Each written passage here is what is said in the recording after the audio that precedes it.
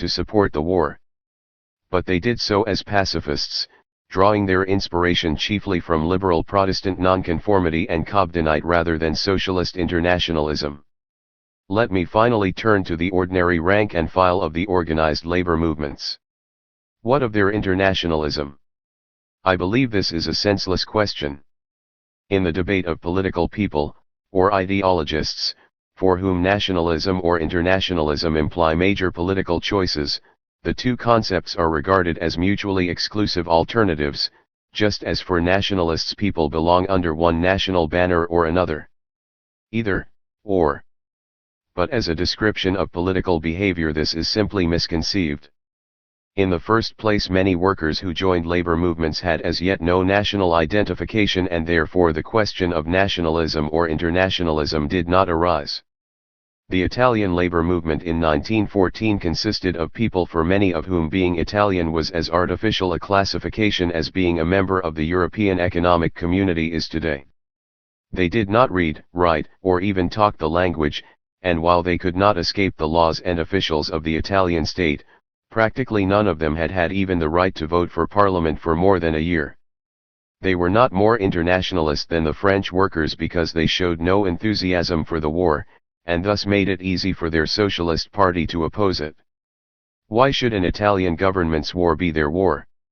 In the second place, even if they did see themselves as members of some nation or nationality for certain purposes, they did not necessarily do so for other purposes, let alone for all purposes.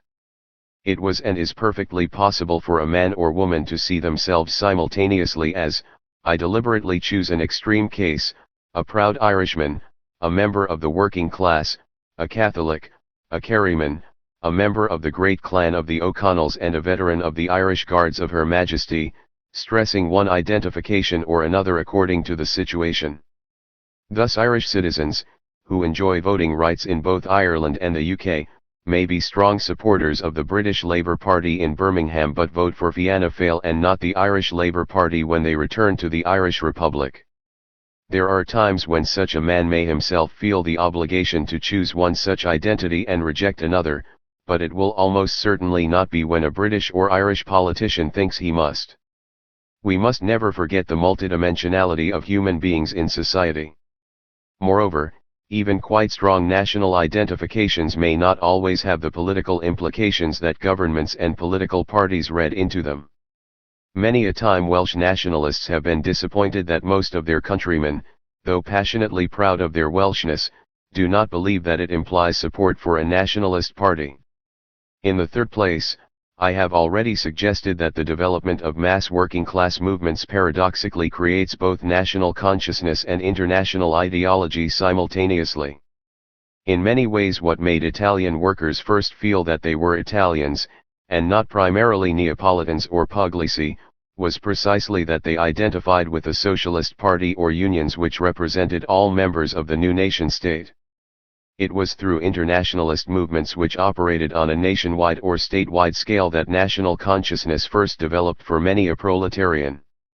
Once again, the one-dimensional alternative, either internationalist or nationalist, is inadequate for an understanding of the actual historical situation.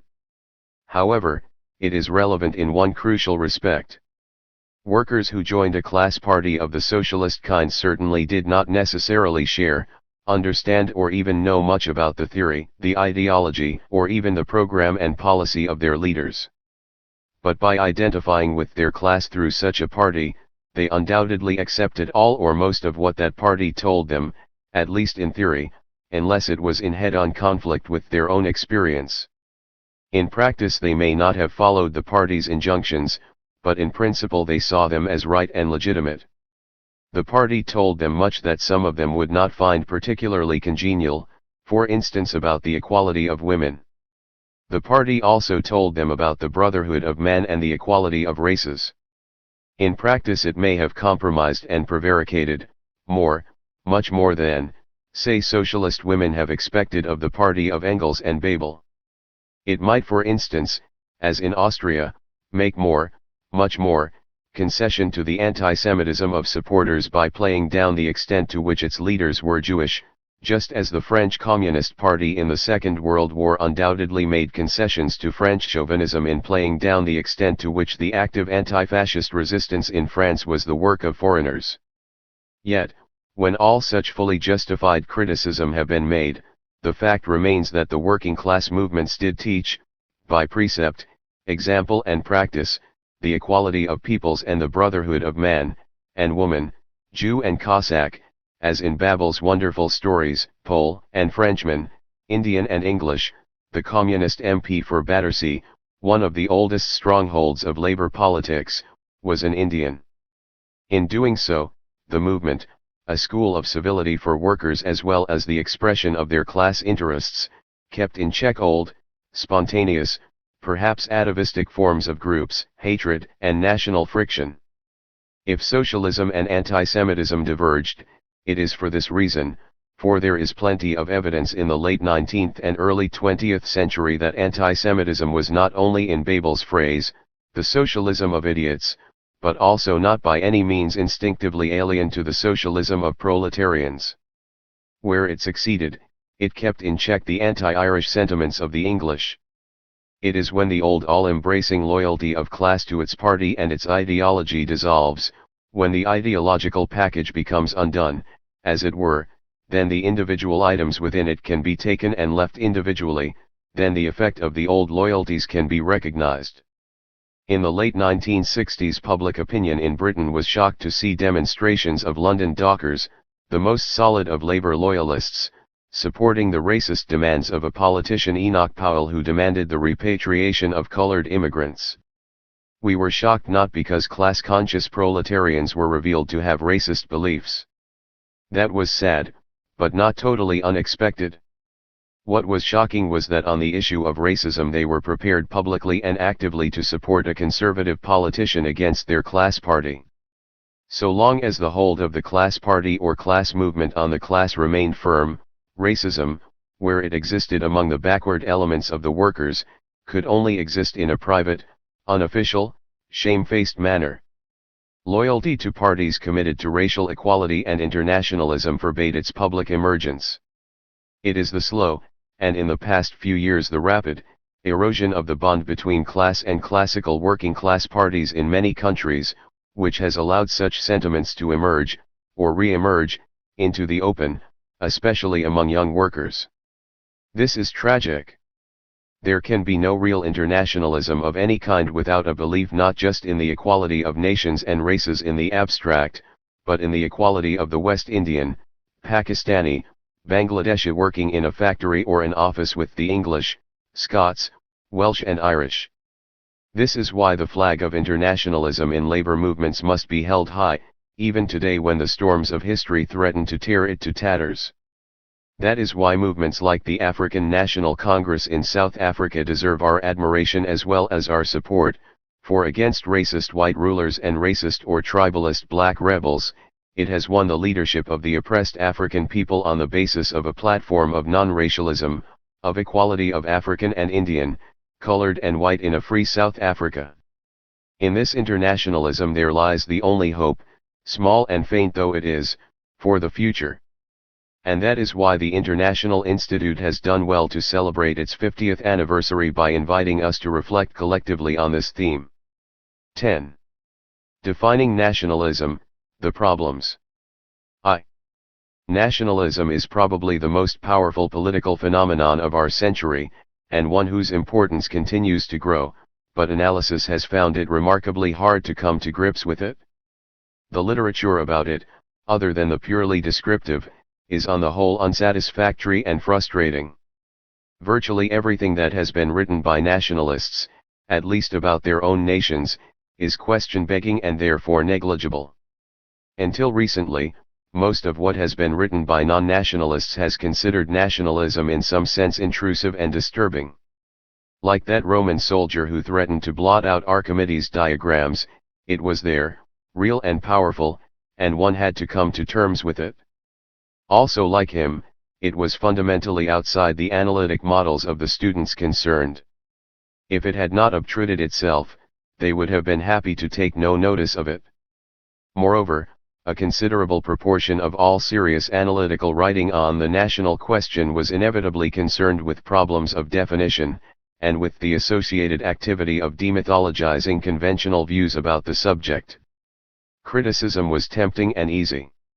What nationalists said and say about nations and nationalism, especially their own, is generally so unconvincing to anyone who does not share their emotional commitments, and may be so inconsistent with rational inquiry, as inevitably to provoke extended expressions of scepticism, muffled only by politeness, diplomacy, or caution. On the other hand, the difficulty of coming to analytical grips with the problem has meant that most definitions of nations and nationalism have been empirical, and all of them, as can readily be shown, partial or inadequate. The search for objective criteria of nationhood, singly or in combination, quickly breaks down. Is its basis territorial, linguistic, ethnic, historic, or something else, or a combination of these? Exceptions can always be found, if not today then tomorrow. As for the subjective definitions, these are tautological or a posteriori. To define a nation by the existence of national consciousness or some analogous sense of solidarity between its members, merely amounts to saying that a nation is what behaves like a nation, or alternatively, that it cannot be predicted but only recognized. Able thinkers have found it difficult to escape from this frustrating predicament. The most fruitful approach to the national question has undoubtedly been historical. If nations and nationalism are seen as phenomena which develop within a specific historical situation and are determined by it, a good many of our difficulties disappear. We can abandon the search for permanent, let alone eternal, characteristic of either or both, and we shall not be surprised to find that phenomena which converge from different starting points and in different circumstances towards a single objective, let us say, for argument's sake, the nation-state, show substantial variations, if we take a cross-section of them at any given moment. Historically oriented theories of nationalism have therefore been the most useful. Yet even the two most popular varieties of these, Marxism and the group of interpretations covered by the term modernization, have their weaknesses. Marxism has suffered, because, while recognizing nationalism as a phenomenon arising in the bourgeois epoch, it has, largely because of a deep-seated lack of sympathy with it, underestimated its importance and persistence. It is true that since Lenin, Marxists have recognized and analyzed its revolutionary historic significance, and have stressed its political force.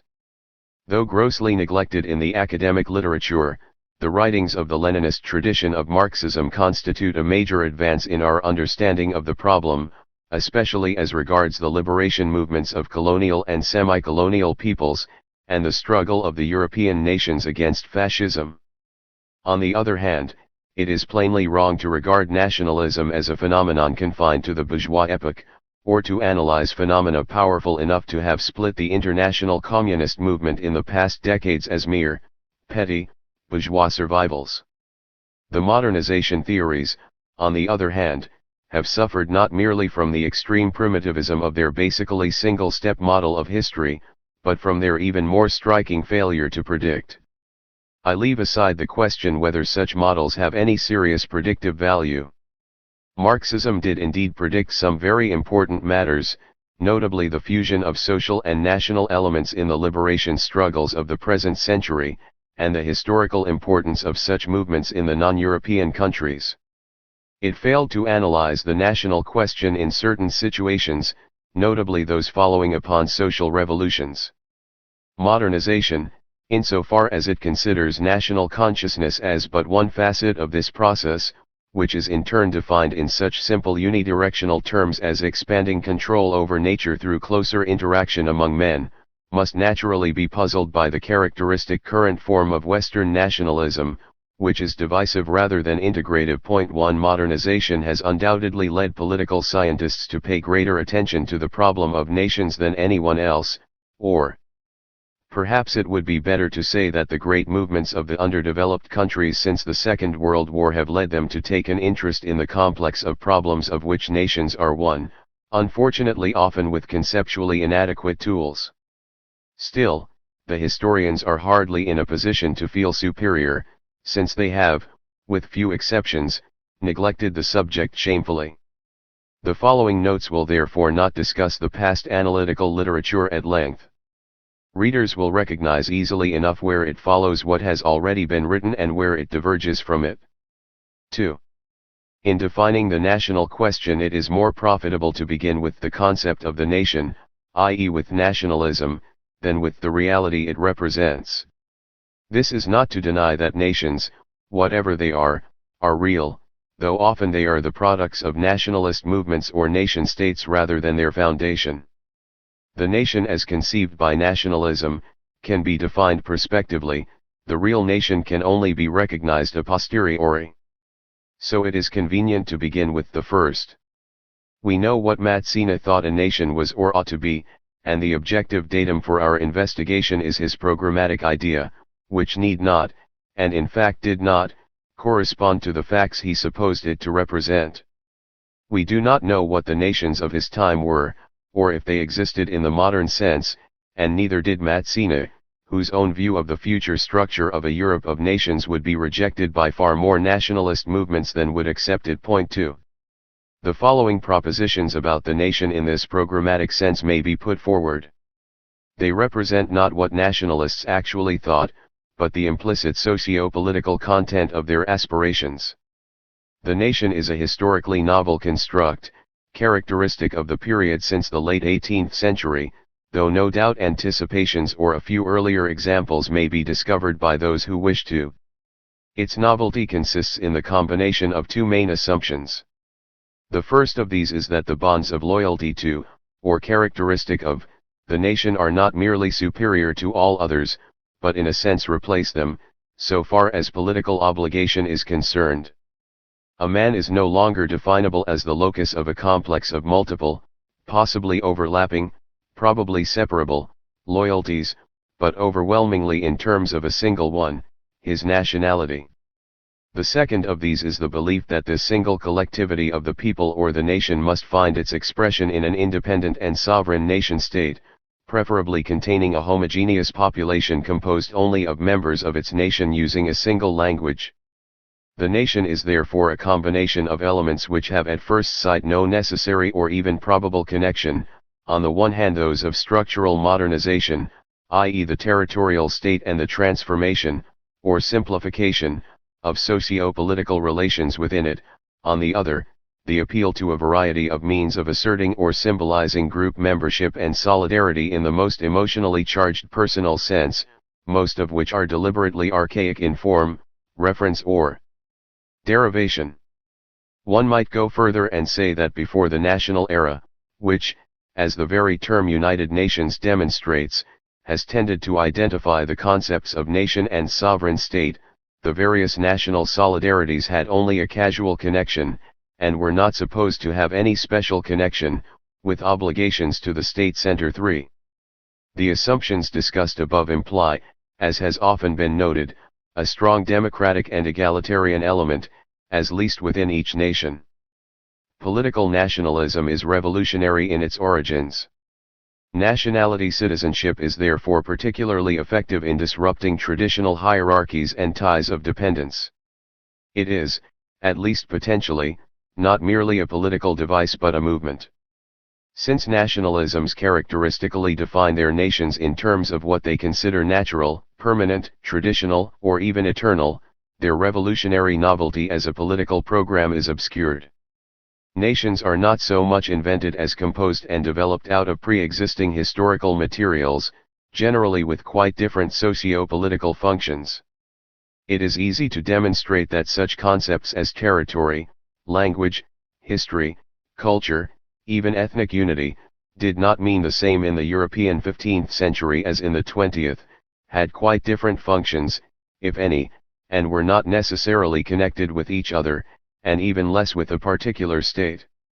The novelty of nationalist procedures can be traced even through their most traditionalist rhetoric. Thus the most powerful appeal to group solidarity in modern nationalist movements and states, the metaphor of kinship, is at once the most ancient and operationally the least relevant to national social and political systems, in which actual kinship plays only the most subordinate or marginal role, where it is not actually dysfunctional. Yet it is the persistent, one might almost say the basic, theme of nationalist rhetoric. The nation is the motherland or fatherland, its members are brothers. They are linked by ties of blood and race, i.e. by supposed biological ties, which exclude non-members, by a common home, with common physical and mental furniture whose full meaning cannot be understood by others. They possess common ancestors, and a common language which is, almost by definition, inaccessible to those not sharing the family heritage. Traduttore traditor is not merely a pun, but a deeply ambiguous phrase. But it may be observed that the kinship model adopted, at least in European nationalisms, there has been little research in this field, so we can only speak with great caution, seems to be the simple nuclear family, rather than extended kinship. Cousins, our American cousins, do not really belong, a family of nations, such as used to form part of the staple of British imperialist rhetoric, is very different from a fatherland. In a word, the family of such rhetoric has little in common with the kind of kinship which actually produced and implied group loyalty and mutual aid in societies in which blood really was thicker than water. The conceptual framework of even the most archaizing nationalist argument tends to be very far from the real past. 3. Is there a functional connection between the apparently so disparate sets of elements which make up the nation-state? 19th century observers assumed so, without much thought, and the theorists of modernization have made their most useful contribution in attempting to demonstrate, though not always to explain, it. They have done so by making the nation a function of the development of the modern state, by which we may understand the state in the era of capitalist development, or, more broadly, of the development of all industrial economies. State building, in modern terms, is nation building. The analysis rests on the undeniable great transformation of states since the European Middle Ages. 4 Speaking generally, the territorial state which has developed since then, at first without national implications, later commonly with them, substitutes a unified territorial base for the previous political systems for which this was not essential, any more than it is essential today for units of economic ownership such as a corporation or an estate, a single set of standardized institutions and values for a multiplicity of unstandardized ones, and a single set of direct linkages between a central government, with growing, and eventually total, power, and the individual citizen for a complex of indirect linkages, which run parallel to, or replace, the direct relation between center and periphery. The early versions of the territorial state may have been unable to realize this program to the full. Even France in 1789 had not quite achieved the 16th century absolutist slogan un roi, un loi, un foi, one king, one law, one faith, but that is another question. Why this model of the state came to be adopted, probably for the first time in history, at least in polities of such size, in the period of developing capitalism, is a question which cannot be discussed here, though we may observe in passing that it has not been irrelevant to capitalist economic development. It may well be argued that something like this kind of territorial state was essential to it. However, granted that such a type of state was to be constructed, models requiring it to be infused with a national content can readily be set up. A familiar ideological version of such a model is Rousseau's argument, taken up by the French Revolution. The nation, which is the sovereign people, cannot tolerate intermediate and sectional interests and corporations between itself and its members. But by implication this very elimination of other centers of loyalty makes the relation of loyalty of citizen to nation the only valid, and therefore the strongest, of his emotional political commitments. It is the content of the other civic religion which the community needs. There is no difference between Gemeinschaft and Gesellschaft, because the only valid Gemeinschaft, community, is the Gesellschaft, society, organized as the polity. Free man equals citizen. It is more irrelevant that Rousseau himself did not think in terms of modern nation-states, for such arguments were applied to them. They can readily be translated into less ideological terms. A territorial state which functions through a direct linkage between the individual citizens and a strong center must develop a set of motivations in the citizens which, a. give them a primary and overriding sense of obligation towards it and, b. eliminate or sidetrack the various other obligations which they feel towards other groups and centers within or outside it.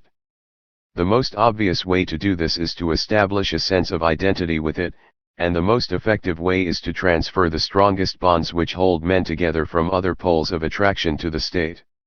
It then becomes not merely the emotional equivalent of family, local community, etc., but the family or community itself, and the elimination or demotion of the other centers leaves a void which the symbols of patriotism can fill. It is probably no accident that the improvised slum communities of immigrants in Chilean cities, drawn from a variety of uprooted countrymen, establish their identity by hoisting the national flag. The need to provide the citizen with this sense of obligation is obvious, and all the more urgent when the modern territorial state requires mobilizing many of its citizens directly and individually, rather than through the habitual pre-industrial mechanism of relatively autonomous intermediary bodies or superior authorities. Military conscription, for instance, raises the problem in an acute form.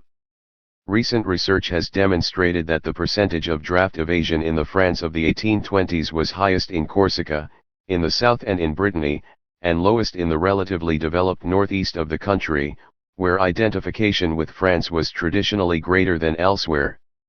It is no historical accident that Joan of Arc came from Lorraine and not, say, the Gironde. In European history, the process of making such transfers is normally one of adapting and broadening, or changing, existing elements of loyalty, and this obscures the novelty of the phenomenon. There is a formal continuity between the France or even the Italy of nationalism and the political, cultural, or other entities bearing this name in the past, so much so that we are struck by surprise at the information that in 1860 the percentage of citizens in the newly United Kingdom who actually spoke Italian at home, and not merely, when they knew it at all, used it as a language of literate culture or a lingua franca for communicating with Italians from other regions, probably did not exceed 2.5%. The case is much clearer in a country like the USA, where few of the traditional raw materials for nationalism were available at the time of its revolutionary creation, but where nevertheless the transfer has been made, and in part deliberately engineered, e.g. by the use of the flag as a ritual center for the daily reaffirmation of national loyalty in schools.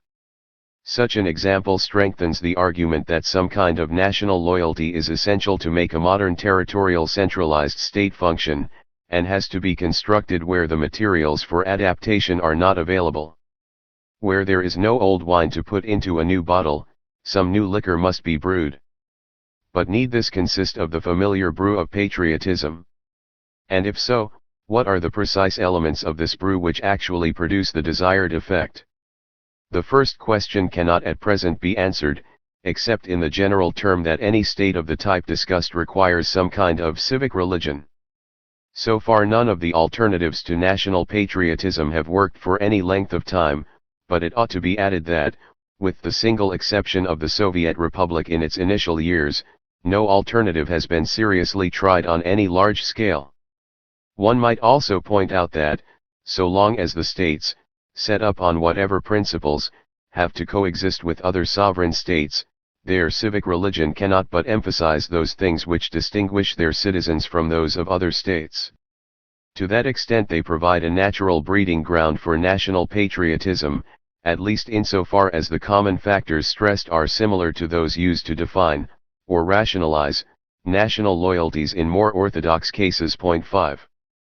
This brings us to the second question, a remarkably difficult one, since, with the probable exception of common territory and political organization, the actual content of nationalism in existing states may be almost wholly constructed a posteriori. None of the commonly accepted criteria are indispensable, or need exist prior to the state: language, common culture, religion, traditions, or history, let alone race. Even the nation's common economy may follow rather than precede its state. It is by no means established that any combination of them need predate the establishment of the national state. Admittedly, cases where some of the more obvious criteria are absent, e.g. multilingual nations such as Switzerland, are rare, and probably confined to certain geographical historical situations. 6. The contemporary liability of old established nation-states, in which autonomist and even separatist movements emerge among groups long believed to have been integrated into a single nation, e.g. France, or to have accepted a common economy and polity, e.g. Britain, illustrates the point. Language is today the commonest de facto criterion of nationhood.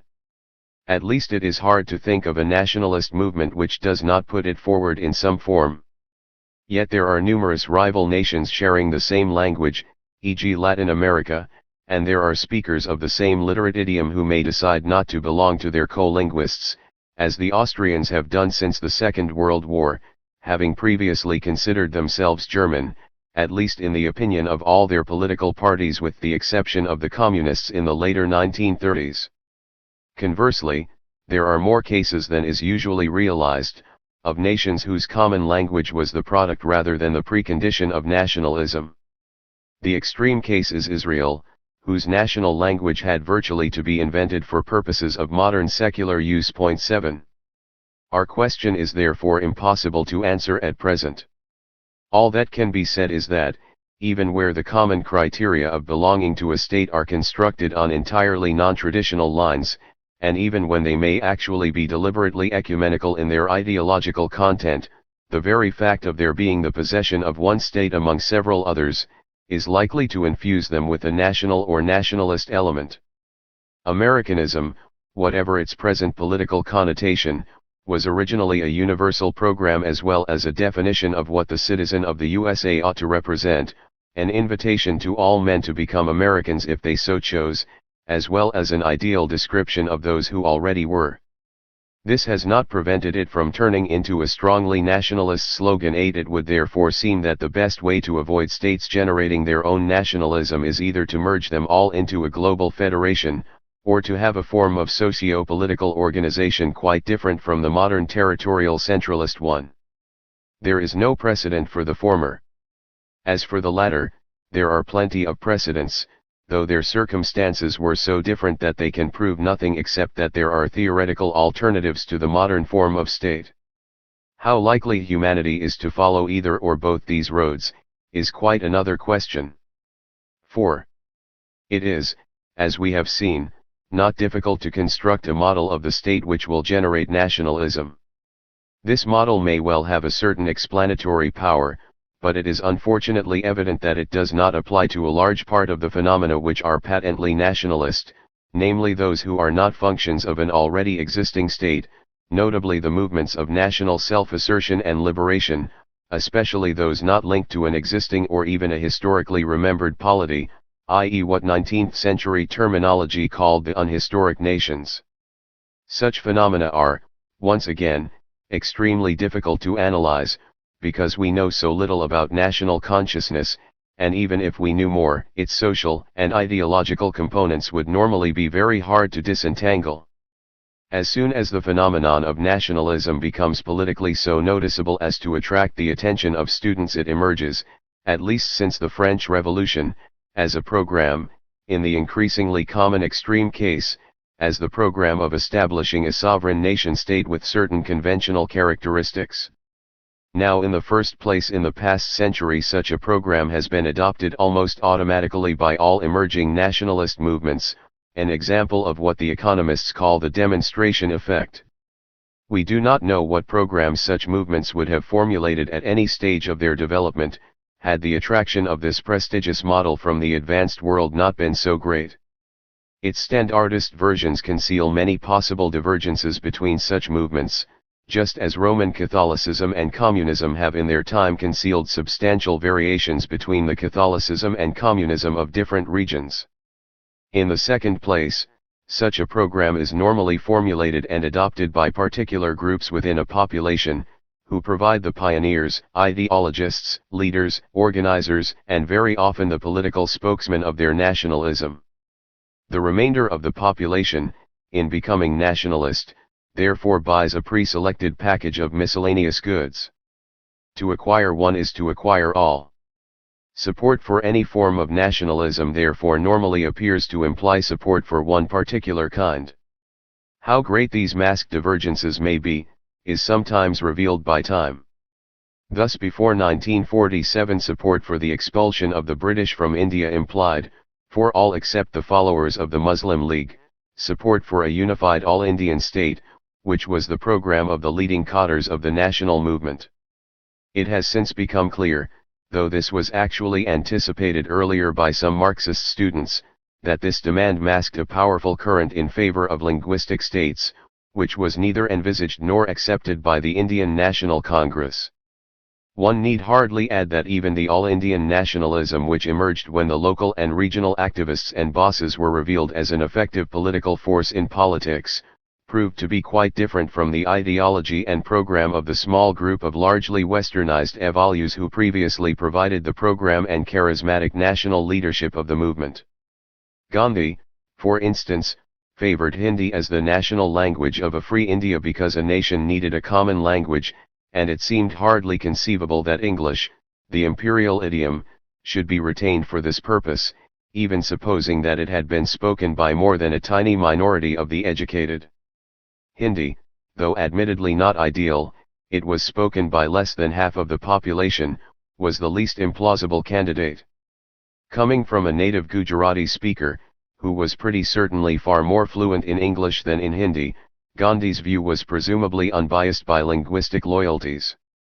The briefest glance at the present state of the movement in favor of Hindi reveals a very different situation, carrying a much higher emotional charge, and implying political consequences very different from those envisaged by Gandhi.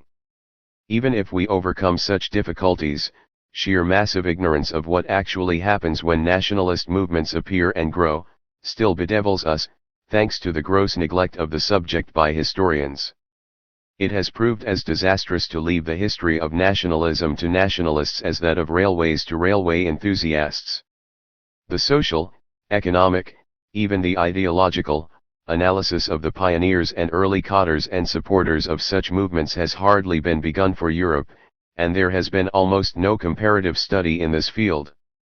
Even greater darkness encompasses mass nationalism, especially when this meant the change of meaning of an existing term rather than the formulation of a new one. So long as this is the case, much about nationalism must remain a matter for speculation rather than analysis. 9.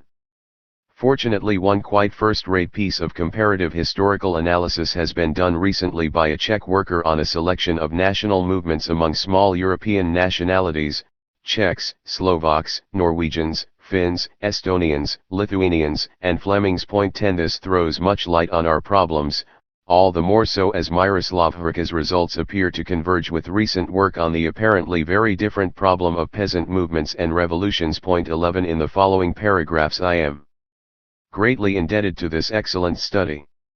Hrka divides the development of nationalist movements into three phases, of which he considers only phase A, when it is confined to a group of intellectuals without wider influence or even much ambition to mobilize mass support, and phase B, when a group of patriots already attempt systematically to spread the national idea but without as yet penetrating to any extent into the masses. Phase C begins when there is evidence of such mass penetration, as in Bohemia from 1848. What is interesting about his work is not so much the excellent comparative analysis of the social, age, etc., composition and origins of both the patriots and the circles directly affected by their agitation in Phase B, as the geographical analysis, which seeks to define the areas of a national territory within which the agitation is particularly intense or firmly established. National activity was of course rather unevenly distributed at this stage, but normally the zone of maximum nationalism formed, with some qualifications determined by the urban pattern, a fairly coherent and compact area. Purely geographic, administrative, and linguistic factors and patterns of human settlement appeared to play no predominant role in determining the formation of such areas. On the other hand, education, especially the density of village schools, was significant, though not all well-schooled areas developed intense national activity. Economic factors clearly played a highly significant role. However, 12. 1. National zones were not areas in which industry or pre-industrial manufactures were of central importance. They were dominated by small-scale artisan production for the local needs of towns and the peasant hinterland. 2. They were situated in the most fertile part of the national territory, notably in regions of cereal production, sometimes combined with industrial crops. 3. Agrarian production, though no longer part of self-sufficient economies of the medieval type, was distributed through local markets and only through these linked with more distant markets. 4. They consisted of areas whose economic activities and social structure were affected by the influence of the civilization of a rising industrial society, but which were not themselves the main bearers of these processes of industrialization. 13. In brief, these European national movements emerged first in regions of intermediate social change, neither in the traditional peasant regions so remote from the new times that the very concept of country or nation could hardly arise, nor in the areas already transformed. The growing suburbs of the Walloon towns, swelled by mass immigration from the Flemish countryside, remained notably uninterested in the Flemish nationalist movement. Similarly, the nationalist activists and supporters of Phase B tended to be socially intermediate, weakest among the urban and rural poor and the workers, weak also among entrepreneurs and large merchants, not to mention the higher strata of the old regimes. One might say that such movements tended to take root first in areas, and perhaps strata, for whom modernization was sufficiently present to present problems, not necessarily problems of life or death, but not sufficiently advanced to offer solutions. The well-known phenomenon of an overproduction of school and university graduates, whose possibilities of employment and upward social mobility were therefore inhibited, is a special case of such a situation. With certain exceptions, the patriots of the movements studied were predominantly the sons of parents from the lower ranks, who had risen just about as far as persons of such parentage could. 14. More generally, as Herrick does not fail to point out, we may observe awareness of the difference between the old-style petty producer and modern industrial production, between the petty market and the great market, between the petty bourgeois idle and the impersonal, harsh character of the rising civilization of modernity. 15. There is an interesting analogy between these suggestions and Wolff's persuasive argument that the major force of peasant revolutionary movements lies in the middle peasants, the rural strata most firmly rooted in traditional agrarian society, fighting to maintain or re-establish the customary way of life, against a growing threat rather than an already accomplished disruption. Those already integrated into the new society, whether as its beneficiaries, like capitalist farmer peasants, or as its victims, like the rural proletarians, or those who occupy marginal positions within it, like certain sections of the village poor, are less likely to provide a sufficient force of negation. 16. Both early nationalist movements and peasant movements appear subjectively as defensive reactions against a process of, threatened rather than achieved, social transformation. Yet they cannot but be its vehicle. The programs of both are not merely impracticable but in a sense historically irrelevant, whether they are formulated with great precision, as among the peasants of Emiliano Zapata's Morelos in Mexico, or in terms of vague and barely defined aspirations, as among nationalists. Hence, insofar as such organized movements establish themselves firmly, it is by means of methods, ideas, and leadership which belong to the New World, even when their object, like Gandhi's spinning wheels, may be to restore or preserve the old. Insofar as they are historically effective, their effect is at odds with their intentions. But here we are concerned not with results but with motivations.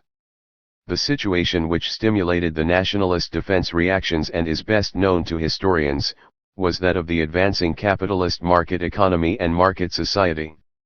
It may be that this provided an unusually favorable breeding ground for nations, not only because the medium-sized nation-state provided obvious advantages for progress and the development of the middle class, or alternatively, because the states it replaced were more often than not backward, wrongly structured or both. 17, but also because bourgeois society in the form of liberal capitalism destroyed the older solidarities, communal bonds, and structures of society continuously, ruthlessly and as a matter of principle, while deliberately putting nothing in their place except the pursuit of self-interest.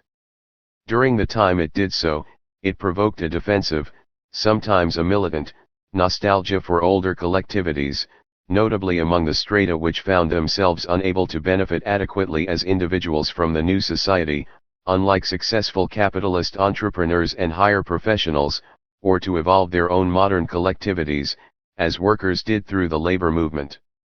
In Germany and German Austria we can trace the rise of nationalist, anti-Semitic, potential mass movements among such strata in the last third of the 19th century as a double reaction against liberalism and social democracy. After it had done so, it left a void which the nation could fill symbolically. Yet it does not follow that reactions of this type are confined to this particular historical situation. History does not come to a stop when the state defined by some political scientists as modern has been reached. Social disruption continues, with occasional bouts of particularly drastic change, such as that which has decimated those resistant strata, the peasantry, and the traditional small shopkeeper-type petty bourgeoisie in Western Europe since the 1950s. Whenever it threatens the viability of institutions, values, and practices within existing social systems, even those formed to come to terms with an earlier bout of change, the pattern of reaction may recur. All the things which can be sheltered under the large conceptual umbrella of the community, the set of directly perceived primary social groups and relationships, seem particularly vulnerable. They must be reinforced or replaced, if only symbolically, by something that purports to perform the same function.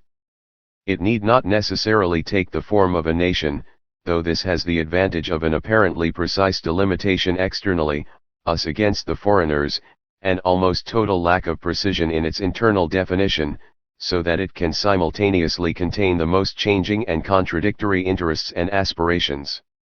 However, even if it did not have these advantages, once the stereotype of the nation has been established and reinforced by prestige and a prevalent pattern of international political structure, it probably contains enough force to absorb and assimilate a variety of other expressions of communal nostalgia. Pakistan was clearly not the result of a national movement, but both the original movement, the state, and doubtless the subsequent Pakistani patriotism have evidently been assimilated to the prevalent pattern. 18 Moreover, the very construction of internationally homogeneous nation-states strengthens the nationalist appeal among those groups which are being homogenized, or whose separate communal existence, often institutionally recognized, loses its function. Pluralist polities become monolithic nations with minorities, providing 20th-century governments with headaches from which their pre-industrial ancestors rarely suffered. The relation of nationalism to the social processes which provoke it, may thus differ widely, though the phenomenon itself appears to remain the same. Thus the characteristic nation-building of the 19th century tended to run parallel with the characteristic trend of economic and social development, the creation of larger homogeneous units out of, economically and administratively, smaller heterogeneous ones, so much so that quite a few examples of potential nationalism which diverged from this trend tended to escape wider notice, like the Bretons or the Catalans. In the mid-20th century the two trends run at an angle to each other, except insofar as the continuing tendency of economic and political units to grow further in size, power over their subjects or clients, and planned bureaucratization may have taken them to a size beyond the optimal one for administration and management, or beyond that with which human beings can cope as participants, producing some movement towards decentralization and devolution. Still, by and large the tendency towards gigantism continues. It is, by the way, no longer as closely linked with nation-states as before, while the tendency of nationalism has been increasingly to break up large units into smaller ones. Where, for instance, are the contemporary equivalents of the unifying national movements of the period from 1815 to 1950, e.g. the German, Italian, Southern Slav, Indian or Chinese? Conversely, we are today familiar with nationalisms which seek to disrupt established modern economies, often of no great size, sometimes with a long history of national integration. Their success in doing so is evident, as witness the difference between the political problems raised by Flemish nationalism in Belgium before 1914 and since 1945. Subjectively, the supporters of such movements may feel similar to those of earlier ones. Objectively, one cannot but conclude that the case for the small-size sovereign nation-state as a unit of economic or even cultural development is today considerably weaker than it was before 1914, especially in underdeveloped areas. 19. But if the nationalist reaction today lacks the built-in brake provided by the 19th century aspiration to build viable nation-states, i.e. the assumption that there was something like a minimum size for such units, need they continue to be a nationalist in the established sense? It is true that they can still often borrow the concepts and symbols of historic nationalism. There are still enough suppressed nations to make this easy, though one or two, at present politically insignificant, movements like the Cornish and the Occitan come close to actually having to invent their nations. However, insofar as such movements are primarily reactions against bigness, and they are not entirely this, it is not easy to set lower limits to their ideal units. Logically, local patriotism might provide equally possible rallying points, as was anticipated in 1949 in the British comedy film Passport to Pimlico, and in practice in 1970 by the brief Declaration of Independence of the Isle of Dogs against the rest of London. We need hardly as yet discuss at what point of such development an analysis in terms of nationalism ceases to be realistic. V. Nationalism is therefore a dual phenomenon, or rather an interaction of two phenomena, each of which help to give shape to the other.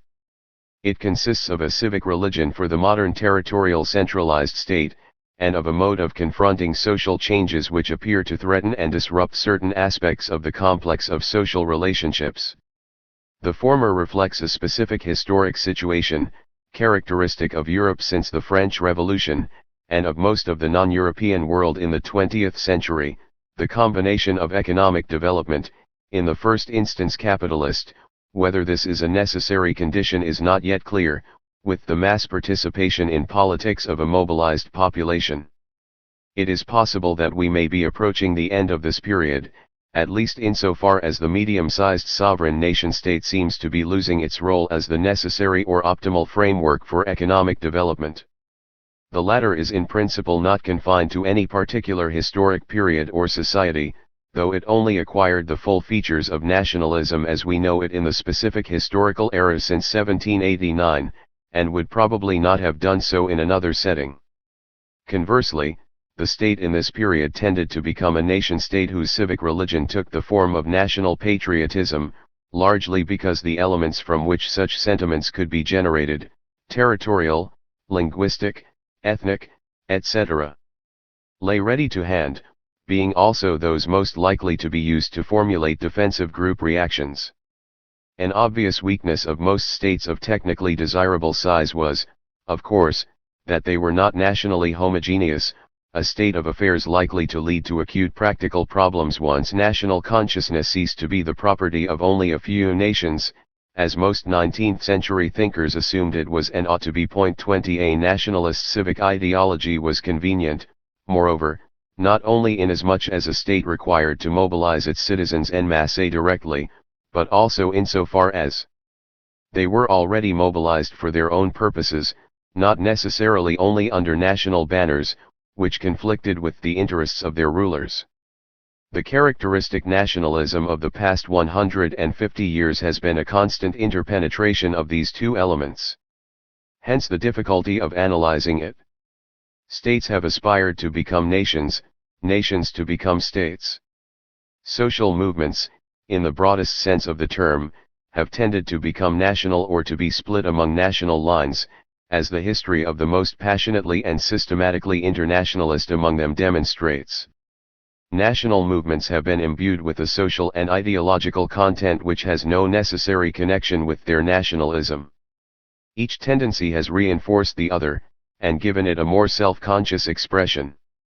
The nation-state has created its nation and its nationalism, not to mention those of the other potential nations with which it came into conflict.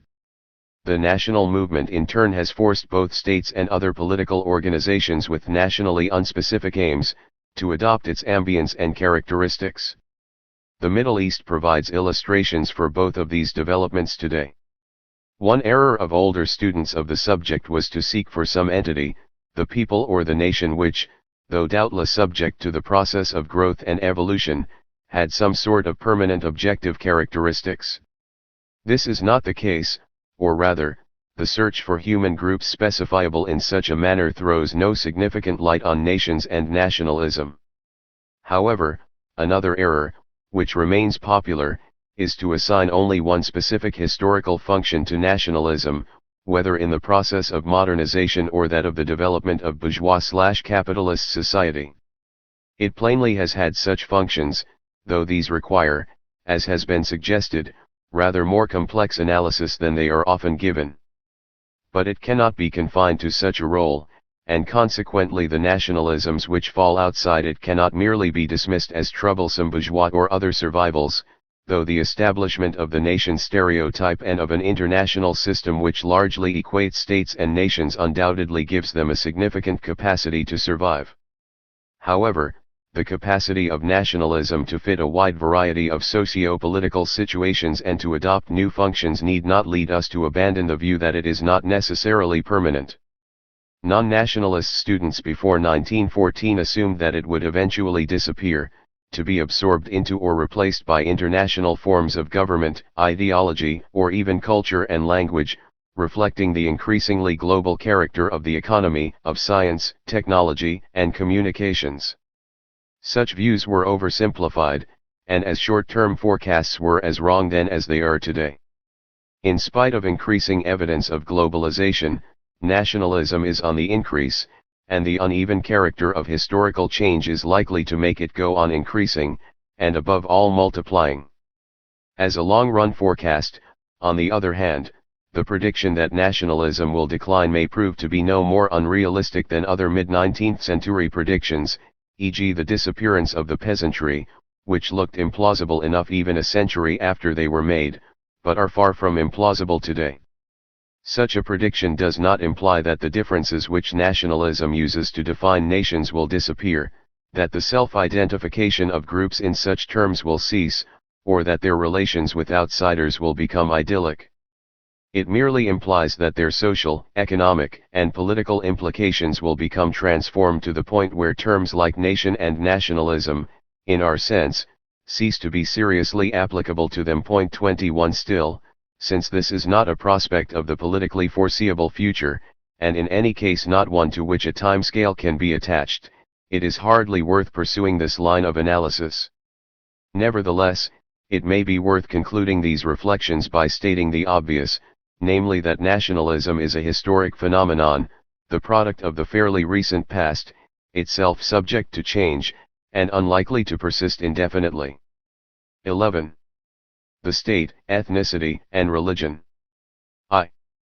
Belonging to some human group, apart from such relations as the biological bond that links mothers to their children, is always a matter of context, and social definition, usually negative, that is to say, specifying the membership of the group by exclusion. Let me be more precise. What I mean by identifying with some collectivity is giving a particular identification priority over all others, for in practice we are all multidimensional beings. There is no limit to the number of ways in which I could describe myself, all simultaneously true, as the constructors of censuses know. I can describe myself in different ways, and for certain purposes I will choose to put forward one identification rather than another, but without for a moment supposing that it excludes the others. I am only expected to choose between identifications if some outside authority or situation forces me to choose one identity because it regards two or more of them as incompatible, or because one is treated as being more important than the others. The primary identity which has been chosen for most of us in the 20th century is that of the territorial state, that is to say an institution that claims rights over every inhabitant of a piece of a map. If that person is a citizen, the state claims the right to command their loyalty over all other claimants, their love, i.e. patriotism, and, in times of war, their life. These are historically novel arrangements which would have amazed most rulers in the past and most of their subjects, but since the 18th century we have got used to them and take them for granted. There is nothing natural about them. Territories clearly demarcated from their neighbors by frontier lines are social innovations. The Franco-Spanish border was not formally fixed until 1869. The assumption that the territorial authority is supreme and has unique power in that territory belongs to modern history. As every medieval historian or Orientalist knows, other kinds of state are possible. They may even be preferable, especially as the operations of actual human affairs fit less and less well into the framework of territorial states. At this moment, 2006, two transnational corporations in the automobile industry, one officially based in the USA, the other in Germany, are in dispute about a Basque executive who has been lured by the American chief officer of one of these corporations to cross the ocean, with the promise that it will build a plant in the Basque country. In due course, political structures will no doubt have to adjust to such realities better than they are able to do today. I begin with state identity, because it is today virtually universal, and because today it provides the model for all other groups which seek a political expression for their existence as a collective. It is, however, a double-sided relationship.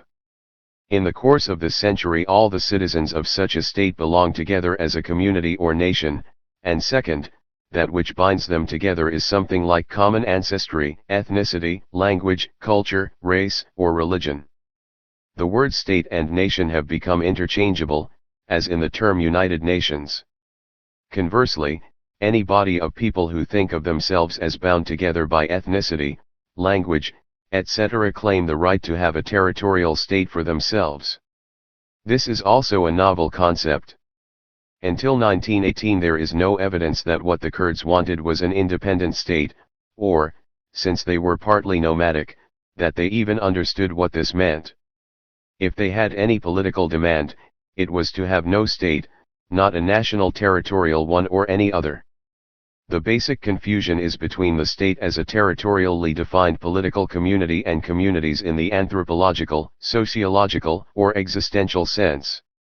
The confusion arose naturally out of the revolutionary origin of the modern political nation, which was based on the implicitly democratic concept of sovereignty of the people, which in turn implied a common political will, and common bonds of political action for the common good such as patriotism. So long as full citizenship was withheld from the mass of people, and their active participation in politics was neither necessary nor desired, this was largely academic. However, with the rise of democratic politics and the need to mobilize the population, the people as a whole became an actor, and was, necessarily, addressed as a community across the internal differences that divided it. Nevertheless, it is essential to note that this communal cohesion of the citizens in the political nation implied no other form of homogeneity, except for pragmatic purposes. The obvious reason why this is so is that, since the world began, no territory of any size has been inhabited by a single culturally or ethnically or in other respects homogeneous population. Moreover, belonging and even being loyal to a national government did not exclude belonging or being loyal to some other community, local, kin-based, religious or whatever.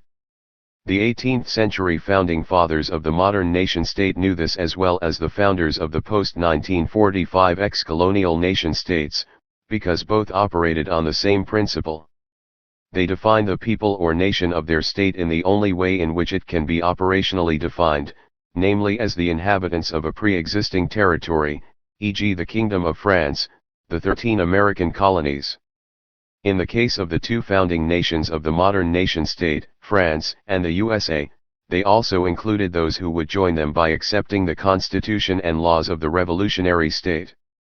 These inhabitants, as they well knew, constituted a multiplicity of ethnic groups, cultures, languages, and cults. Hence the classic nation-states, from the oldest to those founded in the 19th century, were with the rarest exceptions, perhaps Portugal, heterogeneous, and recognized as such. Basques, Castilians, Catalans, and Galicians resisted the Napoleonic armies as Spaniards, without abandoning their identity. The idea of ethnic or linguistic homogeneity would have made no sense. Even German nationalism, which is ethnic in character, assumed ethnic multiplicity.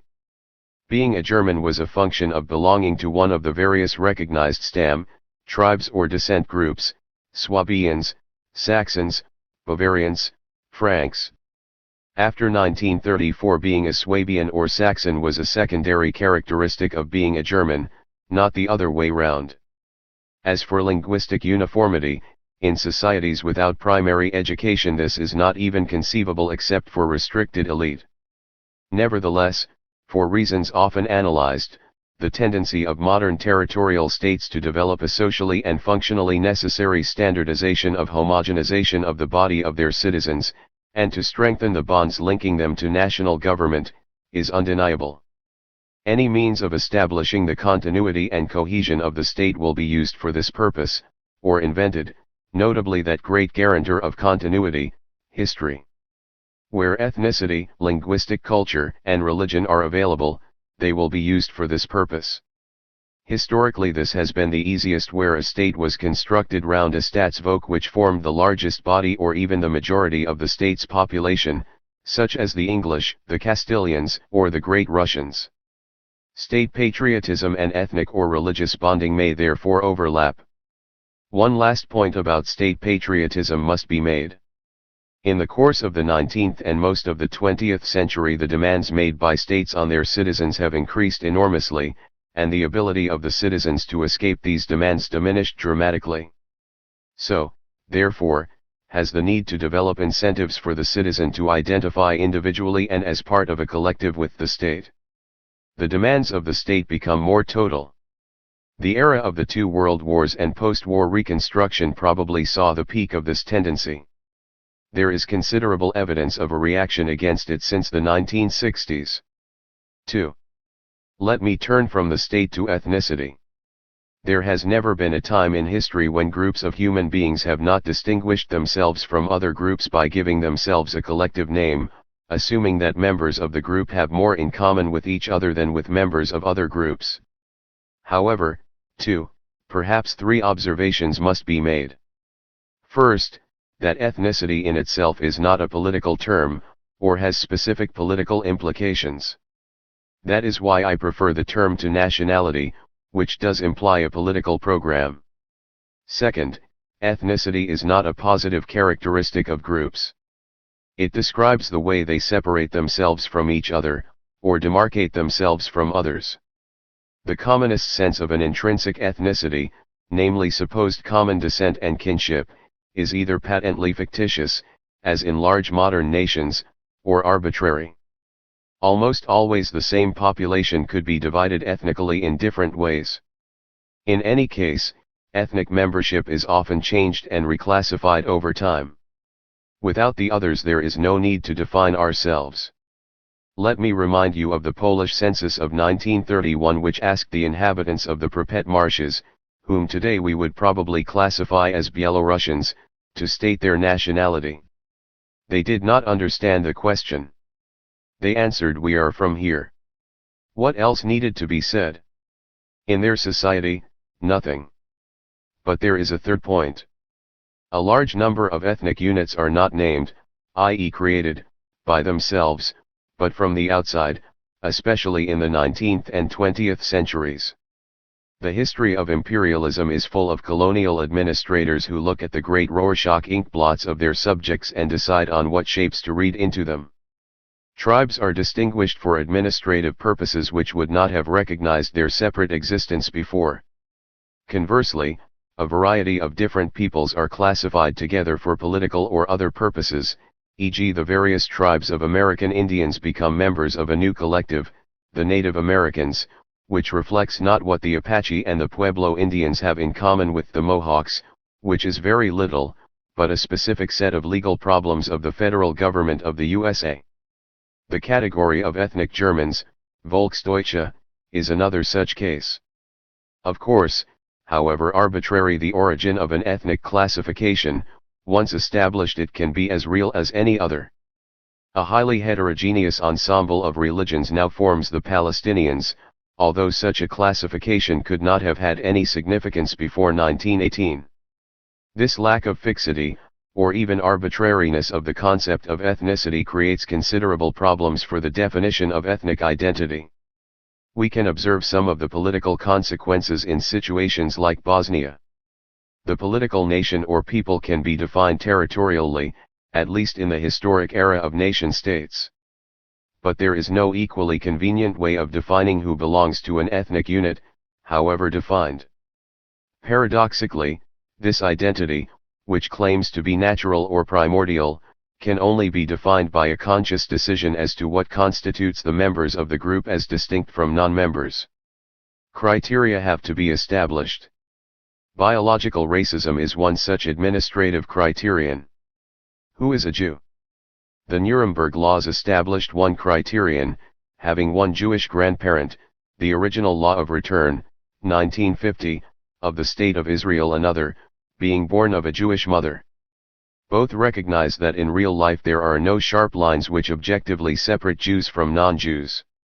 Language is another, though equally arbitrary. How can one deny the status of ethnic Welshmen to my purely Anglophone neighbors on their ancestral farms? In what sense would they be more ethnically if, in an autonomous Wales, they were obliged to use the language that is at present only spoken by 21% of the population? Conscious and arbitrary choice is the third.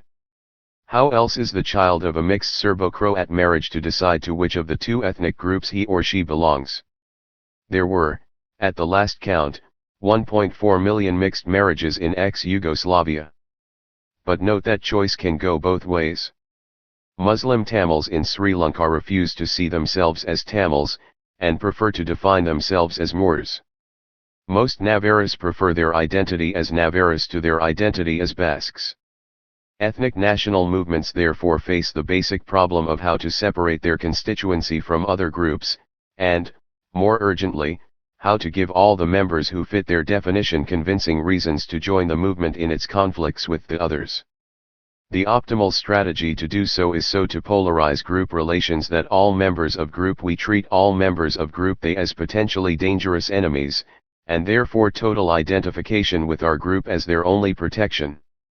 Terror designed to produce counter-terror is probably today the most popular strategy for securing this polarization, as we can see in Ulster, in Sri Lanka, in the Punjab and elsewhere, not least in ex-Yugoslavia. However, a few words must be said about a special aspect of this arbitrary definition of group identity, which is often overlooked. I mean assimilation. There are two sides to this coin. Ethnic national movements which encourage the mass assimilation of non-members are not common, though there are some, the Catalan, for instance, or, before 1914, the Magyars. However, as Jews, Gypsies and people with different colored skins know, even in the best cases the readiness to assimilate outsiders fully is limited. On the other hand, nothing is more common in the 19th and 20th centuries than individuals who wish to assimilate to some other nationality. In fact, migration and assimilation were and are probably the chief agencies for social mobility during this period. Central Europe is full of people whose family names now show that their ancestors once switched nationalities, and if many of them had not translated their original names in the language of their chosen affiliation, this phenomenon would be even more obvious.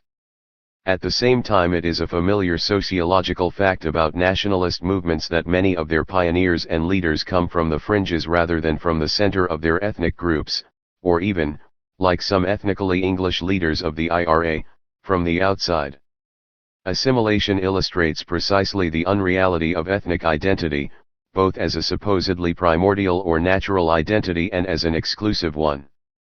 For, you will note, that in accepting a new identity the assimiles do not necessarily deny their old one.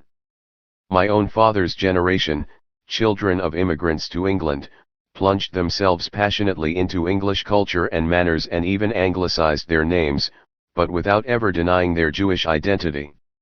Americans of Irish origin do not forget their Irish links.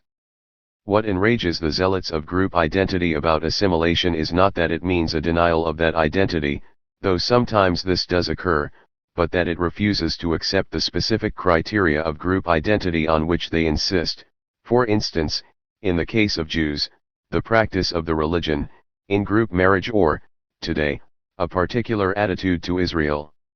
It is the refusal to make an either-or choice between group identities. 3. Let me now turn to religion, that is to say the major world religions which, by definition, cannot serve to define a group because of their claim to universality. I leave aside religions which are ex officio or in practice identified with one and only one community. However, as we know, in practice the coexistence of different religions or variants of religion makes it possible for them to function as group markers in many cases. In fact, often there is little sense in distinguishing religion from other markers. Are the conflicts in Northern Ireland or in Bosnia or in Sri Lanka religious or ethnic? It does not matter. In the first two cases they are clearly not linguistic, since all parties speak and write the same language. However, the question of religion does enable us to trace certain layers in the phenomenon of national or group identity, and certain changes in it. I shall mention two. The first is the difference between state patriotism, the nationalism of its leaders and cadres, and the sentiments of the masses. As we know, from the later 17th century to the early 20th, a major tendency of state development has been to separate it from religion. The nation-state was non-religious as it was non-ethnic, i.e. it ruled over a multi-religious and multi-ethnic people. Ethnic linguistic nationalist movements maintain the principle of a multi-religious nation, though not a multi-ethnic one, especially, of course, in multi-religious states. This was plainly the case of Irish nationalism, Yugoslav nationalism, German nationalism, and several others. Yet the constant tension between the American Constitution, which is indifferent to religion, and the popularity of God in the American political discourse shows that in practice some degree of religiosity is one of the popular criteria for Americanism. In Ireland, whatever the official tradition of the Republican movement, it is evident that for the masses Catholicism is the decisive criterion of Irish nationalism. This was, of course, even more marked in Muslim countries even before the recent rise of fundamentalism. The second is the nature of the recent transformations of religion which are commonly lumped together as fundamentalism. The term is misleading, since it implies a return to some original and authentic version of the faith. However, in practice these groups are not merely often innovatory, but also imply a redefinition of the faith which narrows it and makes it more suitable to separate the in-group from the outsiders. I shall not dwell on the innovations of fundamentalism. Let me merely remind you that the Ayatollah Khomeini's concept of an Islamic State, as preached from the 1970s, was novel, even by the standards of the politically engaged Shiite clergy of Iran. As for the narrowing, this is obvious. The fundamentalism of Jewish zealots like the Hasidim today imposes a degree of ritualism far beyond that traditionally required from pious Jews. Hindu fundamentalism, the phrase is a contradiction in terms, is a movement to make Hinduism more exclusive and turn it into a sort of state religion, another contradiction in terms of Hindus, which will make all non-Hindus into a sort of non-Indian. Similar transformations have turned Sri Lankan Buddhism from a pacific, non-political and indeed household cult into a bloodthirsty collective nationalist religion for the Sinhalese. All these movements are directed against the coexistence of groups on the same territory and within the same state, which has been the basis of the nation-state so far. However, another point must be borne in mind. The complex of movements called fundamentalism today is, I think, an aspect of the decline of traditional religions, or rather churches. Now such all-embracing churches were always an effective way of expressing group identity, as ethnicity or language were not. They could consist of actual organizations with actual buildings and territorial divisions through which the community could be defined at various levels, for instance, the parish, the diocese, the national or universal church. U.S. presidents address their citizens as fellow Americans, but sergeants in the Russian army, both Tsarist and Bolsheviks, addressed their ranks not as fellow Russians but as true believers or Christians. Being a Greek, an Albanian, a Bulgarian or even a Turk in the Balkans was not a defining characteristic of a person. Being an Orthodox Christian or a Catholic or a Muslim was. I am inclined to think that it is the decline of religion as traditionally accepted which has left the way open for forms of religious mobilization which are hard to distinguish from ethnic segregationist movements. I mention this in passing as a field for possible research. 4. Let me now consider the historical transformations in these identifications, most of which occurred in the 20th century. The first of these, as I have argued elsewhere, is the injection of ethnicity and linguistic culture into the French and American revolutionary concept of nation-state, and the historic national monarchies like Russia, Britain, and Spain. In short, the doctrine of self-determination to nations defined in the familiar way, shared by John Stuart Mill, Joseph Stalin, and President Wilson.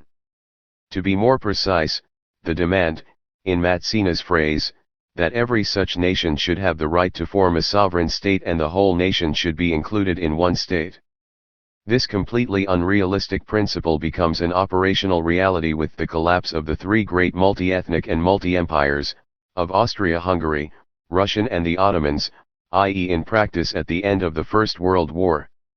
It immediately created problems which had not seriously arisen, which could not, arise in the multi-ethnic non-national empires, for these, by definition, stood above all the various groups of their subjects. Bosnia is an excellent illustration of this. Both the Ottoman Empire until 1878 and the Habsburgs from 1878 to 1918 were uncommitted to any of the local communities and thus in a position to mediate between them and to keep their conflicts under control. Communist Yugoslavia was equally uncommitted. The periods when the local Bosnian situation got out of hand were those when the dominant state power was identified with one ethnic group, the Serbs, before and since communism, or when no effective uncommitted state existed. A multinational territorial state identified with one single use of its ethnic linguistic nations must privilege that nation over the others, and thus create problems. This is so even when that state is both democratic and tolerant of its minorities, as in interwar Czechoslovakia, or post-Soviet Kazakhstan. Where the dominant ethnic group had a more aggressive agenda, as in post-1918 Yugoslavia, Romania, or Poland, the situation was even more tense. How nation-states which identified with a particular ethnic group turned into, or came to try to turn themselves into, monoethnic, monolinguistic, and monocultural territories is a question that requires more research, but there can be little doubt that this has been a growing tendency, particularly among small ethnic linguistic movements and states. The logical end product of this process is and must be one of four policies: mass assimilation or conversion by state force, mass expulsion of populations or ethnic cleansing, genocide or the creation, de facto or de jure of an apartheid system which turns non-members of the dominant group into foreigners or a legally inferior underclass of sub-citizens. All of these have been tried. Some are being tried still. This is the second transformation. Both these are essentially concerned with creating nation-states and a group identification ideally coextensive with the state and superior to all other group identifications. In the extreme case, a total identification with the state, although in the case of ethnic nationalism expressing themselves through universal religions, divine or secular, this is difficult. However, it is clear that in Western states, at any rate from the 1960s, another form of apparently similar group identification has arisen. The rise of these forms of ethnicity was first noted in America by Nathan Glazer and Daniel Moynihan in their edited volume Ethnicity, Theory and Experience, 1995, but it is also evident that a new terminology has developed since then. Both the term ethnicity and the term identity as applied to collectivities seem to be neologisms. For that matter, we have lately seen all manner of groups which previously claimed no such status, apply such terms as community to themselves, or even the term nation, e.g. the queer nation in the discourse of homosexual activists in the USA. These phenomena may or may not be linked to territorial nationalisms of the old ethnic type, and some of them clearly have been. I am thinking of the radicalization of Basque nationalism and the emergence of Quebec separatism, which both fall into this period. However, I don't think that this is the central characteristic of these new forms of collective identity formation. Certainly it is not in the USA, where they have become increasingly prominent, nor in the ethnic movements of Islamic immigrants in European countries, which tend to take the form of fundamentalism. I shall call them ghetto movements, since segregation from, and exclusion of, the wider society is their main object, both emotional, intellectual and where possible physical. Ghetto movements among immigrants or the descendants of immigrants are the most typical, but not the only ones. The present phase of such movements differs from the ghettoization of earlier immigrants in one major respect. It has given up the aim of assimilation. The code word for this in the English-speaking world is multiculturalism. In practice, of course, the inhabitants of almost all ghettos live and work in a wider society, where they coexist with other groups in a complex economy and under public authorities outside and above the ghetto. Indeed, the major political function of ghetto activists is to compete with other groups for a share in the resources of the wider authority. Their strategy is the opposite of national separatism. These developments should not, in my opinion, be confused with the changes arising out of very far-reaching changes in the structure of the existing states in most of Europe in the last 25 years, and which have enormously accelerated since the collapse of the Soviet bloc. They range from the restructuring of national states, mostly by decentralization or regionalization, to the breakup of old unitary or federal states into their components. Not to mention the move towards a confederal structure of the European community. What these developments have in common is a weakening of the old model of the nation-state governed from a single center. This has naturally reinforced national separatist movements both in East and West.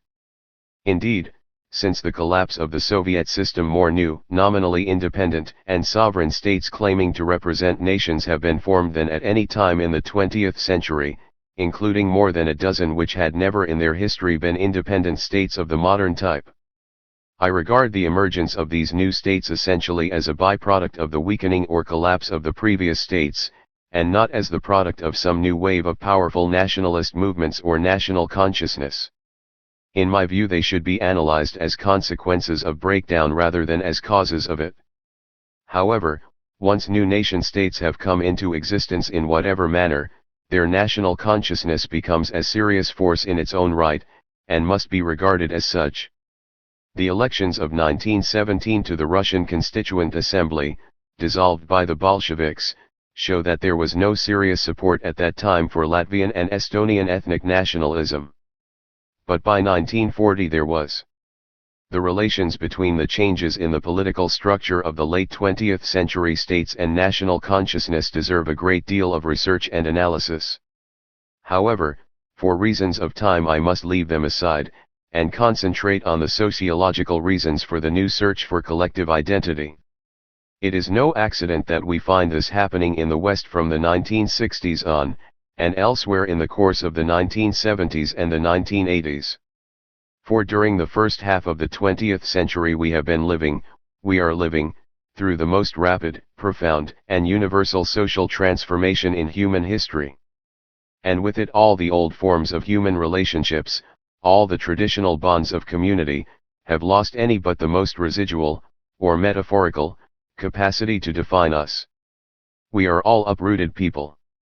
Is it an accident that Quebec separatism became a serious political force at the end of a decade when the traditional Catholicism that had defined French Canadians collapsed, as the dramatic collapse both of church attendance and of the French Canadian birth rate shows?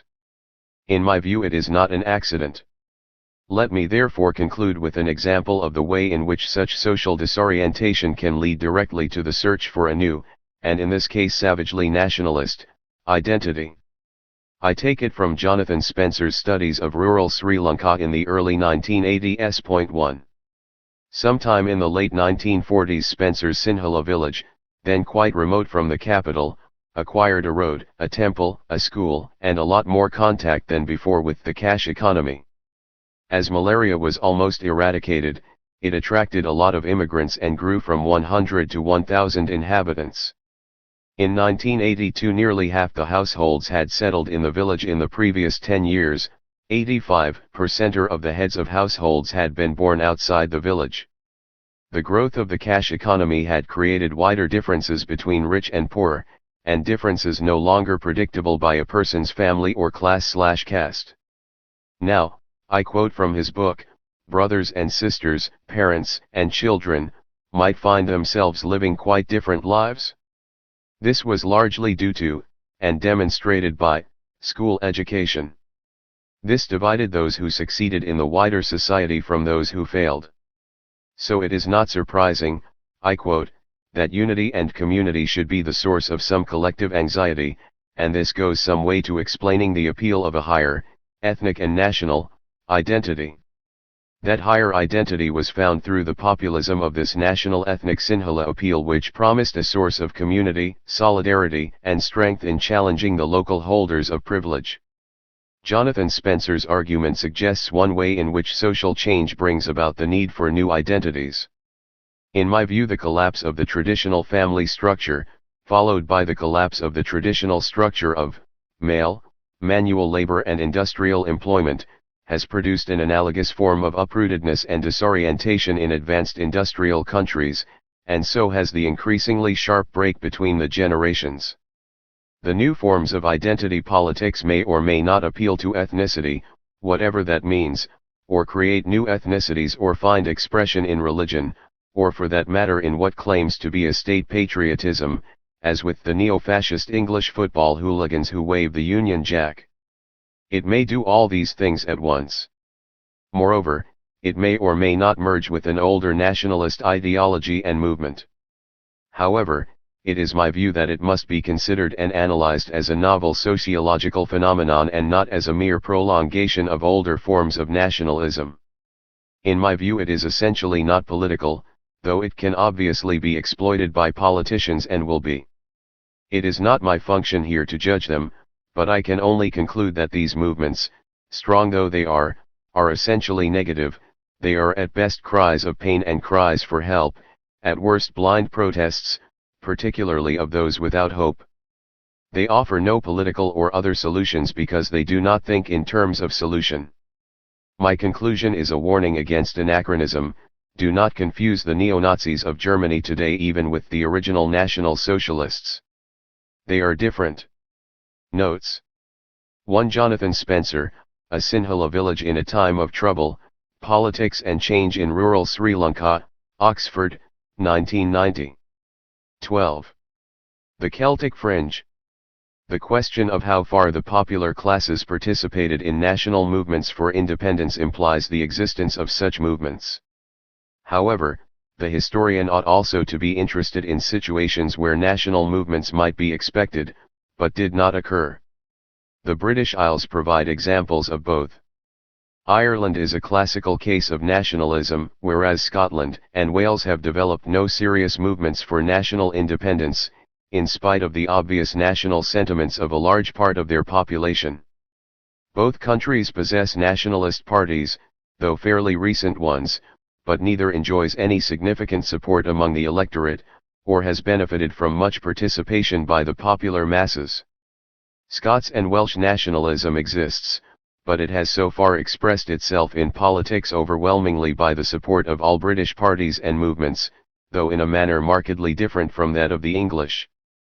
Outside politics it has sometimes rested on traditionally separate formal institutions, as in Scotland, or has set out to create separate institutions, notably in the fields of culture and education, as in Wales, but even here it has often operated by a local adaptation of some all-British phenomenon. Ireland has nationalist mass sports, e.g. Gaelic football and hurling. Wales has chosen to adopt as its mass sport a version of football which in England is largely confined to the middle classes, rugby union. Scotland, in spite of several possible sports with a sound basis in Scottish tradition, has not even chosen the limited Welsh form of separatism. It has adopted the characteristic mass sport of England, association football in its standard form, merely organizing it in a special national system of clubs and infusing it with a zeal and passion which has made it a celebrated nursery of eminent players. What both countries have in common is that, unlike Ireland, no important body of opinion in either has seriously or for any length of time envisaged separation from England. This does not mean that they are English, or have shown any serious tendency to become assimilated to the English, or even lack a certain feeling of hostility to the large country to which they have been attached since 1536, Wales, and 1707, Scotland. nor have they lacked the sort of demands round which nationalist movements can readily crystallize. This common failure to develop typical movements of national independence is all the more striking, because in most respects Wales and Scotland are very different countries. Scotland is, to use 19th century terminology, a historic nation, i.e. it entered the Union of 1707 as an independent kingdom with a long history of independence, and in general of hostility to England, and a system of institutions entirely distinct from the English in almost every respect except the linguistic point. Except for the superstructure of national politics, this institutional separateness, most marked in law, education, religion, and social administration, remained. Scotland possessed an independent social structure, an aristocracy only partly assimilated to the English, a distinct agrarian structure, an energetic bourgeoisie taking its own dynamic part in economic development, especially since the Industrial Revolution, traditional centers of urban life and higher education, and a national church. Until recently it received virtually no English immigration, though a large influx of Irish. Wales, on the other hand, was, to use 19th century terminology again, a typical non-historic nation, a territory inhabited by an agrarian population united by a rather more primitive social and economic structure and by the fact of not speaking English, when the complex of various Celtic dialects may be said to have constituted a single Welsh language is a matter of debate. The Principality as a whole had never been a political unity in any real sense. There is still debate about which of its towns, none of them with any historic claim, hardly any with any record of long urban existence, should be regarded as its capital. Unlike Ireland, its landlords were mainly native, but assimilated to the English gentry after the Union of 1536. There was no nobility recognized as such in a large country. A Welsh bourgeoisie comparable to the Scottish one hardly existed until the mid-19th century. In a sense, the Welsh people consisted entirely of the popular classes, peasants, craftsmen, and later industrial workers, though in the 19th century a stratum of cottars developed, represented most typically by nonconformist ministers of religion, teachers, and small traders. Wales was a nation whose social hierarchy reached no further up than the petty bourgeoisie, for anything higher was, by function and often definition, e.g. membership of the Church of England, not Welsh but English. Hence Welsh national feeling was invariably strongly radical in sentiment, with the familiar combination of anti-aristocratic agitation, aristocracy being identified with landlordism, a strong penchant for democracy and education, and above all a savage anti-clericalism directed by Protestant dissenters against the established church. Welshness found two main expressions, the Welsh language and vernacular culture, and a variety of Protestant nonconformist sects which, spreading in the 18th century, gained majority support after 1800 and had collectively become the national religion by the mid-19th century. Nonconformity, of course, became the national religion largely because it was based on the Welsh language and served to distinguish the Welsh from the Anglican, English and Anglicized upper classes. However, and in spite of the increasingly elaborate apparatus for the protection and propagation of the Welsh language which political pressure constructed, Welshness cannot be identified with either or both. Even in 1851 a large proportion of the population, mainly in the industrial areas, remained outside religion, and industrialization brought an automatic decline of the Welsh language, which owed only very little to the immigration of Englishmen into the rapidly expanding coal mining areas. 2 From the beginning, therefore, there was a potential rift between an organized Welsh national sentiment based on nonconformity and the Welsh language, or, in class terms, on the agrarian sector and the petty bourgeois cottars, and the more general non-linguistic and not so strongly nonconformist Welshness of the industrial working class and the urban masses. The fortunes of the Scots and Welsh in England have also differed correspondingly, though much research needs to be done on the subject.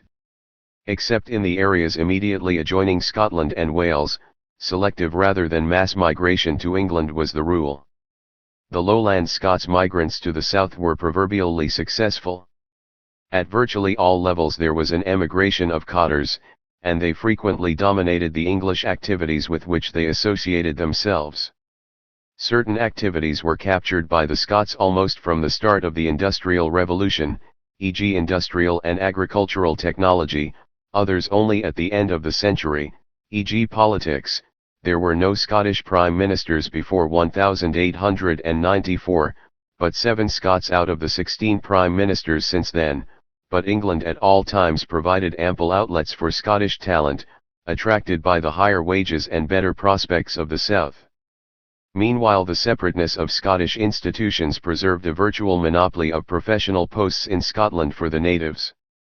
For instance, Scots law may, as nationalists claim, be eroded by the influence of English law, but nevertheless it is a field into which no English lawyer is qualified to venture. The fortunes of the Welsh in England were considerably more modest until parliamentary democracy provided an outlet for Welsh politicians.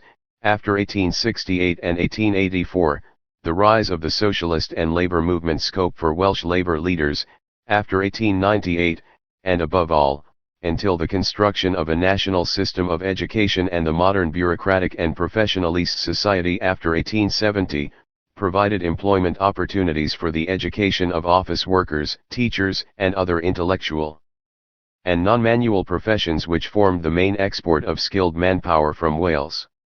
Except as nonconformist ministers, few Welshmen before 1900 played a prominent role in English affairs, certainly far fewer, even allowing for the difference in size, than the Scotsmen. Even after 1900, and until the reluctant mass migration of Welshmen from their economically ruined country between the wars, the Welsh success in England was more modest than the Scots, and the concern of the emigrants for Wales itself correspondingly more intense.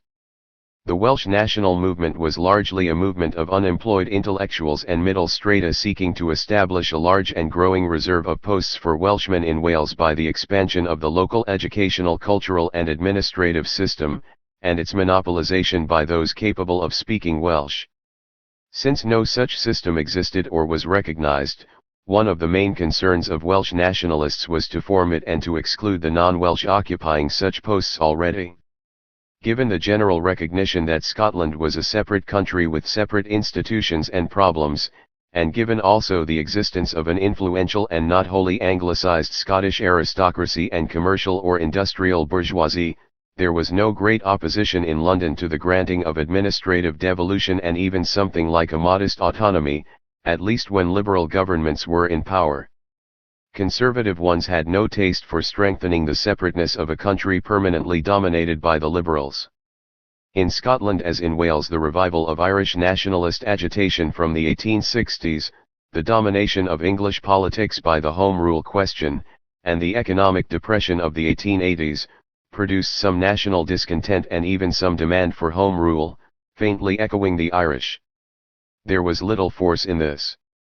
But for the existence of the Irish question, little would have been heard about Home Rule for Scotland and Wales, and even so there was always a major distinction, quite apart from the lack of support for nationalism in the two British countries.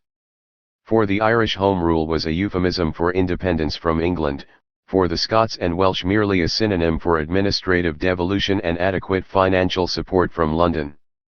The Scots' demands were largely, and quietly, conceded with the setting up of the Scottish Office in 1885, the Gascon formula which guaranteed financial allocations and posts corresponding to the Scottish share of the total population, and the tacit convention that the English MPs should not intervene in the discussion of Scottish affairs in the House of Commons, for which a Scottish Grand Committee was set up in 1894, and after a period of conservative opposition, revived and made permanent. Home Rule, though forced on the Scottish Liberal Party by a middle-class pressure group, was not seriously pressed. If governments even talked about it, it was largely to make the granting of Home Rule to Ireland palatable to the Scots who were by no means enthusiastic about it. It was of course natural that Scottish political organisations should organise on a Scottish basis, but it is equally significant that they did so not in opposition to the English, or rather the all-British, organisations, such as the National Liberal Federation or the Trades Union Congress, but in addition to them. For this reason their political functions and effectiveness have often been diminished, for they tended to lack both the power of pressure groups concentrating on influencing the all-British organisations, and the power which comes from frank secession. The emerging labour movement naturally also tended, though to a lesser extent, to organise Scottish organisations. Except for the Scottish Trades Union Congress, 1897, those formed between 1885 and 1914 have disappeared. No comprehensive form of local autonomy for Wales, however unofficial, was achieved in the last decades of the 19th century, though the nationalist agitation in Wales was undoubtedly far more militant and serious than that in Scotland. The separate treatment of Wales for legislative purposes was achieved, in principle, with the passing of the Welsh Sunday Closing Act of 1881, and some sort of national recognition with the setting up of a federal University of Wales. The two crucial demands of Welsh nationalism, bilingual teaching in Welsh schools, 1888, and the disestablishment of the Church of England in Wales, 1914, were achieved before the First World War, while the local government reform of 1888 handed over the administration of the Welsh counties to the Welsh. Nevertheless, the demands for some more formal recognition of Wales as a separate country, whether by a General Council for Wales or by a Secretary of State for Wales, made no headway. Only since the early 1960s has a somewhat shadowy Minister for Wales formed part of British governments. At one point, between 1886 and 1896, it looked as though the Liberal Party in Wales might be absorbed into, or fused with, a typical nationalist movement, Cymru Fydd or Young Wales, inspired by intellectuals and emigrants, and propagated by militant young politicians of whom Lloyd George is the most famous, but this product of the era of agrarian depression and Irish nationalist agitation had no real mass basis, and there was much unreality about it even after 1891. It was killed by the refusal of the South Wales Liberals from the industrial areas which now represented the great bulk of Welsh population and wealth to allow themselves to be led into utopia by the unrepresentative rural regions of the north. In effect, this failure killed the nascent Welsh nationalism. We must now consider the reasons for this failure of mass nationalism to develop in Scotland and Wales. The first reason is clearly economic. Both Wales and Scotland have, with the exception of unrepresentative and thinly populated regions of small peasant agriculture, developed since the Industrial Revolution as integrated parts of an all-British economy, more particularly as specialised centres of mining, metallurgy, and heavy industry, though not as the only ones. They therefore differ from Ireland, which remained overwhelmingly an agrarian country whose economic problems were quite different from those of most parts of Britain, or from Catalonia and the Basque Country in Spain, which were relatively industrialized regions in a non-industrial country whose central government was dominated by the non-industrial Castile. Economically, there was no obvious advantage in separation. Both countries were notably poorer and more backward than England. Indeed, their low production costs helped to concentrate industry there, and might well feel neglected, but neither can be regarded in any realistic sense as subject to exploitation. Though Scots and Welsh industrialism was unstable in the first half of the 19th century, with the era of the railway and the steamship both entered a period of abnormally dynamic expansion. They may be called the last great boom regions of classical British industrial capitalism before 1914, the centres of coal export, shipbuilding, etc. So far as the workers were concerned, they remained worse off, on the whole, than in England, but, on average, better employed. In 1913-14 national unemployment averaged 3.8%, Welsh and Scots unemployment 2.3 and 2.1% respectively. The workers had plenty of causes of discontent as workers, but no very obvious ones, so long as this industrial dynamism lasted, as Scotsmen or Welshmen. Industrial expansion in Scotland merely reinforced the position, and the vested interest in attachment to Britain, of the powerful Scottish bourgeoisie, especially of Glasgow and the west of Scotland. In Wales the expansion actually did much to create a native bourgeoisie, no longer automatically tending to assimilate to the English or Anglicized gentry and the English immigrant entrepreneurs of the early industrial age, P. A. Thomas, David Davies, Edward and David Davies, etc. It also reinforced the national cottars. Yet at the same time it left the Welsh bourgeoisie, insofar as its fortunes rested on industry and trade, without economic discontent. Welsh hill farmers might agitate during agrarian depressions, unemployed Welsh graduates might be discontented, but Welsh coal owners had no reason for dissatisfaction. The collapse of Britain's basic industries affected Scotland and Wales with corresponding severity between the wars. Both became abnormally depressed areas, and unemployment rose dramatically, in Aberdare from 0.2% in 1914 to 25.7% at the peak of the revival of the 1903s, 1937, in Merthyr from 1.4% to 41.6%, in Greenock from 1.6% to 21.4% and so on. Between the wars therefore Welsh and Scots nationalism, which began to organise their own nationalist parties in 1925 and 1928 respectively, had a more plausible case for protesting against the economic inferiority of the two countries, and their neglect by London, though the catastrophe which hit the Celtic fringe was only a more acute form of the crisis which hit all the old industrial areas of Britain, and no worse than that which hit some entirely English zones.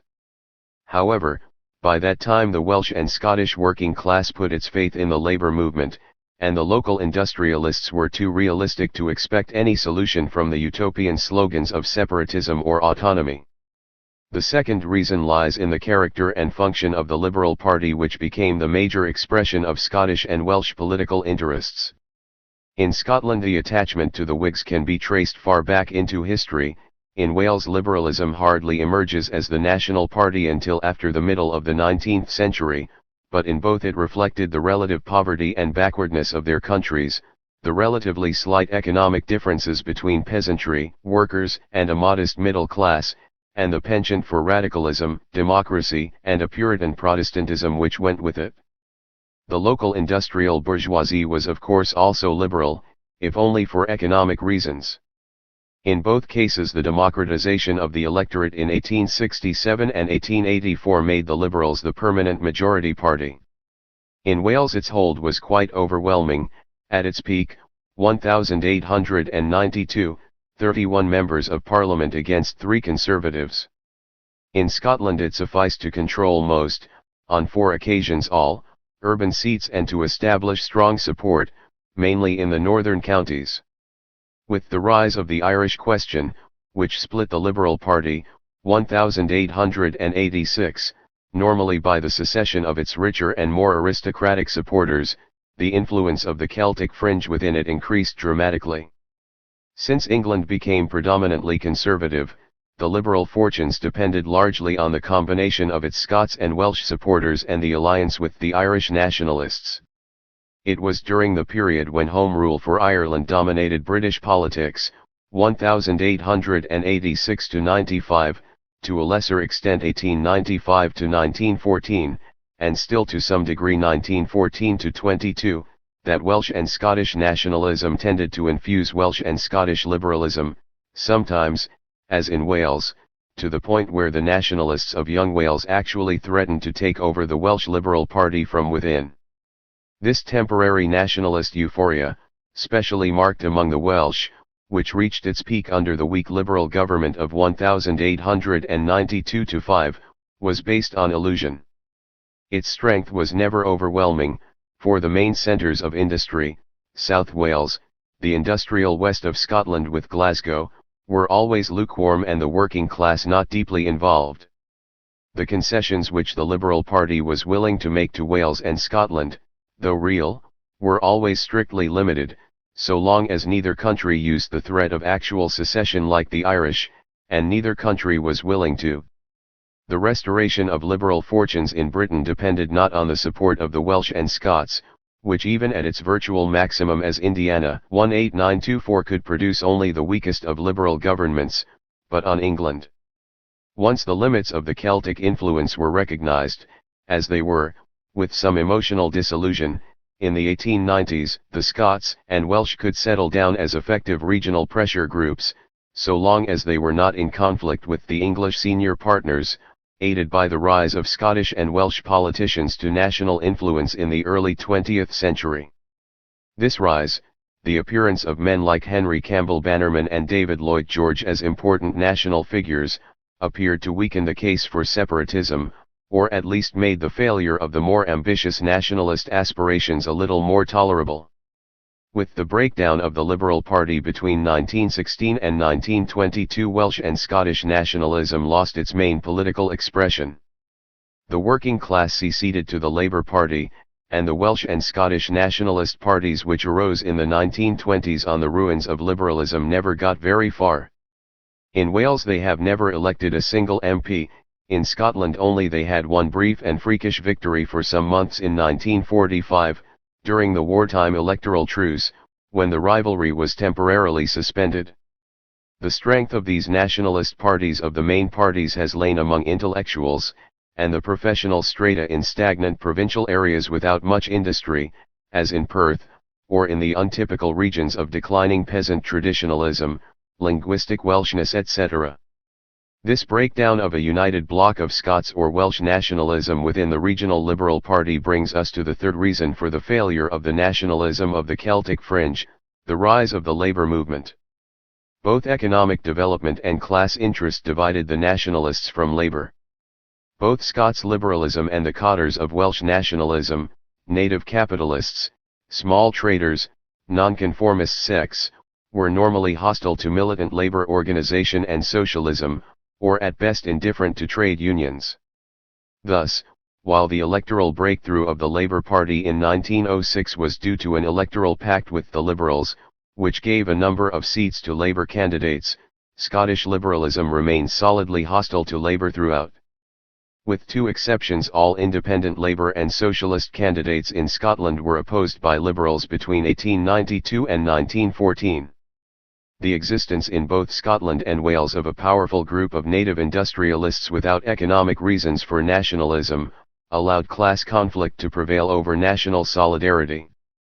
Again, in both Wales and Scotland the nationalist sector of liberalism became increasingly irrelevant to the industrial areas, however strong its appeal in the backward peasant highlands or to non-industrial strata. Welsh and Scottish liberalism still subsist, and the latter has recently revived, in remote and thinly populated traditional regions, but not in the heart of their country's populations and economies. The Welsh and Scottish labour movements were of course national, but not nationalist in the orthodox sense. Until the end of the 19th century they tended to be weaker, and sometimes more moderate, than the corresponding English movement. Their emergence in both countries was part of a sharp turn to the left, to trade union militancy and socialism, which was to turn both Wales and Scotland into areas of unusually strong, but also unusually extremist labour organisation. The inspiration in both cases came from the socialist and trade union revival of the 1880s and 1890s, whose interests were not specifically national. Indeed, the new movement often found itself with an anti-nationalist orientation, because it was opposed by older and more moderate leaders with a strong taste for liberalism, and the traditional nonconformist preaching, hymn-singing, and Welsh language oratory, such as William Abraham, widely known as Mabon.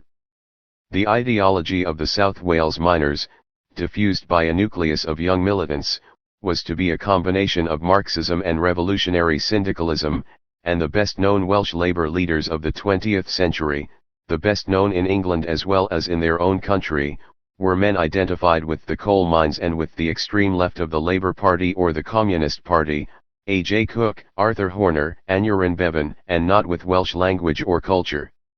Scotland also functioned as a sort of vanguard or extreme wing of the all-British Labour movement, and probably more effectively than Wales, for it provided national leaders for the Independent Labour Party, and Communist Party, for some important unions, and at one point at least, in 1922, the chief impetus which shifted the Parliamentary Labour Party in London to the left. Both movements, moreover, had their strength in the areas of their countries least affected by the traditional symbols of nationalism. In Scotland, a large part of the working class, consisting as it did of immigrant, Catholic, Irishmen, who still form 15% of the population, was unlikely to be touched by appeals to Robert Bruce, John Knox, or the Battle of Flodden. The South Wales miners, even in the least anglicised parts of the coal fields such as the Rhondda, conducted their business in English, though as late as 1914 they still added a Welsh summary to their minutes. And in Wales certainly ideology prevailed over mere ethnic Welshness. The coal field was the first industrial area to provide a seat in Parliament for the Scottish socialist leader Keir Hardie in 1900, it later provided a seat for the Scottish leader of the Labour Party, Ramsay MacDonald, and was for long regarded as the best electoral hope for the English leader of the Communist Party, Harry Pollitt. The national colouring was somewhat more obvious in Scotland, where, as we have seen, most political organisations formed on a Scottish basis, including those of the New Labour movement. Labour organisations also seem to have been more inclined in the 1880s to adopt nationalist slogans such as Home Rule. Nevertheless, such gestures were not decisive. The Scottish Labour Party of 1888, in spite of its Home Rule platform, merged with the All-British Independent Labour Party, of which it is best regarded as the ancestor. Beyond a tendency to maintain more support in the Glasgow area than anywhere else, there was to be nothing specifically Scottish about this party. Other organisations, also largely confined to Scotland like the Socialist Labour Party, followers of the American socialist Daniel de Leon, were even less nationalist in orientation. During the years of interwar depression, Home Rule resolutions appeared in the Labour Party in Scotland, and the movement was more deeply involved in the nationalist agitation for a Scottish Parliament, the Scottish Covenant, which reached its peak in 1949-50, but disintegrated rapidly with the economic recovery of the 1950s. Fundamentally, in spite of an attachment to Scottish patriotism, the Scottish working class put its faith in the all-British or international programs of various socialist parties. Independence was never a serious issue.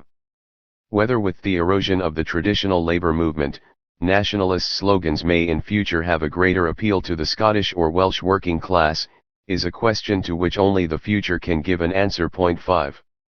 If we are able to sum up the problem of Celtic fringe nationalism, we shall conclude that it provides one of the comparatively rare illustrations of what classical 19th-century socialist theory hoped for: proletarian nations whose working classes resisted the attractions of nationalist agitations, preferring to organize under the banner of an international ideology based essentially on class interest.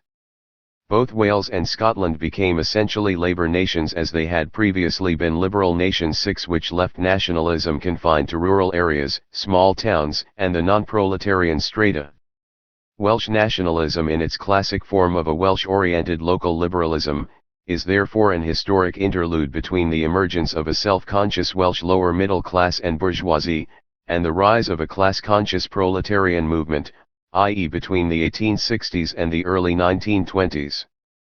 Scots nationalism, though more pervasive, has also been less militant or widespread than Welsh, if only because the actual existence of a historic Scottish nation was universally accepted, whereas in Wales the existence of a Welsh nation had to be established and institutionalised by 19th-century agitation, references to Mazzina, etc., and perhaps also because England provided greater opportunities for the potential cotters of a Scottish national movement who, on winning positions of importance in the south, tended to lose interest in the regional problems of their native country. 7. It may be added that Scotland was also a less homogeneous country and society than Wales, a fact reflected in greater political heterogeneity.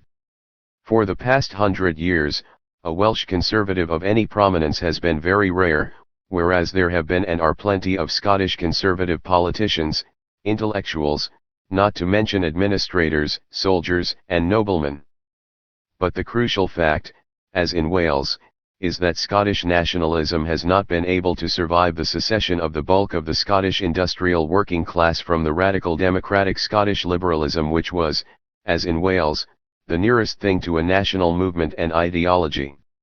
If either Wales or Scotland had suffered from anything that could be described as exploitation as a country, or even if the problems of Wales and Scotland had been, like those of Ireland, so different from those of England as to make it virtually impossible to reduce them to a common denominator, there might nevertheless have been a basis for Celtic fringe nationalism, for the different classes and regions of the two countries might have had strong reasons to cooperate against the English.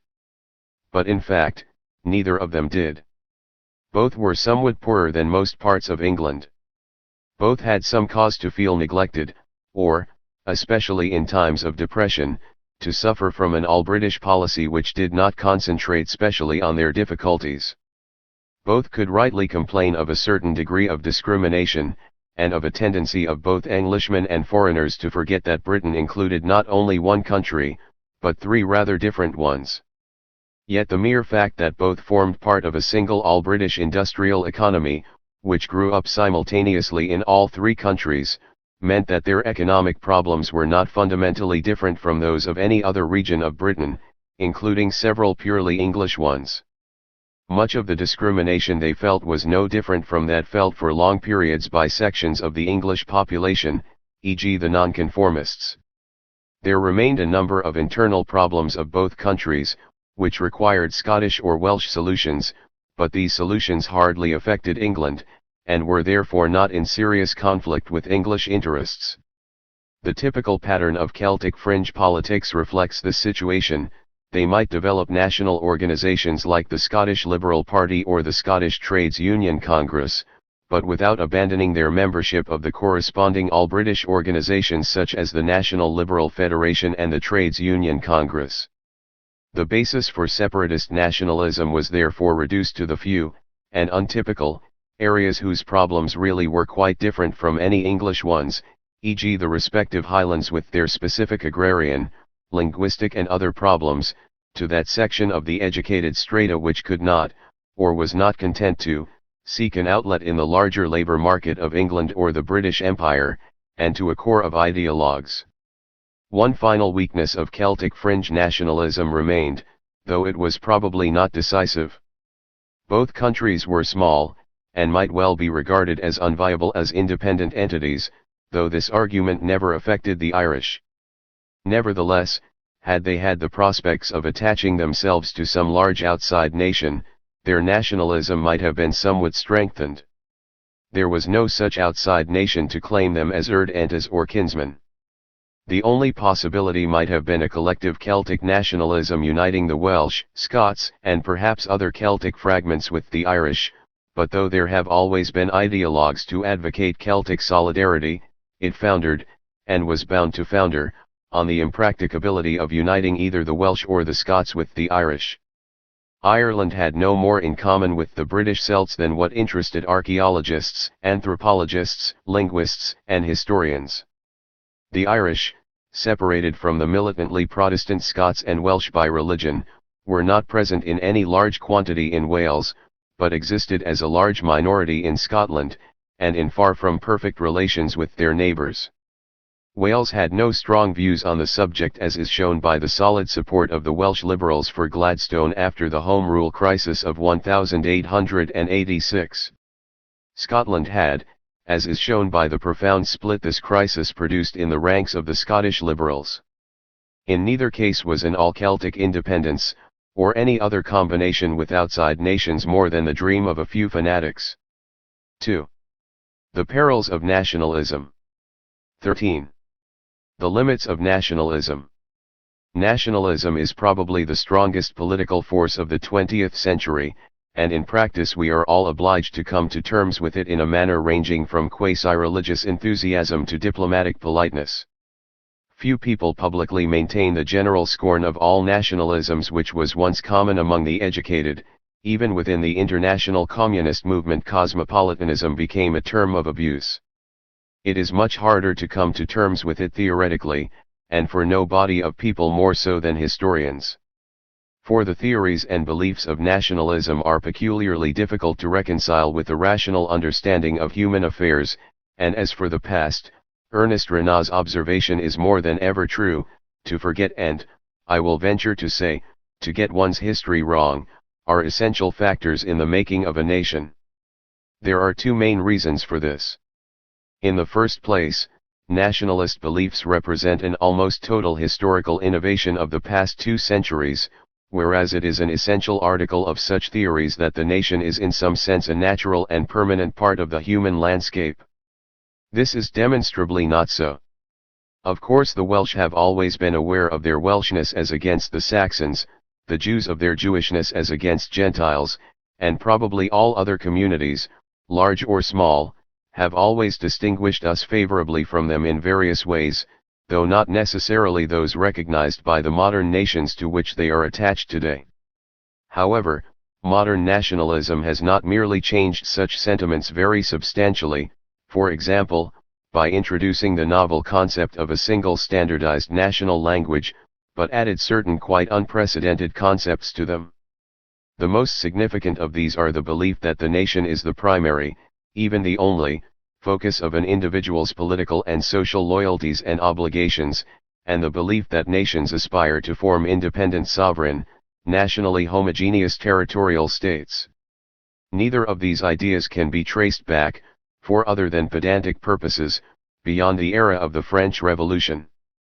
Both are now so automatically accepted that the very term independent state is virtually identified with nation, cf. United Nations, and that even states which still claim to be based on an entirely different principle of cohesion, such as Islam, tend to define themselves, perhaps rightly, as nations. This may or may not be realistic in the 20th century, but it is quite certainly a fantasy when applied to the past. The relation between, say, the modern Italian nation and the peoples living on its territory in the past is not much closer than that of a modern office building erected on the site of a house where Charles Dickens once lived, to its predecessor, whose GLC plaque it has transferred to its walls. There is a link, but it is less obvious than the differences. Some particularly untraditional nationalisms are not unaware of this fact. Zionism and Israeli nationalism define themselves in deliberate opposition to the actual past of the Jewish people, and therefore prefer to stress their continuity with the last fighting Jewish inhabitants of Palestine, skating lightly over the intervening 1800 years which, though Jewish enough, are not in any modern sense national.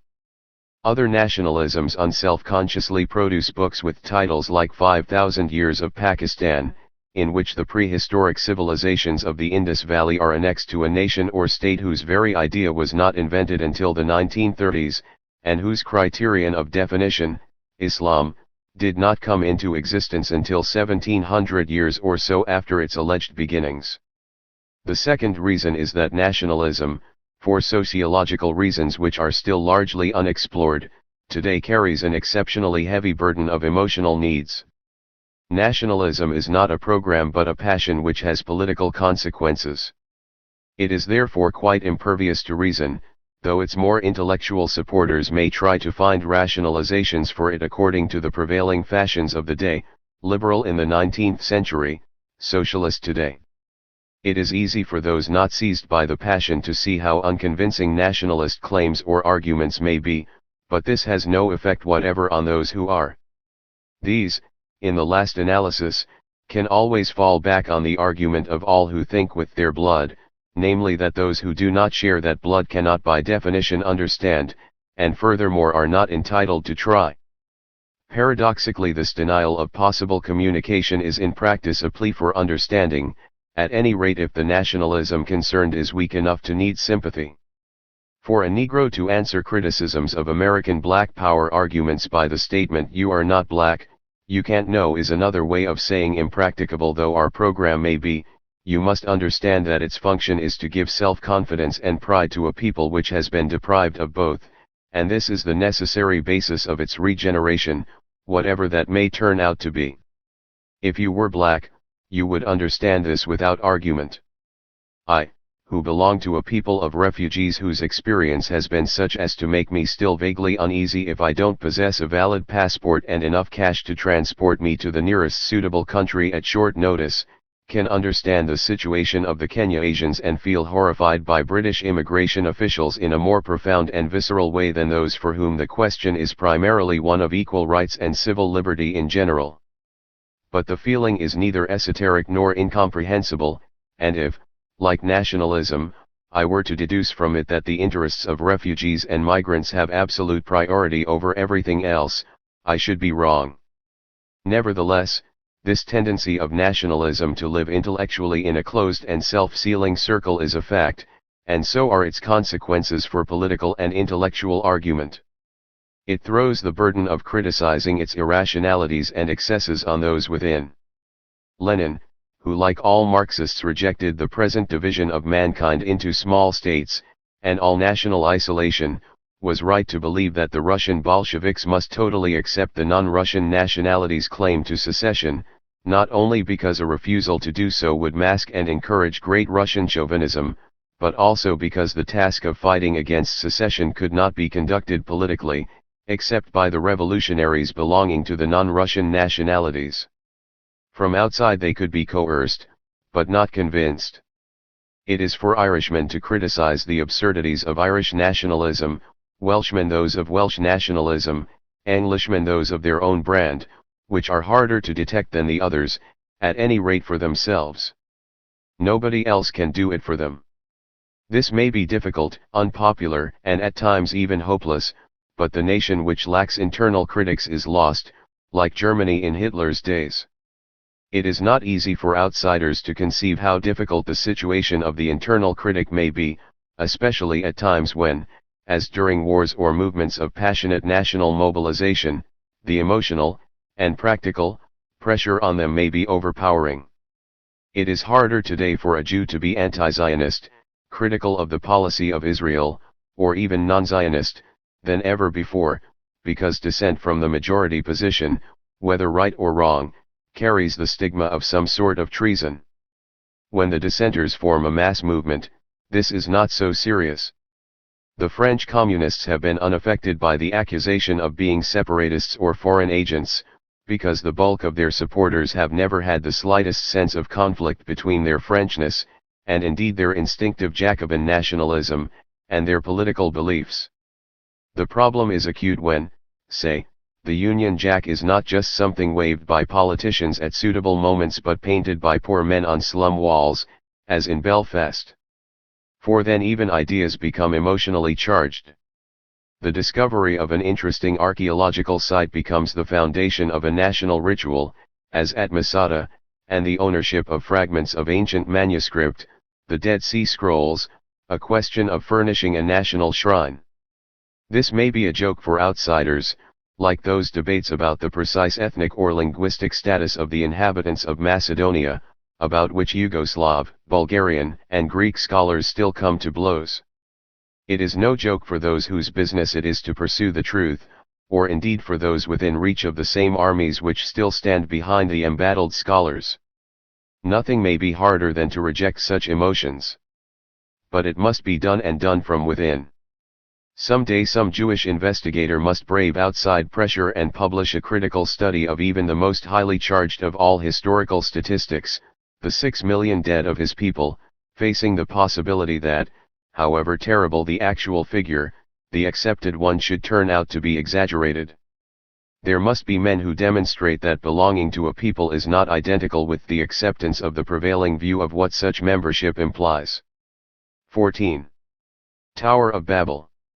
Some students are ready to go to prison for the right to print road signs in Welsh.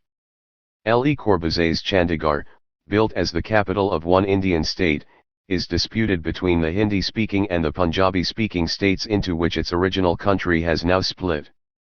Belgium is paralysed by the impossibility of finding any political formula to reconcile the demands of Flemings and Walloons.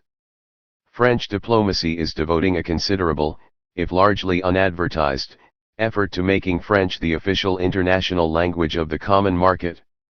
Anyone glancing at the world news at any time can find evidence of the explosive character of language, though native speakers of English, secure in their linguistic world domination, are probably wondering what the trouble is all about. And well they might, for the problem is by no means clear. The myth of the Tower of Babel is ancient, but there is no sign that its results caused humanity any real difficulties until the last 100 years or so. There are several reasons for this. In the first place, situations in which people speaking mutually incomprehensible languages meet, or have to communicate, are today vastly more common than in the past. In the second, language has undergone a major and unnoticed political transformation. It has ceased to be simply what people speak, or more emotionally loaded, their mother tongue, and has become an attribute of the nation. In consequence, knowledge of languages has become mixed up with questions of prestige, political and economic rights, and a number of other formerly secondary, or at least self-regulating, matters. We are in fact living a paradox. At the moment when the technical unification of the globe makes multilingualism more essential than ever before, the speakers of all languages except the ones which happen to have become international lingua francas resent the need to learn any idiom other than their own with increasing bitterness. Curiously enough, in the pre-industrial past, when most people, i.e. the peasants, could almost certainly manage for practically all purposes with nothing but their local patois, there was no such prejudice against multilingualism. This was due partly to social immobility. The fact that lords talked a different language among themselves hardly affected peasants, partly to the prevailing illiteracy. Documents in Latin were no harder to understand than documents in the vernacular, partly to the social neutrality of the prevailing international idioms. Dead classical languages, improvised commercial pidgins or barrack languages like Urdu were utilitarian and, apart from scholarly snobbery, little else. Their analogy is with the computer languages of today, which have so far raised no political jealousies. But chiefly it was due to a linguistic division of functions, such as that which most children still know in places where the formal, school or home, language and the informal, home or peer group, language are different. What Swiss German children learn is German, what they talk is Schweizerdeutsch, and there is no problem about which is used when, and virtually no occasion which does not call clearly for one or the other. In extreme cases mass bilingualism was, and still is, the rule. 80% of Alsatians practice it today. There is no technical reason why it should not be more general. In less extreme cases, groups whose business brought them into contact with people of different idioms were bilingual or multilingual. But basically languages were non-competitive. This is plainly no longer so. The present climate of linguistic intolerance is obviously due in part to literacy, which raises the problem of the language of schools, bureaucratic forms and other politically sensitive matters, and even more to democracy and egalitarianism, which naturally make men refuse to accept the low status which goes with being a monoglot speaker of, say, a peasant language. But not entirely. The explosive linguistic issues are sometimes entirely divorced from practical considerations. What excites Flemings and Welshmen is not that they are at an educational disadvantage because bilingually educated. As a matter of fact, the opposite is true, but that they have to learn English or French in addition to Welsh and Flemish. What nags French governments is that their language is no longer the international code. The explosive factor in language is nationalism. But the nationalist attitude to language mixes the rational and irrational in a characteristic way.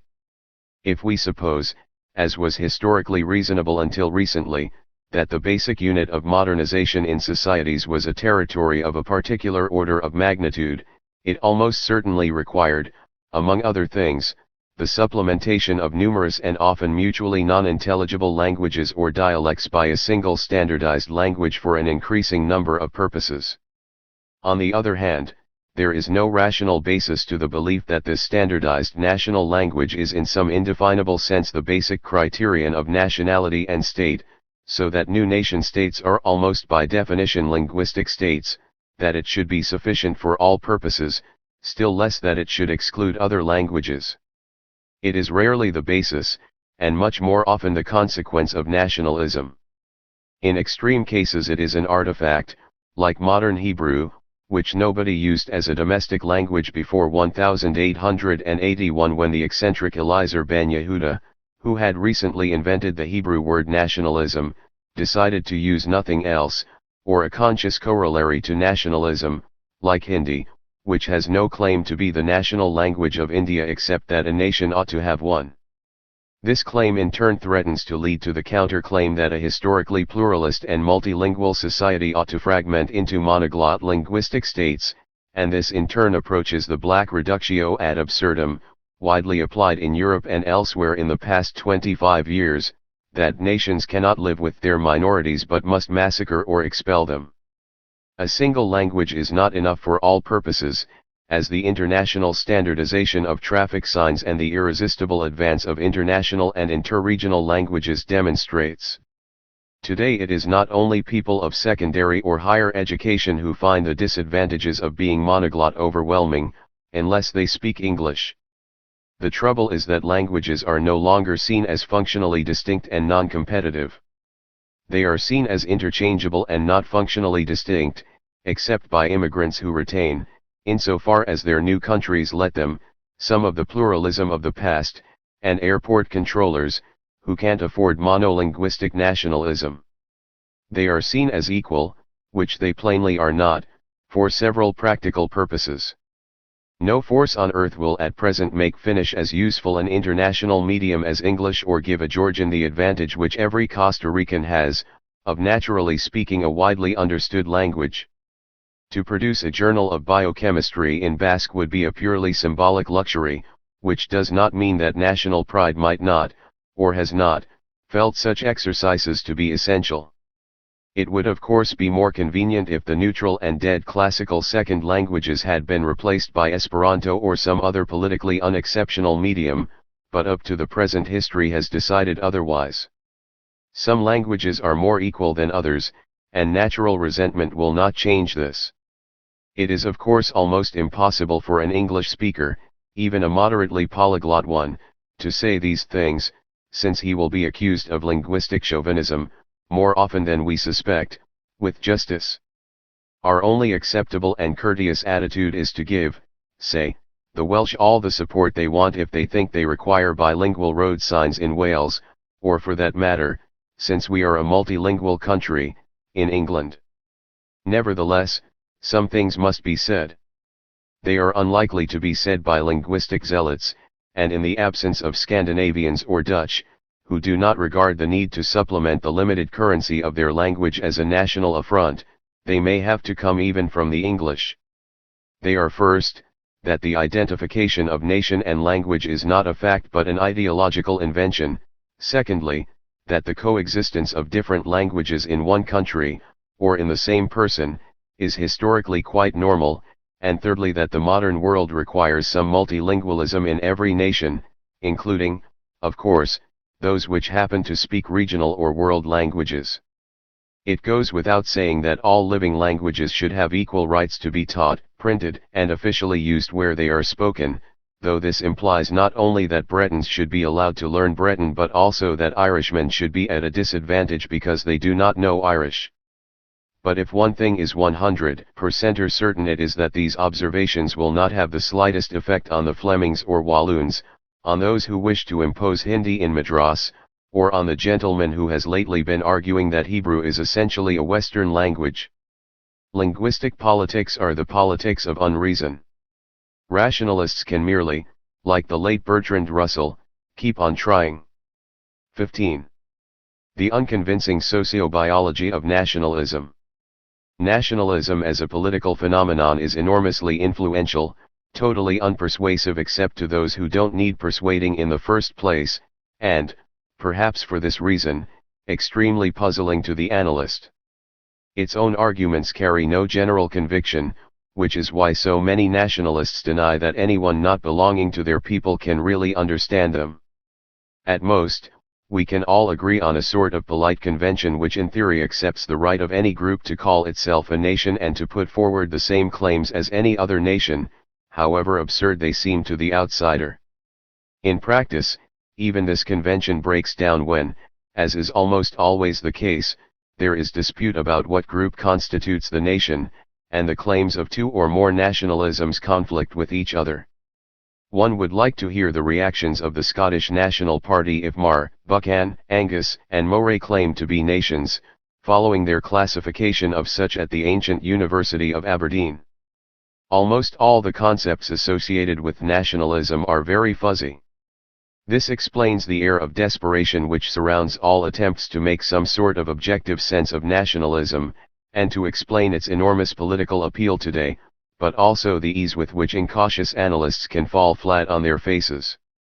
The latest, Professor Richard Lynn, The Sociobiology of Nationalism, in New Society, July 1, 1976, is an unfortunate illustration of both. While rightly convinced that neither sociology nor his own discipline of psychology have satisfactorily interpreted nationalism, his own attempt to do so is a great deal less successful than he appears to think. Lynn's argument seems to run as follows. Nationalism is simply another form of something which occurs throughout human history, namely the tendency of human beings to separate themselves into largely endogamous in-groups versus the rest. Such groups generate their own culture and are variously known as tribes, societies, ethnic groups, cultures, or nations. Since their separatist behavior often runs counter to reason, we assume it to be instinctive. Since it is otherwise inexplicable, we must, following the usual Darwinian argument, assume that it has evolved because it has some survival value. Various possible survival values are suggested, from the value of in-group loyalty in conquering other groups to the supposed genetic advantages of a population divided into inbreeding subpopulations. Nationalism is therefore part of human nature, explained by sociobiology. It is not my purpose here to discuss the validity of such sociobiological speculations, and in any case I am no better qualified to do so than Professor Lynn, who is no geneticist either. There is a curious and perhaps rather more naive teleological air about them. Mum, what are flies for? But the real objection to Lynn's arguments has nothing to do with the sociobiological hypotheses he is popularizing. It is that sociobiology has no bearing on nationalism, which is, historically speaking, a very recent phenomenon indeed. It simply cannot be equated with the general tendency of humans to form in groups, whether inborn or not. No doubt nationalism expresses this too, among many other age-old social attitudes, as it annexes anything else it finds convenient in the heritage of the past, adding the wormholes of antiquity to a lot of newly constructed furniture such as a largely fictional national history or even, in many cases, a newly constructed standard national language. But to identify human nature and all history with a specific phenomenon of the past 2 centuries, and during most of this period mainly European, is to fall into the same absurdity as that which entitled the book on the archaeology of the Indus Valley 5,000 Years of Pakistan. It is possible to speculate about the genetic results of an adaptation to hunting existence in the Americas, but not about the genetic effects of a horseman's life, since there were no horses in the Americas until the Spaniards brought them there. Professor Lynn wastes his time and ours by failing to recognize the distinction between the two kinds of speculation. Of course, even a psychologist is likely to recognize the difference between societies which ride horses and those that don't by the presence or absence of the horse. Abstractions such as nationality, independence, or separatism are less easily subdivided. Like cloaks and blankets, and unlike gloves and shoes, their function is to cover a great many parts of a body in an approximate manner and not a specific part exclusively. This semantic vagueness is precisely what allows nationalists to substitute one historically specific reading of such terms as, say, England for any of the others covered by this particular blanket. For the analyst, failure to make conceptual distinctions is dangerous, and, when combined with historical ignorance, fatal. What Richard Lynn does is, first, to adopt the currently prevalent self-definition of nationalism, without being quite aware that he does so, and second, quite wrongly, to read it backwards and sideways into history and geography as a universal phenomenon. The model of current nationalism is a politically independent sovereign state, separate from all others, embracing a preferably coherent and continuous territory whose citizens all belong to a single homogeneous people, different from all others, preferably using a single specific language, which is, where possible, the preferred criterion for belonging to the people. Both elementary historical knowledge and a moment's thought will show that this simply could not have been the norm of human history.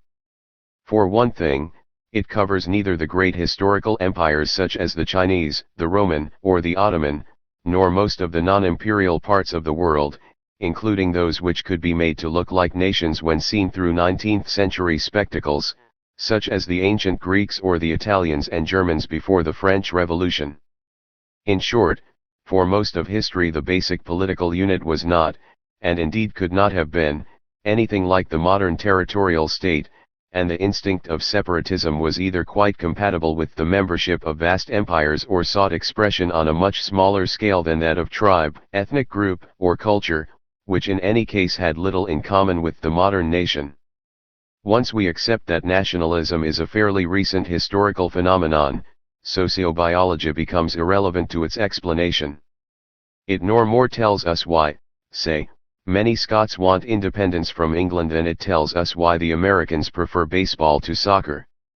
Neither question can be answered by generalities about the universality of in-group loyalty, xenophobia, and playing team games in human societies, since both questions are essentially specific, whether we think of them primarily as concerned with certain kinds of in-group behavior or team games, spectator sports, modern nationalism, or particular cases, Scotland, baseball. The danger of such combinations of historical ignorance and intellectual confusion is that, so far from explaining, it merely reinforces myths. Naturally nothing, one assumes, could be further from Lynn's intention.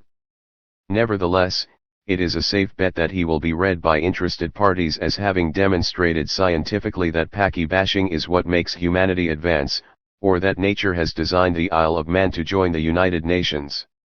And he will be so read, not simply because interested parties will look for or invent confirmation of their views anyway.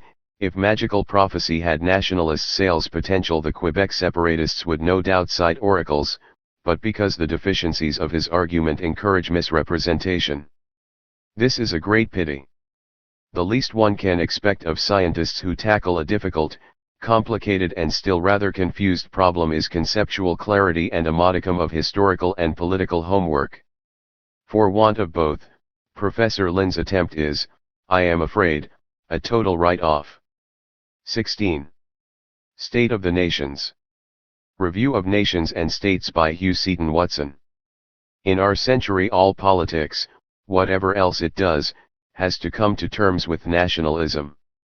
No politicians or political thinkers are happy about the fact, except nationalist ones, and even these are happy only about their own nationalism and about movements sufficiently remote to provide arguments and moral backing for their own. They take a less dispassionate view about those with which they are themselves involved. As the book under review reminds us, the Polish National Democrats were as completely convinced of the injustice of denying Poland its freedom, i.e. against the German and Russian oppressor nations, as they were hostile to Ukrainians, Belarusians, Lithuanians, Romanians, and Jews, who merely lived within or adjoining the boundaries of Poland. Moreover, though most of us agree that politics must come to terms with nationalism, nobody quite knows how to. Today few would care to put forward a program for doing so with any confidence. Hugh Seaton Watson's lengthy and fairly encyclopedic inquiry into the origins of nations and the politics of nationalism illustrates this lack of enthusiasm and confidence in various ways. It is essentially a historical survey, and a very comprehensive one. Hardly any nationalist movement anywhere is not at least mentioned, though the author is clearly most at home in his own field of Central Eastern Europe and Eurasian Russia, and he drifts into potted textbook history more than once. Perhaps because, unable to find a satisfactory way of defining a nation except ex post facto, he does not seriously try to analyze the phenomenon theoretically. This is a pity, for while an analytical model of nations and nationalism is implicit in his wide-ranging and excellently informed survey, it is incomplete, even historically. On the other hand, he is very good at recognizing the historical moment when particular groups or states can be described as nations and when, in spite of nationalist rhetoric, the time to do so has not yet come. He sees that the term is more applicable to, say, Brazil than to Mexico, and hardly at all applicable as yet to much of the African continent. Perhaps he also tends to avoid generalization, because it might imply a greater commitment to the idea of nationhood than he feels happy about. For him, as for many of us, the most obvious aspects of nationalism are negative. Extreme nationalism has been a crude substitute religion, replacing withered faiths by fanatical hatreds. Too often its leaders have been frustrated social misfits and self-important semi-intellectuals. At its worst it has led to massacres and forcible expulsions of mainly innocent people. And once again, nationalists, fanatically determined to set up their own independent state, determined to impose their nationality on peoples within their jurisdiction who do not own it, or to seize territories under another government's rule which they claim should be theirs, are capable of terrible civil wars, and of interstate wars which, in the age of nuclear warfare, may threaten the whole human race with extinction. Quite rightly, he dismisses the belief which every nationalist movement holds, namely, that these characteristics apply only to other nations and not, of course, to its own.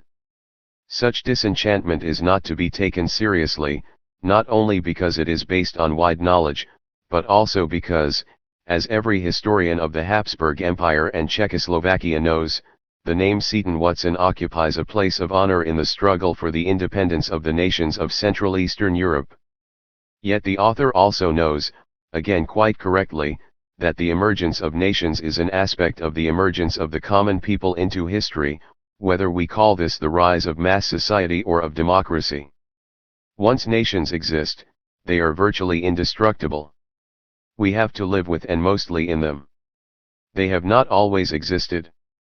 Some, like the French, the English, the Scots, the Castilians, the Portuguese, Danes, Swedes, Hungarians, Russians and Poles, were already in existence at the time of the French Revolution, the French and English perhaps since the 14th century.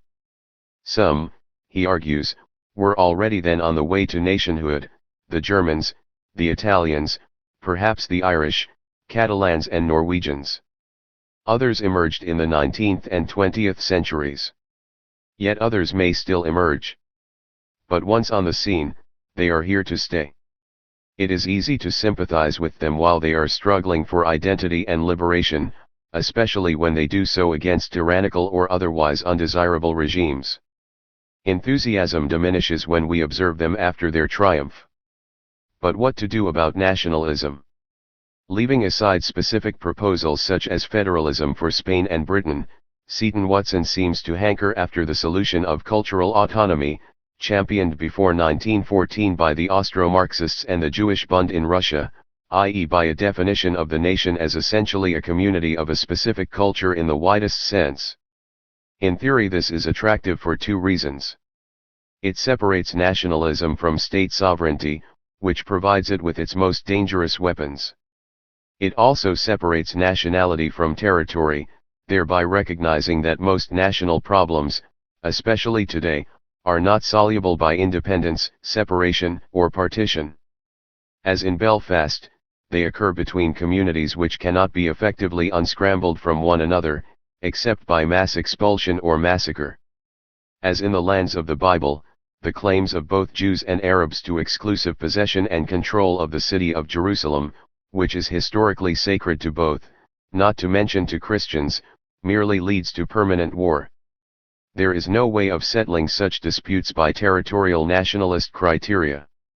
In practice the author sees that cultural autonomy is likely to fail, as it did in Austro-Hungary and among the Jews, when applied to nation-states or to groups with national consciousness, though he suggests that it may still be tried with some success in the de facto multi-communal states of Africa and Asia.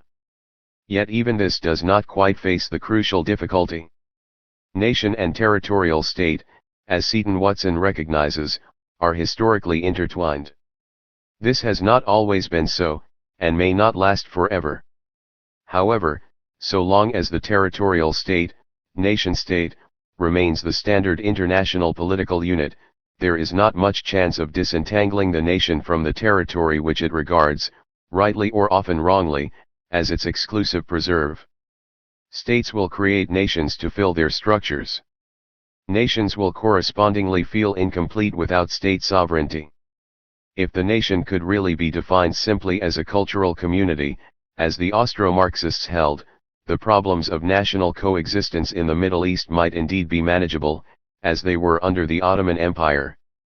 But alas, the Leninists were right to include territory in their definition. That is why there is no formula for peace which is acceptable to both Israelis and Palestinians today. We may speculate about the future of the nation-state, but it remains alive and strong, though with its external sovereign powers undermined and attenuated. Nobody therefore has a solution to the problem of nationalism except, in such states as are prepared to use it, coercive force. Even in Yugoslavia, whose achievement in progressing towards a solution of national conflicts within a multinational state Seton Watson rightly admires, national tensions have led to a reassertion of a policy of force. His optimistic assessment of Yugoslav federalism may be justified, but, alas, not all of us can share it. As the author does not know what to do about nationalism any more than his readers and reviewers, his book is best read for comparative information about it. Since comprehensive surveys are rare, and most people interested in the subject, starting with most nationalists, are extremely ignorant about all but a tiny handful of national movements and situations, nations and states, is a very useful book. Its 13 chapters cover old and new European nations, national and multinational states, European colonial nations overseas, the Muslim world, East Asia, Africa, race and nation, diaspora nations, class and ideology. The author's bias, notably about the Soviet Union, has to be discounted from time to time, and his treatment of some significant national movements, such as the Vietnamese, is plainly more cursory than of others. The index, essential in a book such as this, could have been better. The bibliography is sometimes curious, and not many of us will benefit by the titles in Romanian, Magyar, Slovak and Serbo-Croat. Still, every reader will learn a great deal from this book that he or she did not know before. It may lend itself to reference rather than to breathless reading. But who among us would not wish to have written a work which will be constantly referred to and, probably, plagiarized without acknowledgement? And who among us will predict that Seton Watson's subject is likely to lose its interest and urgency? 17. Are all tongues equal? Language, Culture, and National Identity is the title of this paper, but its central subject is the situation of languages in cultures, written or spoken languages still being the main medium of these. More specifically, my subject is multiculturalism insofar as this depends on language. Nations come into it, since in the states in which we all live political decisions about how and where languages are used for public purposes, for example, in schools, are crucial. And these states are today commonly identified with nations as in the term United Nations. This is a dangerous confusion. So let me begin with a few words about it. Since there are hardly any colonies left, practically all of us today live in independent and sovereign states. With the rarest exceptions, even exiles and refugees live in states, though not their own. It is fairly easy to get agreement about what constitutes such a state, at any rate the modern model of it, which has become the template for all new independent political entities since the late 18th century. It is a territory, preferably coherent and demarcated by frontier lines from its neighbors, within which all citizens without exception come under the exclusive rule of the territorial government and the rules under which it operates. Against this there is no appeal, except by authorization of that government, for even the superiority of European community law over national law was established only by the decision of the constituent governments of the community. Within the state's territory all are citizens who are born and live there except those specifically excluded as foreigners by the state, which also has the power to admit people to citizenship, but not, in democratic states, to deprive them of it. Foreigners are taken to belong to some other territorial state, though the growth of inhumanity since the First World War has produced a growing, and now very large, body of officially invisible denizens for whom special terms had to be devised in our tragic century, stateless, apatride, illegal immigrant, or whatever. At some time, Mainly since the end of the 19th century, the inhabitants of the state have been identified with an imagined community bonded together, as it were laterally, by such things as language, culture, ethnicity, and the like. The ideal of such a state is represented by an ethnically, culturally, and linguistically homogeneous population. We now know that this standing invitation to ethnic cleansing is dangerous and completely unrealistic, for out of the almost 200 states today only about a dozen correspond to this program. Moreover, it would have surprised the founders of the original nation-states. For them, the unity of the nation was political and not socio-anthropological. It consisted in the decision of a sovereign people to live under common laws and a common constitution, irrespective of culture, language, and ethnic composition. A nation, said the Abbé Sieyès, with habitual French lucidity, is the totality of individuals united by living under a common law and represented by the same legislative assembly, Chu Scecle Tiers État, January 1789. The assumption that communities of ethnic descent, language, culture, religion, and so on ought to find expression in territorial states, let alone in a single territorial state, was, of course, equally new.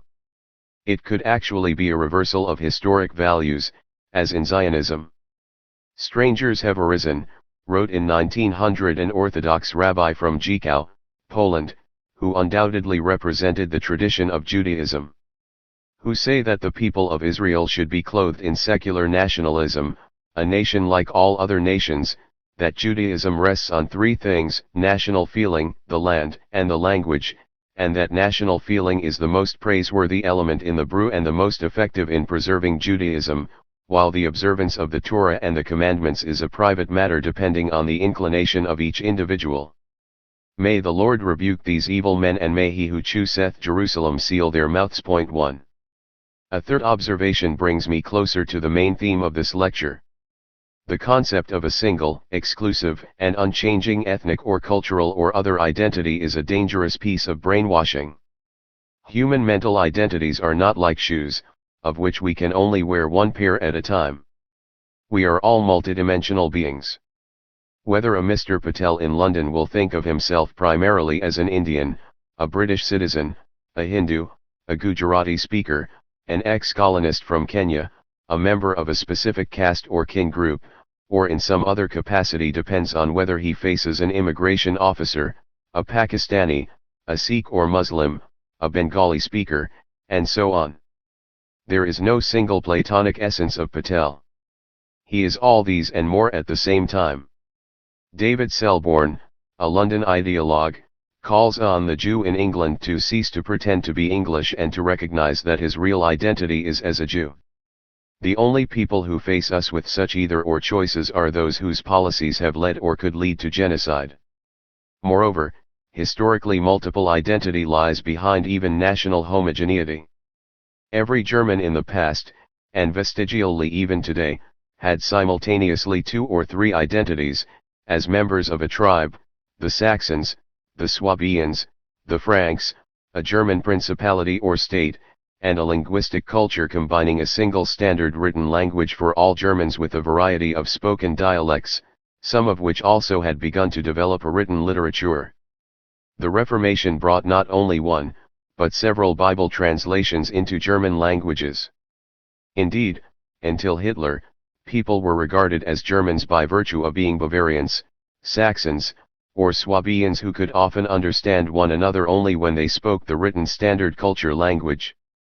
This brings me naturally to my central theme of multilingualism and multiculturalism. Both are historically novel as concepts.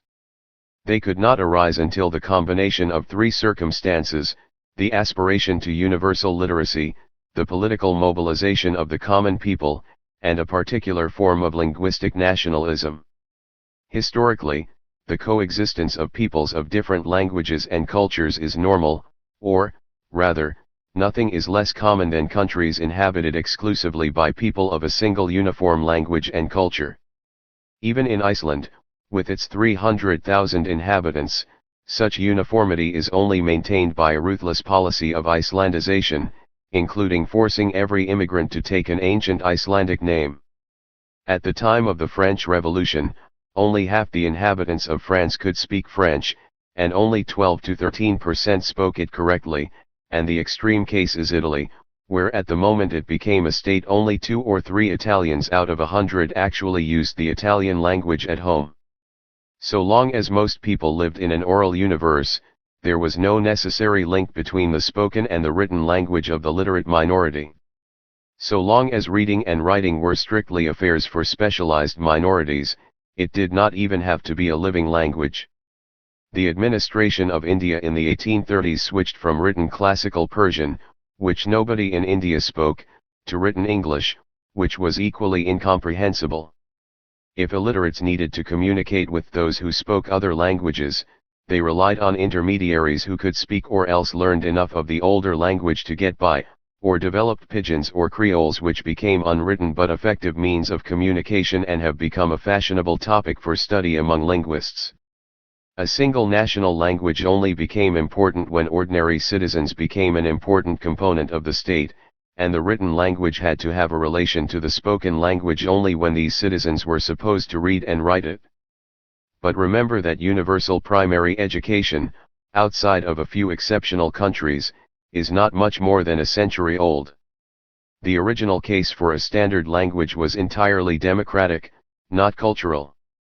How could citizens understand, let alone take part in, the government of their country if it was conducted in an incomprehensible language, for example, in Latin, as in the Hungarian parliament before 1840?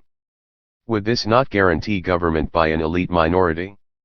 This was the argument of the Abbé Grégoire in 1794, see his rapport sur la nécessité et les moyens d'anéantir les patois et d'universaliser l'usage de la langue française, report on the need and the means to wipe out dialects and make the use of French universal. Education in French was, therefore, essential for French citizens, whatever the language they spoke at home. This remained essentially the position in the United States, another product of the same age of democratic revolution. To be a citizen, an immigrant had to pass a test in English, and readers of Leo Rossen's The Education of Hyman Kaplan, 1937, will be familiar with this process of linguistic homogenization. I need not add that Mr. Kaplan's struggles with the English language were not intended to stop him from talking Yiddish with his wife at home, which he certainly did, nor did they affect his children, who obviously went to English-speaking public schools. What people spoke or wrote among themselves was nobody's business but their own, like their religion. You will remember that even in 1970, that is to say before the onset of the present wave of mass immigration, 33 million Americans, plus an unknown percentage of another 9 million who did not answer the relevant question, said that English was not their mother tongue. Over 3/4 of them were second generation or older American-born. 2. In practice, education in languages other than the standard national language was traditionally left to private effort, to special voluntary provision by minority communities, as in the case of the Czech Comenius schools, which were set up in Vienna after 1918 with help from the Czech government for the large Czech minority in the city, or by local option, as often happened in America. Thus, bilingual education in English and German was introduced in Cincinnati in 1840. Most such arrangements, and there were several in the second half of the century, had quietly faded away by the time the demand for official federal bilingual education surfaced in the 1960s and 1970s. Let me say that this was a political rather than an educational demand. It was part of the rise of a new kind of ethnic and identity politics during this period. The situation was different, of course, where there was no single predominant national language, spoken or even written, or where a linguistic community resented the superior status of another language. In the multinational Habsburg Empire, the language of public, office and school became a political issue from 1848, as it did somewhat later in Belgium and Finland. The usual minimum formula here was, and I quote the Hungarian nationality law of 1868, that people should be educated in their own language at primary school level and under certain circumstances at secondary school level, and that they should be allowed to use it directly or through interpreters in dealings with public authorities. But note that what was a language was politically defined. It did not include Yiddish nor the Creole spoken in Istria, where experts in the 1850s counted 13 different national varieties. 3 To have a language, as distinct from a dialect or jargon, you needed to be classified as a nation or nationality. The minimum formula could work in areas of solid settlement by one language group, and local or even regional government could be substantially conducted in what was called the language of common use, Umgangssprache, but it raised big problems in areas of mixed settlement and in most cities. The real educational issue, of course, was not primary, but secondary and tertiary education. This is where the major battles were fought. Here, the issue was not mass literacy, but the linguistic status of unofficial elites. For we must remember that until the Second World War not more than 2% of the age group 15 to 19 went to high school, even in countries with a reputation for democracy like Denmark and the Netherlands. Under the circumstances, any Fleming or Finn who had gotten to university level was certainly capable of pursuing it in French or Swedish. In short, once again the issue was not educational, but political. Basically, this system of one official language per country became part of everyone's aspiration to become a nation-state, though special arrangements had to be made for minorities which insisted on them. Multilingual nations like Switzerland were regarded as freaks, and de facto, given the great cantonal autonomy of that country, even Switzerland is hardly multilingual because every canton except one, Grisons, is in fact monoglot. Colonies winning their independence after the Second World War automatically thought in terms of some homegrown national language as the base of national education and culture, Urdu in Pakistan, Hindi in India, Sinhala in Sri Lanka, Arabic in Algeria. As we shall see in a moment, this was a dangerous delusion.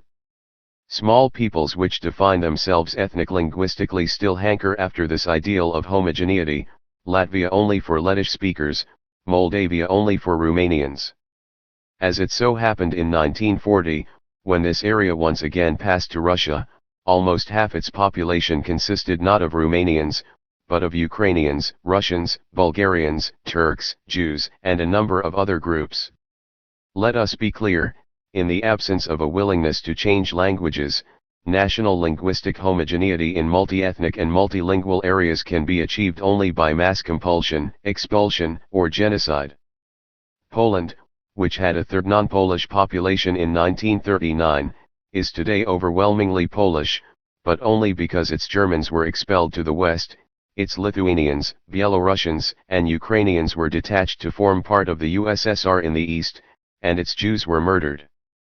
Let me add that neither Poland nor any other homogeneous country can stay homogeneous in the present world of mass labor migration, mass flight, mass travel, and mass urbanization except, once again, by ruthless exclusion or the creation de jure or de facto of apartheid societies.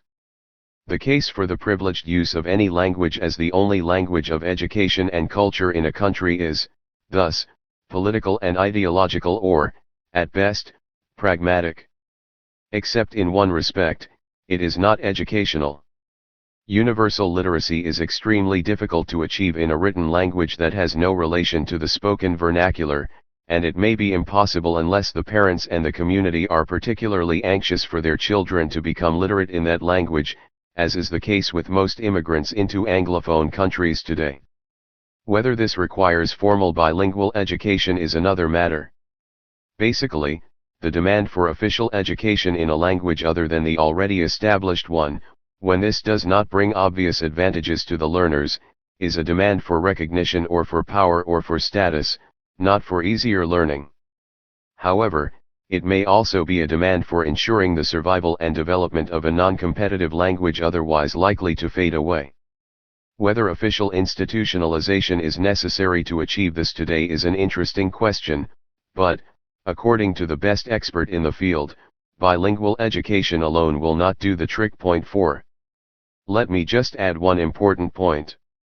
Any language that moves from the purely oral to the realm of reading and writing, that is, a fortiori any language that becomes a medium for school teaching or official use, changes its character. It has to be standardized in grammar, spelling, vocabulary and perhaps pronunciation. And its lexical range has to be extended to cover new needs. At least a third of the vocabulary of modern Hebrew has been formed in the 20th century, since Biblical Hebrew, rather like the Welsh of the Mabinogion, belonged to a people of ancient herdsmen and peasants. The established culture languages of modern states, Italian, Spanish, French, English, German, Russian, and one or two others, went through this phase of social engineering before the 19th century.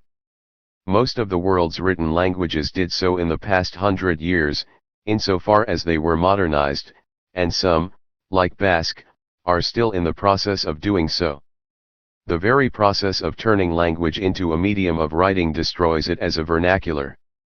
Suppose we say, as champions of African Americans sometimes say, our kids should not be taught in Standard English, which is a language they do not speak, but in their own Black English, which is not a wrong version of Standard English, but an independent idiom of its own. So it may be. But if you turned it into a school language, it would cease to be the language that the kids speak. A distinguished French historian, whose native language was Flemish, once said, "The Flemish they now learn in school in Flanders is not the language the mothers and grandmothers of Flanders taught their children. It is no longer a mother tongue in the literal sense."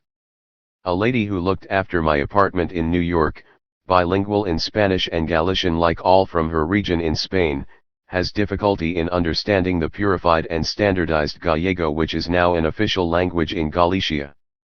It is not the language of common use in the region, but a new social construct. What I have said so far may be true or not, but it is now largely out of date. For three things have happened which were not thought of in the heyday of nationalism and are still not thought of by the dangerous latecomers to nationalism. First, we no longer live entirely in a culture of reading and writing. Second, we no longer live in a world where the idea of a single all-purpose national language is generally feasible, that is, we live in a necessarily plurilingual world. And third, we live in an era when at least for the time being there is a single language for universal global communication, namely, a version of English. The first development is basically the effect of film and television and, above all, the small portable radio. It means that spoken vernacular languages are no longer only face-to-face, domestic, or restricted idioms. Illiterates are, therefore, directly within the reach of the wider world and wider culture. This may also mean that small languages and dialects can survive more easily, insofar as even a modest population is enough to justify a local radio program. Minority languages, thus, can be cheaply provided for. However, exposure to some bigger language through the media may speed up linguistic assimilation. On balance, radio favors small languages, television has been hostile to them, but this may no longer be true when cable and satellite television are as accessible as FM radio. In New York, in 1994, television programs were available in Italian, French, Chinese, Japanese, Spanish, Polish, Greek, and even occasionally in Albanian. In short, it is no longer necessary to make a language official if it is to be moved out of the home and off the street into the wider world. Of course, none of this means that illiterates are not at a severe and growing disadvantage compared to literates, whether in written languages or in computer languages. In Europe, national standard languages were usually based on a combination of dialects spoken by the main state people which was transformed into a literary idiom. In the post-colonial states, this is rarely possible, and when it is, as in Sri Lanka, the results of giving Sinhalese exclusive official status have been disastrous. In fact, the most convenient national languages are either lingua francas or pidgins developed purely for intercommunication between peoples who do not talk each other's languages, like Swahili, Filipino, or Bahasa Indonesia, or former imperial languages like English in India and Pakistan. Their advantages are that they are neutral between the languages actually spoken and put no one group at a particular advantage or disadvantage. Except, of course, the elite. The price India pays for conducting its affairs in English as an insurance against language-based civil wars such as that in Sri Lanka is that people who have not had the several years full-time education which make a person fluent in a foreign written language will never make it above a relatively modest level in public affairs or, today, in business. That price is worth paying, I think. Nevertheless, imagine the effect on Europe if Hindi were the only language of general communication in the European Parliament, and the Times, Le Monde, and the Frankfurter Allgemeine Zeitung could be read only by those literate in Hindi. All this is changing, or will profoundly change, the relation of languages to each other in multinational societies. The ambition of all languages in the past which aspired to the status of national languages and to be the basis of national education and culture was to be all-purpose languages at all levels, that is, interchangeable with the major culture languages. Especially, of course, with the dominant language against which they tried to establish themselves. Thus, in Finland, Finnish was to be capable of replacing Swedish for all purposes, in Belgium Flemish of replacing French. Hence the real triumph of linguistic emancipation was to set up a vernacular university. In the history of Finland, Wales, and the Flemish movement, the date when such a university was established is a major date in nationalist history. A lot of smaller languages have tried to do this over the past centuries, starting, one suppose, with Dutch in the 17th century and ending, so far, with Catalan. Some are still trying to do it, like Basque. Now in practice this is ceasing to be the case operationally, although small nation nationalism does what it can to resist the trend. Languages once again have niches and are used in different situations and for different purposes. Therefore, they do not need to cover the same ground. This is partly because for international purposes only a few languages are actually used. Though the administration of the European Union spends 1/3 of its income on translation from and into all the 11 languages in it which have official status, it is a safe bet that the overwhelming bulk of its actual work is conducted in not more than 3 languages. Again, while it is perfectly possible to devise a vocabulary for writing papers in molecular biology in Estonian, and for all I know this has been done, nobody who wishes to be read, except by the other Estonian molecular biologists, will write such papers. They will need to write them in internationally current languages, as even the French and the Germans have to do in such fields as economics. Only if the number of students coming into higher education is so large and if they are recruited from monoglot families is there a sound educational reason for a full vernacular scientific vocabulary, and then only for introductory textbooks. For all more advanced purposes, students will have to learn enough of an international language to read the literature, and probably they also will have to learn enough of the kind of English which is today for intellectuals what Latin was in the Middle Ages. It would be realistic to give all university education in certain subjects in English today, as is partly done in countries like the Netherlands and Finland which once were the pioneers of turning local vernaculars into all-purpose languages. There is no other way. Officially, 19th century Hungary succeeded in making Magyar into such an all-purpose language for everything from poetry to nuclear physics. In practice, since only 10 million speak it, every educated Hungarian has to be, and is, plurilingual. What we have today are not interchangeable but complementary languages, whatever the official position. In Switzerland, there is no pressure to turn the spoken idiom of Schweizerdeutsch into a written language because there is no political objection to using High German English and French for this purpose. In Catalonia, the cost of turning Catalan into an all-purpose language is to deprive poor and uneducated inhabitants of this bilingual region of the native advantage of speaking and writing one of the few major international languages, namely Spanish. In Paraguay everybody speaks Guarani. Well, strictly speaking 45% of the population are bilingual, the Indian language which has, ever since the country was established as a Spanish colony, served as a regional lingua franca. However, though it has long had equal rights, so far as I can see it is written chiefly for purposes of belles lettres. For all other purposes, Spanish is used. It is extremely unlikely that in Peru, where Quechua, rightly, acquired official standing in the 1970s, there will be much demand either for daily newspapers or university education in that language. Why should there be? Even in Barcelona, where Catalan is universally spoken by the locals, the great majority of daily papers read, including the local Catalan edition of national papers, are in Spanish. As for the typical third world state, as I have pointed out, they cannot possibly have just one all-purpose language. This is the situation which has encouraged the rise of lingua francas in countries and regions and of English as a worldwide medium of communication. Such pidgins or creoles may be culture and literary languages, but that is not their main purpose. Medieval clerks' Latin had very little to do with Virgil and Cicero. They may or may not become official languages, for countries do need languages of general public communication, but when they do, they should avoid becoming monopoly culture languages. And the less we let the poets get their hands on such communication languages the better, for poetry encourages both incommunicability and linguistic nationalism. However, such languages are tempted to let themselves be dominated by bureaucratic or technical jargon since this is their primary use. This also should be fought in the interests of clarity. Since American English is already one of the most jargon-ridden idioms ever invented, the danger is real.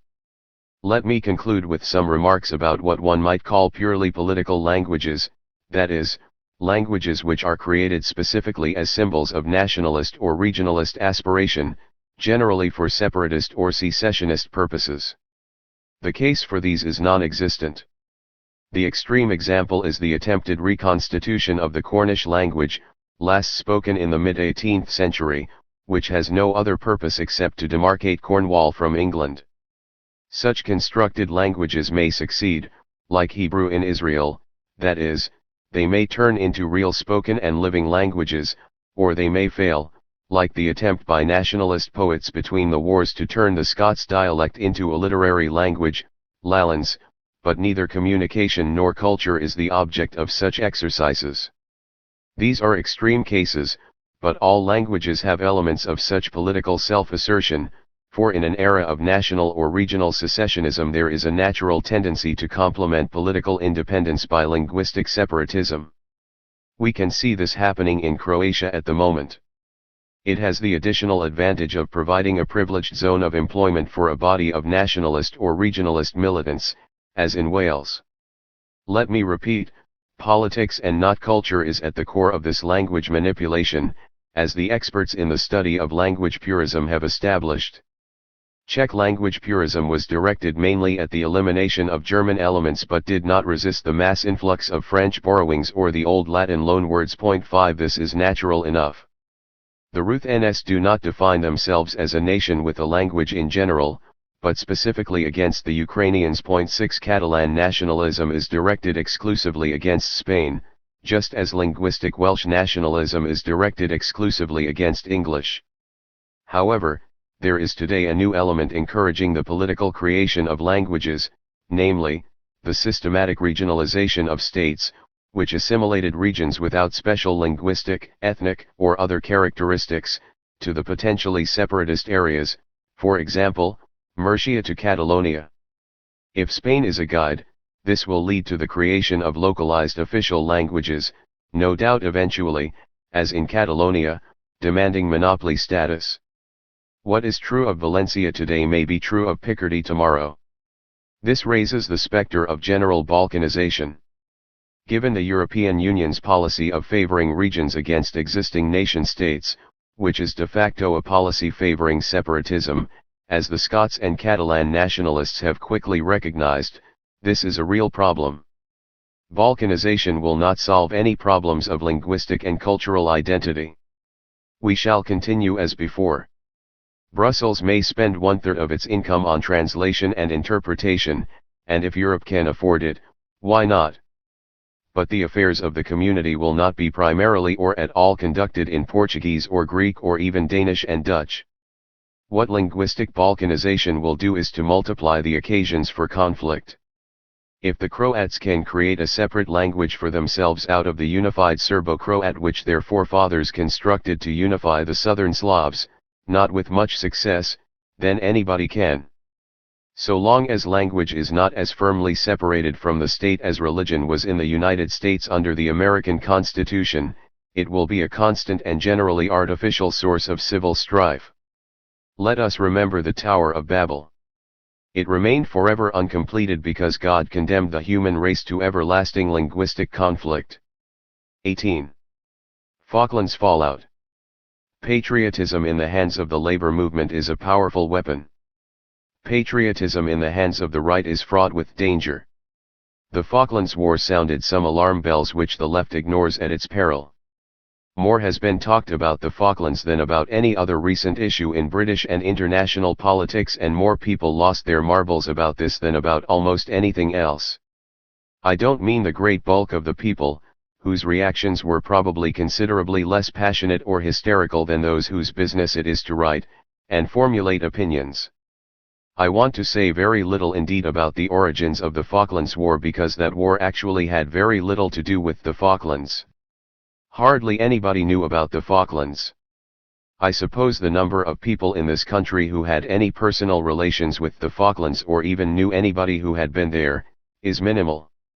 The 1680 natives of these islands were very nearly the only people who took an urgent interest in the Falklands, apart of course from the Falkland Island Company, which owns a good deal of it, ornithologists and the Scott Polar Research Institute, since the islands are the basis of all the research activities in the Antarctic. They were never very important, or at least they haven't been since the First World War, or perhaps just the beginning of the Second World War. They were so insignificant and so much out of the center of interest that Parliament let the running be made by about a dozen MPs, the Falklands lobby, which was politically a very, very mixed lot. They were allowed to stymie all the not very urgent efforts of the Foreign Office to settle the problem of the island's fixture. Since the government and everybody else found the Falklands totally without interest, the fact that they were of urgent interest in Argentina, and to some extent in Latin America as a whole, was overlooked. They were indeed far from insignificant to the Argentinians. They were a symbol of Argentinian nationalism, especially since Perón. We could put the Falklands problem off forever, or we thought we could, but not the Argentinians. A question of neglect. Now, I'm not judging the validity of the Argentinian claim. Like so many nationalist claims, it can't bear much investigation. Essentially it's based on what you might call secondary school geography. Anything that belongs to the continental shelf ought to belong to the nearest country, in spite of the fact that no Argentinians had ever actually lived there. Nevertheless, we're bound to say that the Argentinian claim is almost certainly rather stronger than the British claim, and has internationally been regarded as rather stronger. The Americans, for instance, never accepted the British claim, whose official justification changed from time to time. But the point isn't to decide which claim is stronger. The point is that, for the British government, the Falklands were about as low as they could be on its list of priorities. And it was totally ignorant of Argentinian and Latin American views, which are not merely those of the junta but of all Latin America. As a result, it managed, by withdrawing the one-armed ship, the Endurance, which had always been there symbolically indicating that you couldn't take the Falklands over, to suggest to the Argentinian junta that the UK wouldn't resist. The Argentinian generals, who were patently crazy and inefficient as well as nasty, decided to go ahead with the invasion. But for mismanagement by the UK government, the Argentinian government would pretty certainly not have decided to invade.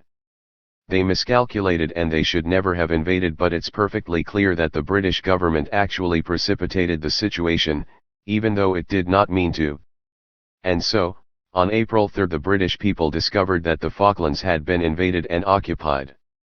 The government should have known that an invasion was imminent, but claimed it didn't, or at any rate if it did know, it took no action. An upsurge of popular feeling. But what was the situation in Britain when war broke out and during the war itself? Let me try to summarize it fairly briefly. The first thing that happened was an almost universal sense of outrage among a lot of people, the idea that you couldn't simply accept this, something had to be done. This was a sentiment which was felt at all levels right down to the grassroots, and it was unpolitical in the sense that it went through all parties and was not confined to the right or to the left.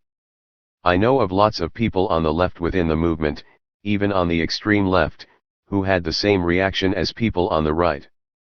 It was this general sense of outrage and humiliation which was expressed on that first day in Parliament, when the pressure for action actually came not from Thatcher and the government, but from all sides, the ultra-right in the Conservatives, the Liberals, and Labour, with only the rarest of exceptions.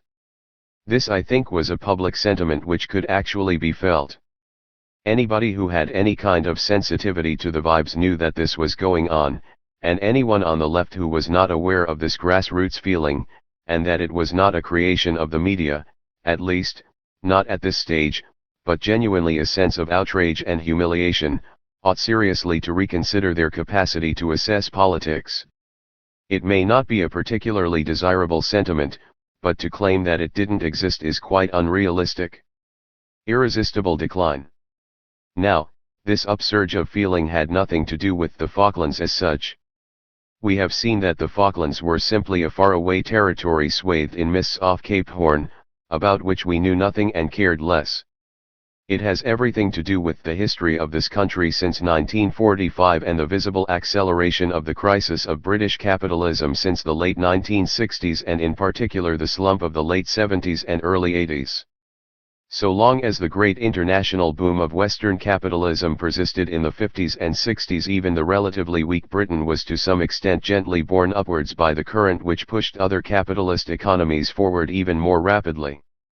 Things were clearly getting better and we didn't have to worry too much, although there was obviously a certain amount of nostalgia around the place. And yet at a certain stage it became evident that the decline and crisis of the British economy were getting much more dramatic. The slump in the 70s intensified this feeling, and of course since 1979 the real depression, the deindustrialization of the Thatcher period and mass unemployment, have underlined the critical condition of Britain. So the gut reaction that a lot of people felt at the news that Argentina had simply invaded and occupied a bit of British territory could have been put into the following words: ours is a country which has been going downhill for decades, the foreigners have been getting richer and more advanced than we are, everybody's looking down on us and pitying us, we can't even beat the Argentinians or anybody else at football anymore, everything's going wrong in Britain, nobody really quite knows what to do about it and how to put it right. But now it's got to the point where some bunch of foreigners think they can simply march some troops onto British territory, occupy it and take it over, and they think the British are so far gone that nobody's going to do anything about it, nothing's going to be done. Well, this is the straw that breaks the camel's back, something's got to be done. By God, we'll have to show them that we're not really just there to be walked over.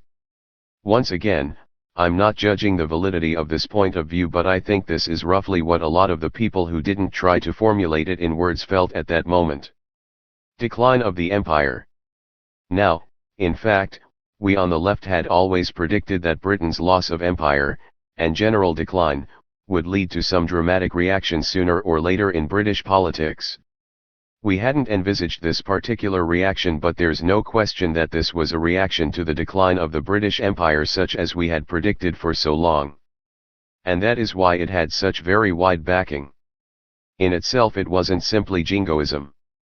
But, though this feeling of national humiliation went far beyond the range of simple jingoism, it was easily seized by the right, and it was taken over in what I think was politically a very brilliant operation by Mrs. Thatcher and the Thatcherites. Let me quote her in the classic statement of what she thought the Falklands War proved: when we started out there were the waverers and the faint hearts, the people who thought we could no longer do the great things we once did, those who believed our decline was irreversible, that we could never again be what we were, that Britain was no longer the nation that had built an empire and ruled a quarter of the world. Well, they were wrong. In fact, the war was purely symbolic, it didn't prove anything of the kind. But here you see the combination of somebody catching certain popular vibes and turning them in a right-wing, I hesitate, but only just, to say a semi-fascist, direction. That is why from the right-wing point of view it was essential not simply to get the Argentinians out of the Falklands, which would have been perfectly practicable by a show of force plus negotiation, but to wage a dramatic victorious war. That is why the war was provoked by the British side, whatever the Argentinian attitude. There's little doubt that the Argentinians, as soon as they discovered that this was the British attitude, were looking for a way out of an intolerable situation. Thatcher wasn't prepared to let them, because the whole object of the exercise was not to settle the matter now but to prove that Britain was still great, if only in a symbolic fashion. At virtually every stage the policy of the British government in and out of the United Nations was one of total intransigence. I'm not saying that the junta made it easy to come to a settlement, but I think historians will conclude that a negotiated withdrawal of the Argentinians was certainly not out of the question. It wasn't seriously tried. A new alliance. This provocative policy had a double advantage. Internationally, it gave Britain a chance to demonstrate her hardware, her determination, and her military power. Domestically, it allowed the Thatcherites to seize the initiative from other political forces within and outside the Conservative Party. It enabled a sort of takeover by the Thatcherites not only of Conservative camp but of a great area of British politics. In a curious way, the nearest parallel to the Thatcherite policy during the Falklands War is the Peronist policy which, on the other side, had first launched the Falklands into the center of Argentinian politics. Perón, like Mrs. Thatcher and her little group, tried to speak directly to the masses using the mass media, over the heads of the establishment. In our case, that included the conservative establishment as well as the opposition. She insisted on running her own war. It wasn't a war run by Parliament. It wasn't even run by the cabinet, it was a war conducted by Mrs. Thatcher and a small war cabinet. At the same time she established direct lateral relations, which I hope will not have long-term political effects, with the military. And it is this combination of a direct demagogic approach to the masses, bypassing the political processes and the establishment, and the forging of direct lateral contact with the military and the defense bureaucracy, that is characteristic of the war. Neither costs nor objectives counted, least of all of course the Falklands, except as symbolic proof of British virility, something which could be put into headlines. This was the kind of war which existed in order to produce victory parades. That is why all the symbolically powerful resources of war and empire were mobilized on a miniature scale. The role of the Navy was paramount anyway, but traditionally public opinion has invested a lot of emotional capital in it. The forces sent to the Falklands were a mini-museum of everything which could give the Union Jack particular resonance: the Guards, the new technological strong men, the SAS, the Paras, all were represented, down to those little old Gurkhas. They weren't necessarily needed, but you had to have them just because this was, as it were, a recreation of something like the old imperial durbars, or the processions at the death or the coronation of British sovereigns. Clochemerle rides again. We cannot in this instance quote Karl Marx's famous phrase about history repeating itself, the first time as tragedy, the second time as farce, because no war is a farce. Even a little war in which 250 Britons and 2,000 Argentinians get killed is not a matter for jokes. But for foreigners who didn't realize the crucial role of the Falklands War in British domestic politics, the war certainly seemed an absolutely incomprehensible exercise. Le Monde in France called it a clochemerle of the South Atlantic. You may remember that famous 1934 novel by Gabriel Chevalier, in which the right and the left in a small French town come to enormous blows over the question of where to situate a public lavatory. Most Europeans simply could not understand what all the fuss was about. What they did not appreciate was that the whole thing was not about the Falklands at all and not about the right of self-determination. It was an operation concerned basically with British politics and with the British political mood. Having said that, let me just say very firmly that the alternative was not between doing nothing and Thatcher's war. I think it was politically absolutely impossible at this stage for any British government not to do anything. The alternatives were not simply to accept the Argentinian occupation by passing the buck to the United Nations, which would have adopted empty resolutions, or on the other hand, Mrs. Thatcher's intended replay of Kitchener's victory over the Sudanese at Omdurman in 1898.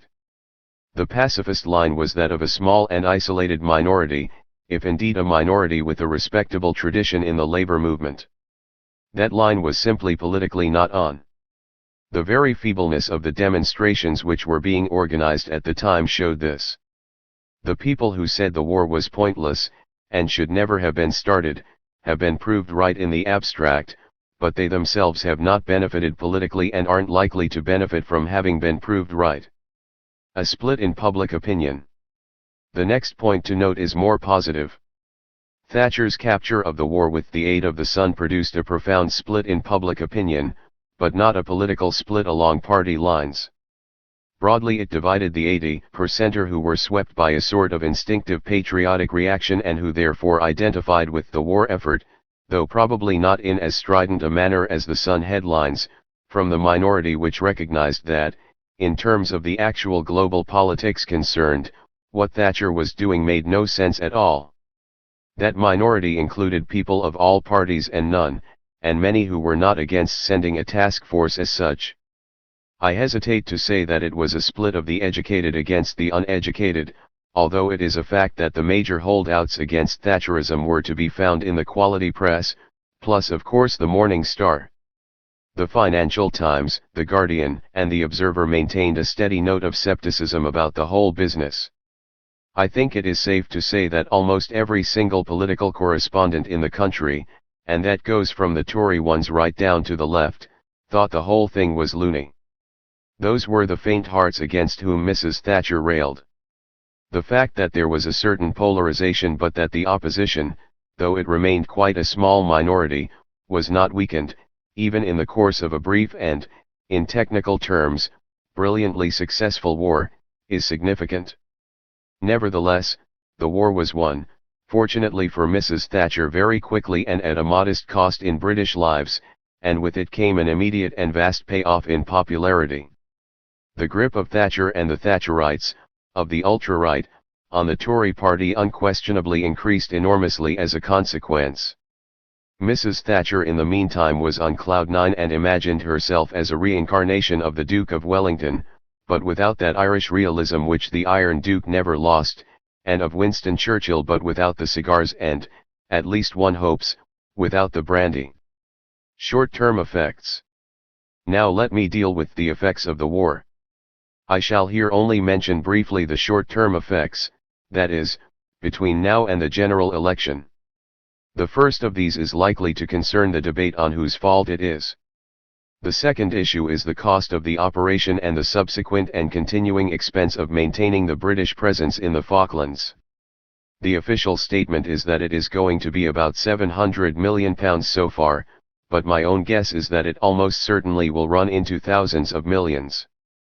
Accountancy is, as is well known, a form of creative writing, so exactly how you calculate the cost of a particular operation of this kind is optional, but whatever it is, it will turn out to be very, very expensive. Certainly the left will press this issue and they ought to. However, unfortunately, the sums are so large as to be meaningless to most people.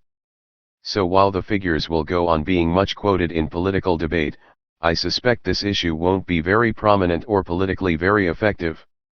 The third issue is the bearing of the Falklands on British war policy, or defense policy as everybody now likes to call it. The Falklands War will certainly intensify the savage internal warfare among admirals, air marshals, generals and the Ministry of Defense, which has already led to one post-Falklands casualty, the Minister of Defense himself, John Nott. There is very little doubt that the admirals used the Falklands affair to prove that a large navy, capable of operating right across the globe, was absolutely essential to Great Britain, whereas everybody else knows that we can't afford it, and what's more, it just isn't worth keeping a navy of that size in order to be able to supply Port Stanley. These discussions will certainly raise the question of whether Britain can afford both a global navy and Trident missiles, and what exactly the role and importance of independent British nuclear weapons is. So to this extent they can play a part in the development of the campaign for nuclear disarmament, which should not be underestimated. Next, the future of the Falkland Islands themselves. This, once again, is likely to be of little general interest, since the islands will cease to be of any serious interest to most Britons again. But it will be an enormous headache for civil servants, for the Foreign Office, and for anybody else involved, because we have no policy for the future. It wasn't the object of the war to solve the problems of the Falkland Islands. We are simply back to square one, or rather back to square minus one, and something will sooner or later have to be done to find a permanent solution for this problem, unless British governments are simply content to keep an enormously expensive commitment going forever, for no good purpose whatever, way down there by the South Pole. Patriotism and the left. Finally, let me deal with the more serious question of the long-term effects. The war demonstrated the strength and the political potential of patriotism, in this case in its jingo form. This should not perhaps surprise us, but Marxists haven't found it easy to come to terms with working-class patriotism in general and English or British patriotism in particular. British here means where the patriotism of the non-English peoples happens to coincide with that of the English. Where it doesn't coincide, as is sometimes the case in Scotland and Wales, Marxists have been more aware of the importance of nationalist or patriotic sentiment. Incidentally, I suspect that while the Scots felt rather British over the Falklands, the Welsh didn't. The only parliamentary party which, as a party, opposed the war from the start was Plaid Cymru, and of course, as far as the Welsh are concerned, our lads and our kith and kin are not in the Falklands, but in Argentina. They are the Patagonian Welsh who send a delegation every year to the National Eisteddfod in order to demonstrate that you can still live at the other end of the globe and be Welsh. So as far as the Welsh are concerned, the reaction, the Thatcherite appeal on the Falklands, the kith and kin argument, probably fell by the wayside. Now, there are various reasons why the left, and particularly the Marxist left, has not really liked to come to terms with the question of patriotism in this country. There's a particular historical conception of internationalism which tends to exclude national patriotism. We should also bear in mind the strength of the liberal/radical, anti-war and pacifist tradition, which is very strong, and which certainly has passed to some extent into the labor movement. Hence there's a feeling that patriotism somehow conflicts with class consciousness, as indeed it frequently does, and that the ruling and hegemonic classes have an enormous advantage in mobilizing it for their purposes, which is also true.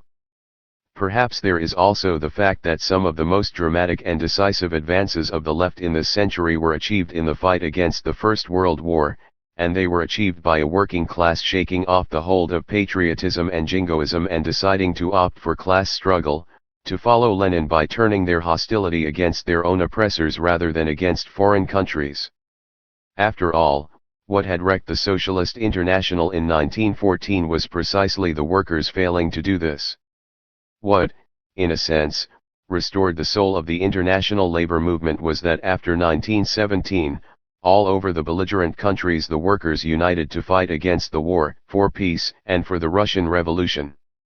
The British tradition. These are some of the reasons why Marxists perhaps failed to pay adequate attention to the problem of patriotism. So let me just remind you as an historian that patriotism cannot be neglected. The British working class has a long tradition of patriotism which was not always considered incompatible with a strong and militant class consciousness. In the history of Chartism and the great radical movements in the early 19th century we tend to stress the class consciousness. But when in the 1860s one of the few British workers actually to write about the working class, Thomas Wright the journeyman engineer, wrote a guide to the British working class for middle-class readers, because some of these workers were about to be given the vote, he gave an interesting thumbnail sketch of the various generations of workers he'd known as a skilled engineer. When he came to the Chartist generation, the people who had been born in the early 19th century, he noted that they hated anything to do with the upper classes, and would not trust them an inch. They refused to have anything to do with what we would call the class enemy. At the same time he observed that they were strongly patriotic, strongly anti-foreign, and particularly anti-French. They were people who had been brought up in their childhood in the anti-Napoleonic wars. Historians tend to stress the Jacobin element in British Labour during these wars and not the anti-French element, which also had popular roots. I'm simply saying you cannot write patriotism out of the scenario even in the most radical period of the English working class. Throughout the 19th century there was a very general admiration for the Navy as a popular institution, much more so than the Army. You can still see it in all the public houses named after Lord Nelson, a genuinely popular figure. The Navy and our sailors were things that Britons, and certainly English people, took pride in. Incidentally, a good deal of 19th century radicalism was built on an appeal not just to workers and other civilians but to soldiers. Reynolds News and the old radical papers of those days were much read by the troops because they systematically took up the discontents of the professional soldiers. I don't know when this particular thing stopped, although in the Second World War the Daily Mirror succeeded in getting a vast circulation in the army for precisely the same reason. Both the Jacobin tradition and the majority anti-French tradition are thus part of English working class history, though labor historians have stressed the one and played down the other. Again, at the beginning of the First World War the mass patriotism of the working class was absolute genuine. It was not something that was simply being manufactured by the media. It didn't exclude respect for the minority within the labor movement who failed to share it. The anti-war elements and the pacifists within the labor movement were not ostracized by the organized workers. In this respect there was a great difference between the attitude of workers and of the petty bourgeois jingoists. Nevertheless, the fact remains that the largest single volunteer mass recruitment into any army ever was that of British workers who joined up in 1914–15. The mines would have been empty but for the fact that the government eventually recognized that if it didn't have some miners in the mines it wouldn't have any coal. After a couple of years many workers changed their mind about the war, but the initial surge of patriotism is something we have to remember. I'm not justifying these things, simply pointing to their existence and indicating that in looking at the history of the British working class and the present reality, we must come to terms with these facts, whether we like them or not. The dangers of this patriotism always were and still are obvious, not least because it was and is enormously vulnerable to ruling class jingoism, to anti-foreign nationalism and of course in our days to racism. These dangers are particularly great where patriotism can be separated from the other sentiments and aspirations of the working class, or even where it can be counterposed to them, where nationalism can be counterpoised to social liberation. The reason why nobody pays much attention to the, let's call it, jingoism of the Chartists, is that it was combined with and masked by an enormous militant class consciousness. It's when the two are separated, and they can be easily separated, that the dangers are particularly obvious. Conversely, when the two go together in harness they multiply not only the force of the working class but its capacity to place itself at the head of a broad coalition for social change, and they even give it the possibility of wresting hegemony from the class enemy. Extraordinary 1945. That was why in the anti-fascist period of the 30s, the Communist International launched the call to wrest away national traditions from the bourgeoisie, to capture the national flag so long waved by the right. So the French left tried to conquer, capture, or recapture both the tricolor and Joan of Arc, and to some extent it succeeded. In this country, we didn't pursue quite the same object, but we succeeded in doing something more important. As the anti-fascist war showed quite dramatically, the combination of patriotism in a genuine people's war proved to be politically radicalizing to an unprecedented degree. At the moment of his greatest triumph, Mrs. Thatcher's ancestor, Winston Churchill, the unquestioned leader of a victorious war, and a much greater victorious war than the Falklands, found himself, to his enormous surprise, pushed aside because the people who had fought that war, and fought it patriotically, found themselves radicalized by it. And the combination of a radicalized working class movement and a people's movement behind it proved enormously effective and powerful. Michael Foot may be blamed for thinking too much in terms of Churchillian memories, 1940, Britain standing alone, anti-fascist war and all the rest of it, and obviously these echoes were there in Labour's reaction to the Falklands. But let us not forget that our Churchillian memories are not just of patriotic glory, but of victory against reaction both abroad and at home, of Labour triumph and the defeat of Churchill. It's difficult to conceive this in 1982, but as an historian I must remind you of it. It is dangerous to leave patriotism exclusively to the right. Rule Britannia. At present it is very difficult for the left to recapture patriotism. One of the most sinister lessons of the Falklands is the ease with which the Thatcherites captured the patriotic upsurge, which initially was in no sense confined to political conservatives, let alone to Thatcherite ones. We recall the ease with which non-Jingos could be tagged, if not actually as anti-patriotic, then at least as soft on the argies, the ease with which the Union Jack could be mobilized against domestic enemies as well as foreign enemies.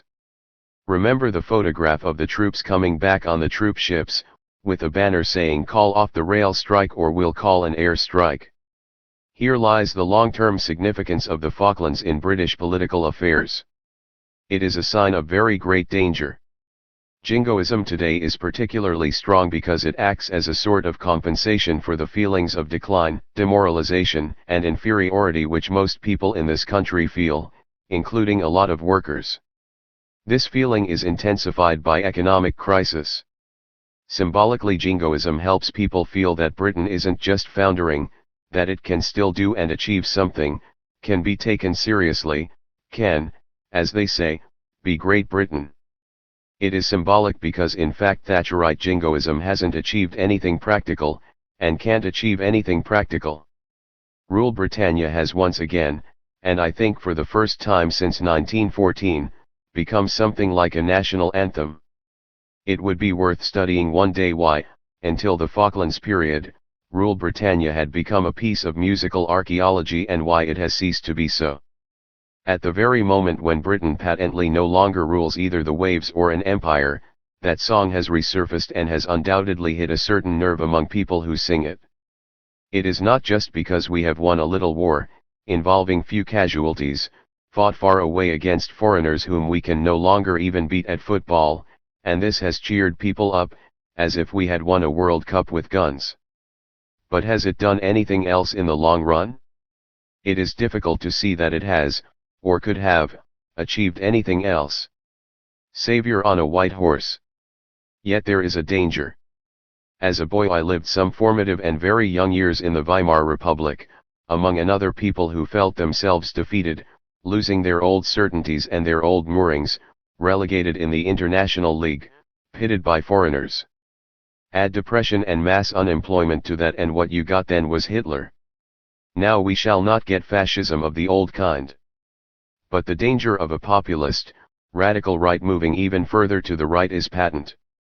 That danger is particularly great because the left is today divided and demoralized, and above all because vast masses of the British, or anyway the English, have lost hope and confidence in the political processes and in the politicians, any politicians. Mrs. Thatcher's main trump card is that people say she isn't like a politician. Today with 3.5 million unemployed, 45% of the electors at Northfield, 65% of the electors at Peckham, don't bother to vote. In Peckham 41% of the electorate voted for Labour in 1974, 34% in 1979, and 19.1% today. I'm not talking of votes cast but of the total number of people in the constituency. In Northfield, which is in the middle of the devastation zone of the British motor industry, 41% voted for Labour in 1974, 32% in 1979, and 20% today. The main danger lies in this depoliticization, which reflects disillusionment with politics born of a sense of impotence. What we see today is not a substantial rise in the support for Thatcher and the Thatcherites.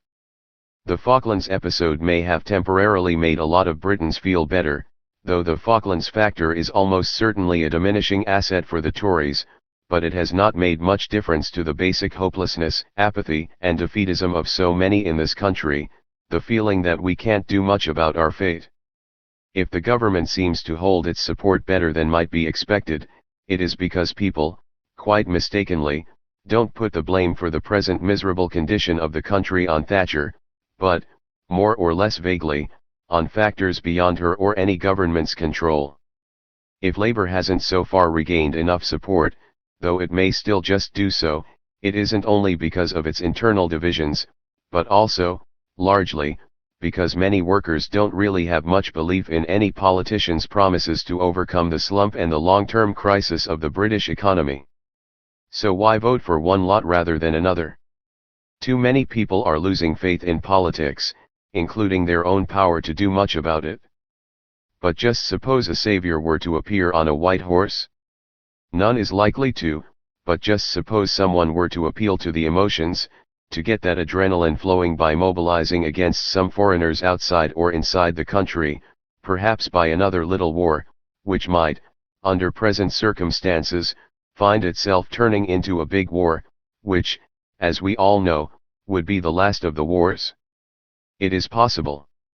I don't think that savior is going to be Thatcher, and to that extent I can end on a slightly upbeat note. Free enterprise, to which she is committed, is not a winner, as fascist propaganda recognized in the 1930s. You can't win by saying, let the rich get richer and to hell with the poor. Thatcher's prospects are less good than Hitler's were.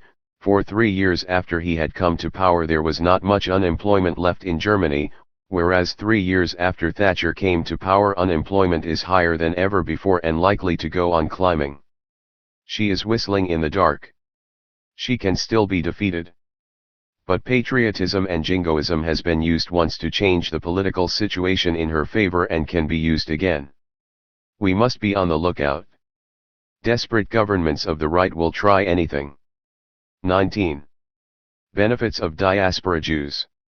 Originally a lecture given on May 10, 2005 on the 50th anniversary of the Leo Baeck Institute, with the title Enlightenment and Achievement, the Emancipation of Jewish Talent since 1800. Most work in the field of Jewish history deals with the almost invariably vast impact of the outside world on the Jews, who are almost invariably a small minority of the population. My concern is with the impact of the Jews on the rest of humanity. And, in particular, with the explosive transformation of this impact in the 19th and 20th centuries, that is to say, since the emancipation and self-emancipation of the Jews began in the late 18th century. Between their expulsion from Palestine in the 1st century AD and the 19th century, the Jews lived within the wider society of Gentiles, whose languages they adopted as their own and whose cuisine they adapted to their ritual requirements, but only rarely and intermittently were they able and, what is equally to the point, willing to participate in the cultural and intellectual life of these wider societies. Consequently, their original contribution to this life was marginal, even in fields in which, since emancipation, their contribution has been enormous. Only as intermediaries between intellectual cultures, notably between the Islamic and Western Christian worlds in the European Middle Ages, did they have a significant part to play. Consider a field of outstanding Jewish achievement, mathematics. So far as I am aware, no significant developments in modern mathematics are specifically associated with Jewish names until the 19th century. Nor do we find that Jewish mathematicians made major advances which were only discovered by the wider mathematical world much later, as was the case of the Indian mathematicians whose work between the 14th and the 16th centuries, written in the Malayalam language, remained unknown until the second half of the 20th. Or take chess, the excessive practice of which was actively discouraged by religious authority in general and Maimonides in particular as a distraction from the study of the law. No wonder the first Jewish chess player to gain a wider reputation was the Frenchman Aaron Alexander, 1766–1850, whose life coincided with the emancipation. This segregation or ghettoization, both imposed and self-imposed, was at its most stringent between the 14th and the 18th centuries, and reinforced after 1492 by the expulsion of non-converting Jews from the Spanish dominions, including those in Italy. This reduced the occasions for social and intellectual contact with non-Jews, other than those that arose out of the professional activities that linked Jews to the Gentile world. Indeed, it is difficult to think of Jews during that period who were in a position to have informal intellectual contact with educated Gentiles outside the only major urban Jewish population remaining in the West, the largely Sephardi community of Amsterdam. Most Jews, after all, were either confined to ghettos or prohibited from settling in large cities until well into the 19th century. As Jacob Katz observed in Out of the Ghetto, 1973, in those days the outside world did not overly occupy the Jewish mind. The elaborate codification of the practices of orthodoxy that constituted the Jewish religion in the compendia of the time, notably the Shulchan Aruch, reinforced segregation and the traditional form of Jewish intellectual activity, the homiletic exposition of Bible and Talmud and its application to the contingencies of Jewish life, left little scope for anything else. Rabbinical authority banned philosophy, science, and other branches of knowledge of non-Jewish origin, even, in parts of Ukraine, foreign languages. The gap between intellectual worlds is best indicated by the fact that the rare advocates of emancipation among Eastern Jewry felt they needed to translate into Hebrew work evidently available to any educated person in the Gentile print culture, Euclid, for example, or works on trigonometry, as well as on geography and ethnography. The contrast between the situation before and after the era of emancipation is startling.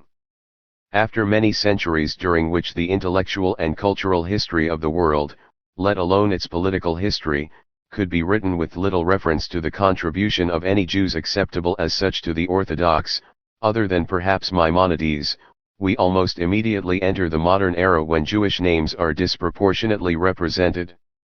It is as though the lid had been removed from a pressure cooker. Yet the prominence of certain names, Heine, Mendelssohn Bartholdy, Ricardo, Marx, Disraeli, and the flourishing milieu of wealthy educated Jews in a few favored cities, notably Berlin, should not mislead us. At the end of the Napoleonic Wars the great bulk of Ashkenazi Jews remained unintegrated in Gentile society, in Germany as much as in Holland or the Habsburg Empire, except, a very recent development, administratively, as subjects with civil surnames. Even top families had some way to go. Marx's mother never felt entirely at home in High German, and the first two generations of Rothschilds corresponded with one another in Judenjits in the Hebrew script. The Jews of the Central European hinterlands of the Habsburg Empire remained unaffected by emancipation until the 1840s at the earliest, when immigration into cities became possible, and very much later, in the case of those of Galicia and the Russian shtetls. Even in America, as Stephen Thernstrom reports in the Harvard Encyclopedia of American Ethnic Groups, until well into the 20th century the majority of the immigrants could recall, or had come directly from, a traditional Jewish society.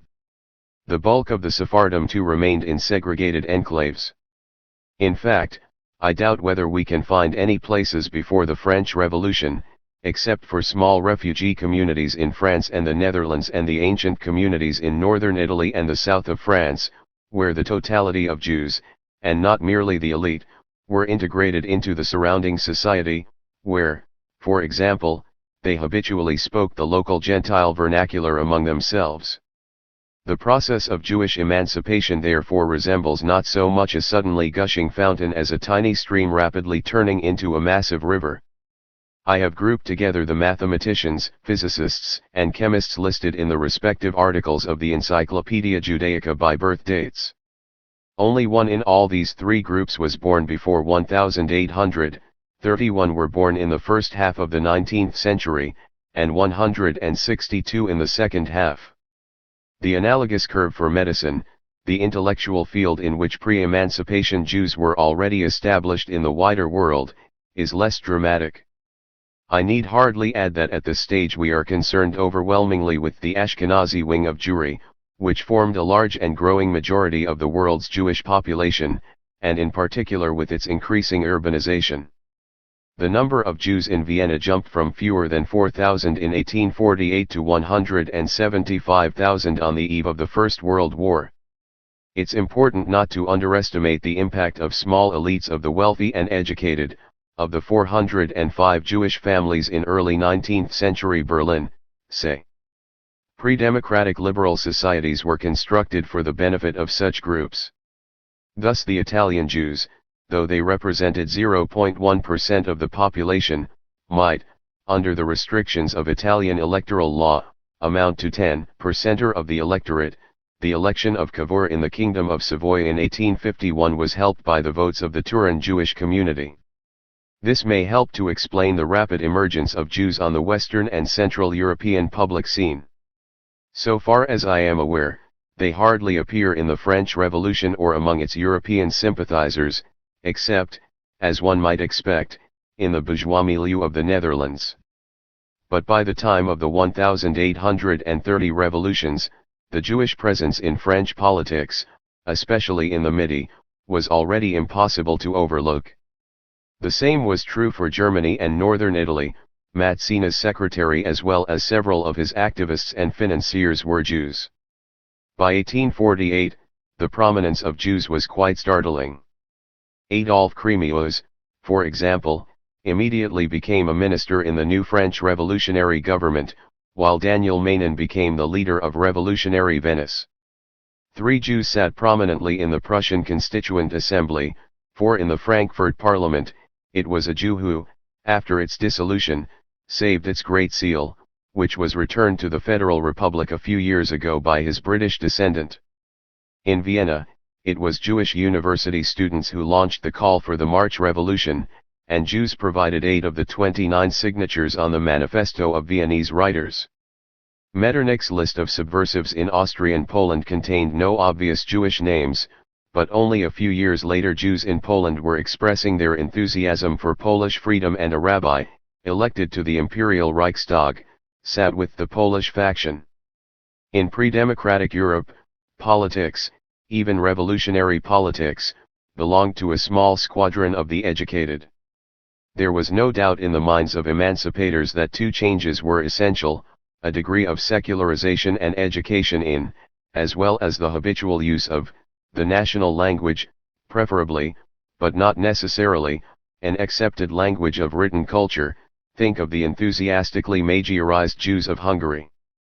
By secularization I don't mean that the Jewish faith had to be abandoned, though among the emancipated there was a rush to conversion, sincere or pragmatic, but that religion was no longer the unremitting, omnipresent, and all-embracing framework of life. Instead, however important, it filled only part of life.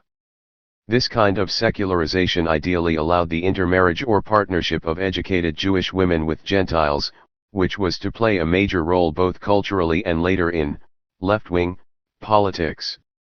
The relationship of women's emancipation to Jewish emancipation is a very significant subject.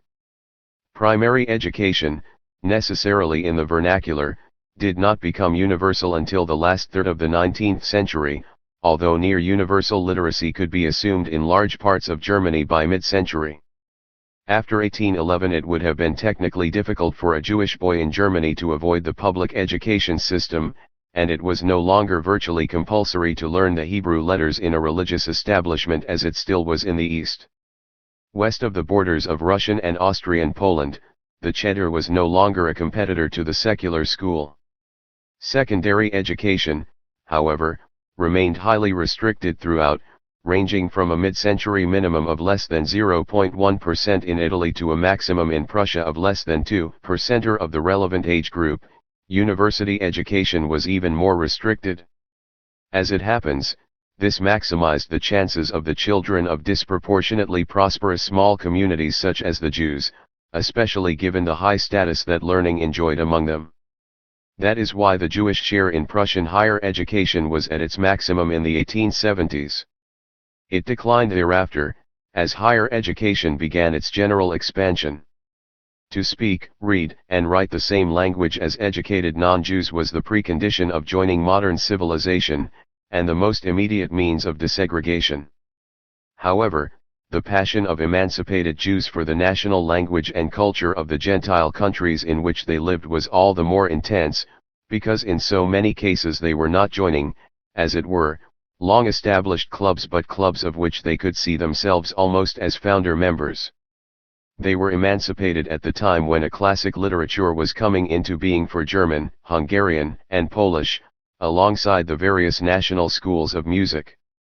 What could be closer to the cutting edge of German literature than the milieu of Rahel Varnhagen in early 19th century Berlin?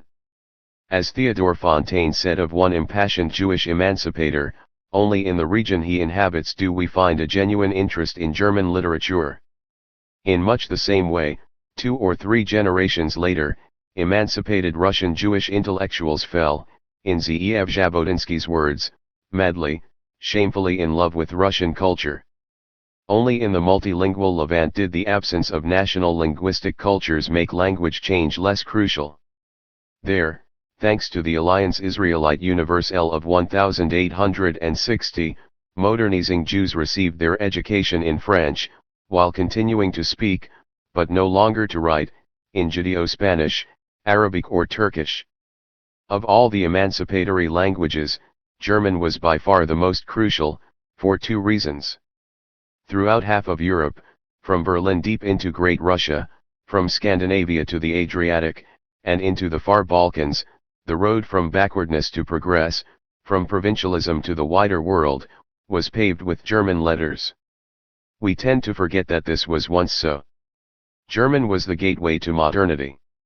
Karl-Emil Franzos's story Schiller in Varna, written on the occasion of the centenary of the birth of Schiller, the classical voice of moral and political freedom for common readers of German in the 19th century, illustrates this wonderfully well.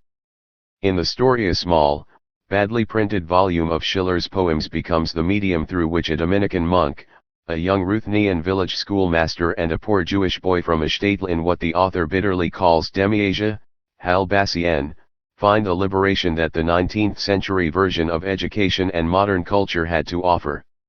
The story culminates in a reading of the Ode to Joy. In the darkest East, Schiller was even translated into Hebrew. The emancipatory role of German explains why the city fathers of the most Jewish center in Galicia, the town of Brody, 76% of its population was Jewish, insisted on German as the language of instruction in their schools. In 1880 they even fought, and won, their case in the imperial court in Vienna on the grounds, patently implausible, that this was a language of common use in Galicia. It was not. Almost all Eastern Jews spoke Yiddish, a German dialect, relic of a past bond with the wider society, now, like Sephardic Spanish after 1492, a badge of linguistic separation. A priori one might have expected Yiddish to coexist as an oral medium with the written national language, as other German dialects did and as Schweizerdeutsch still does, but, unlike these, it was a barrier to joining the modern world that had to be removed linguistically and ideologically, as the language of the most obscurantist communities. Speaking Polish or German, and wearing a German jacket, were ways used by the pioneers of emancipation in Warsaw to distinguish themselves. In any case, the children of Yiddish-speaking immigrants in German schools found themselves handicapped by their grammatical usages, correct enough in Yiddish but not in written German. Wealthier Jews, parvenus in an established society, were even more likely to abandon visible and audible marks of their origins.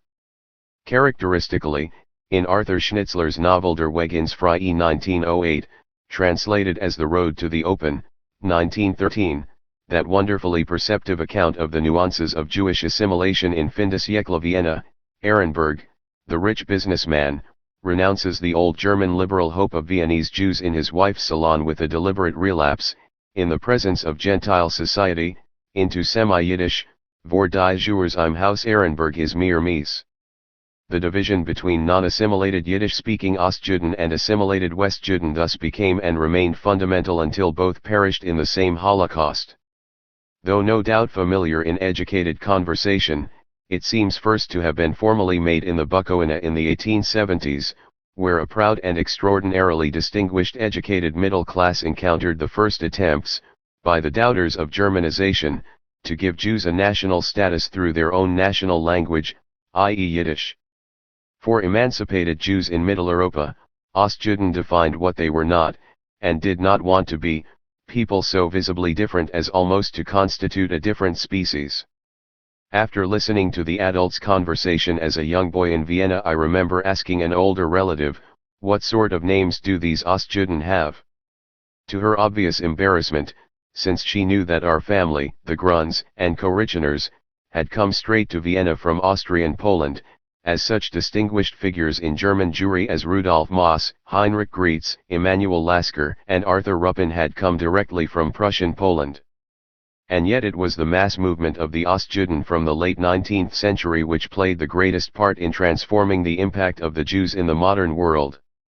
While there is obvious continuity, the Jewish influence or effect on the Gentile world in the 20th century is of a different order from its effect in the 19th. The liberal bourgeois century turned into what Yuri Slezkine in his book of that title calls the Jewish century. The American Jewish community became the largest by far in the Western diaspora. Unlike any other diaspora in the developed countries, it was overwhelmingly composed of poor Ostjuden, and far too large to fit into what there was of an existing acculturated German Jewish framework in the U.S.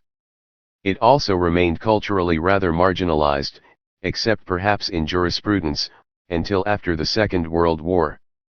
The modernizing effect on the Jewish population in Poland and Russia of a massive awakening of political consciousness, reinforced by the Russian Revolution, transformed the nature of Jewish emancipation, even in its Zionist version. So, too, did both the enormous expansion of jobs in higher education, notably in the second half of the last century, the rise of fascism, the foundation of Israel and the dramatic decline of Western anti-Semitic discrimination since 1945. The sheer scale of the Jewish cultural presence would have been inconceivable before the First or even the Second World War. So, obviously, would the size of the identity-conscious, book-buying Jewish public, which clearly affected the shape of the literary mass market, first in the Weimar Republic, later elsewhere. A distinction between the two periods must therefore be made. From the start, the contribution of emancipated Jews to their host societies had been disproportionately large, but, by the nature of emancipation, it was culturally unspecific. They wanted to be simply unhyphenated French, Italian, German and English. Conversely, and even allowing for widespread anti-Semitic feeling, in their liberal phase these societies also welcomed a prosperous and educated minority which reinforced their political, cultural, and national values. Consider pre-Second World War show business, in which Jews really were dominant, operetta and musicals in both Europe and the US, theater and later the movies, or for that matter popular song on both sides of the Atlantic. In the 19th century Offenbach was French, Strauss was Austrian. Even in the 20th century Irving Berlin was American, and in Jewish-controlled Hollywood of the Great Period you will search in vain for anything other than what Zucker and Lahu and Meyer considered 100% or white American values, Oregon even for stars whose names hinted at immigrant origin. In the public life of United Italy the 0.1% of Jews played a far larger role than in any other state. 17 of them sat in the Senate, they provided prime ministers and ministers, even generals. Yet they were so hard to distinguish from other Italians that it wasn't until after the war that we find historians drawing attention to their extraordinary overrepresentation. It was the same in the high arts. Jewish composers produced German and French music, while the takeover of concert halls and orchestra pits by Jewish musicians and virtuoso performers was the first sign of emancipation in the benighted East. But the great 20th century Jewish violinists and pianists reinforced the repertoire of Western classical music, unlike the modest gypsy fiddlers, the black jazz and Latin American musicians who extended its reach. A handful of London Irish writers, Wilde, Shaw, Yeats, left a larger recognizably Irish mark on English literature than Jewish writers left on any 19th century European literature. In the modernist period, on the other hand, the Jewish contribution became much more identifiable as well as influential both in literature and the visual arts, perhaps because modernist innovation in these fields made them more attractive to a group uncertain of its situation in the world, and perhaps, too, because the crisis of 19th century society moved Gentile perceptions closer to the unfixed situation of Jewry. It was the 20th century that imbued Western culture with ideas derived from the very consciously Jewish father of psychoanalysis. A Jew becomes central in Ulysses, Thomas Mann becomes preoccupied with these themes, and Kafka makes his enormous posthumous impact on the century. Conversely, moved by the general American, perhaps global, meanings of Arthur Miller's Death of a Salesman, we barely notice, as David Mamet has reminded us, how recognizably Jewish is the experience on which it is based. In the visual arts, one or two distinguished figures who happen to be Jews, Max Lieberman, Camille Pissarro, gave way to a cosmopolitan 20th century diaspora in which Jews were more numerous. Something like 20% of the artists in the catalogue of the Great Berlin/Moscow 1900-50 exhibition appear to be Jewish, as well as more prominent, Modigliani, Passin, Marcusses, Chagall, Soutine, Epstein, Lipchitz, Lisitsky, Tzotkin, and sometimes, as in Chagall's case, more recognizably Jewish. More recently, Yiddish locutions have been introduced into journalists' English thanks to the Americanized culture of the mass media. Today, most Anglophone Gentiles understand the word chutzpah. 40 years ago hardly anyone who wasn't Jewish used or even understood it. As for the natural sciences, the contribution of Jews increased dramatically after 1914, as the record of the relevant Nobel Prizes demonstrates. However, they offer very little scope for national and cultural coloration, and only the ideologies of the radical right could link the two as Jewish science. For obvious reasons, the social and human sciences have been a very different matter, and issues to do with the nature, structure, and possible transformations of society in an era of radical historical change both in practice and in theory have attracted emancipated Jews disproportionately almost from the beginning, starting with the Saint Simonians and Marx. This fits in with that understandable Jewish proclivity to support movements for global revolutionary transformation, which is so striking in the epoch of the Marx-inspired socialist and communist movements. Indeed, one might say that Western Jews of the earlier 19th century were emancipated thanks to an ideology not associated with them, while the Eastern Ashkenazim largely emancipated themselves through a universalist revolutionary ideology with which they were closely associated. This is even true of the original Zionism, deeply penetrated by Marxist thinking, that actually built the State of Israel. Correspondingly, in the 20th century new fields opened up or evolved, such as, in certain regions of Europe, sociology and especially psychoanalysis, which again could seem as disproportionately populated by Jews as, say, the International Club of Violin Virtuosos. But what characterized these sciences, like all the others to which Jews contributed so signally, was not genetic association, but lack of fixity, leading to innovation.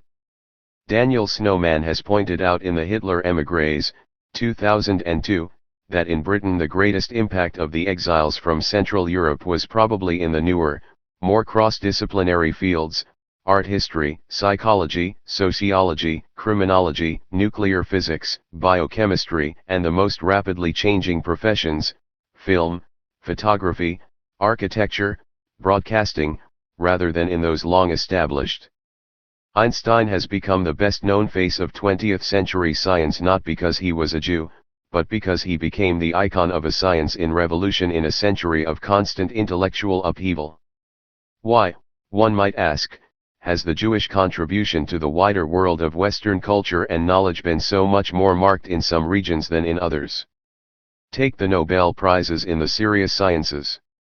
Of the 74 British prizes, 11 were won by Jews, but, with one possible exception, none of them was born in Britain.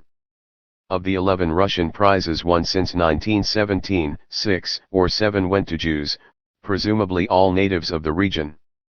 Until 2004, no Nobel Prizes in science had been won by Israeli researchers in any country, although Israel has one of the highest outputs per capita of scientific papers. 2004, however, produced 2, one native-born and one born in Hungary. On the other hand, 2 or perhaps 3 have been won since Israel became independent by members of the modest Lithuanian Jewish population of South Africa, c. 150,000, though all outside that continent. How are we to explain such striking differences? Here we can only speculate. In the sciences clearly the enormous increase in the research professions is crucial. The total number of university teachers in Prussia in 1913 was less than 2,000, the number of public secondary teachers in Germany was little more than 4,200. It's very unlikely that the exiguous number of academic posts in the field has no bearing on the surprising absence of Jews from the list of eminent conventional academic economic theorists before the Second World War, with the notable exception of Ricardo.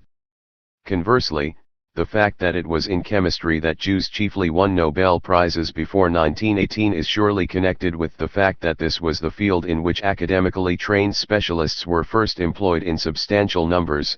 The three big German chemical companies alone employed about 1,000.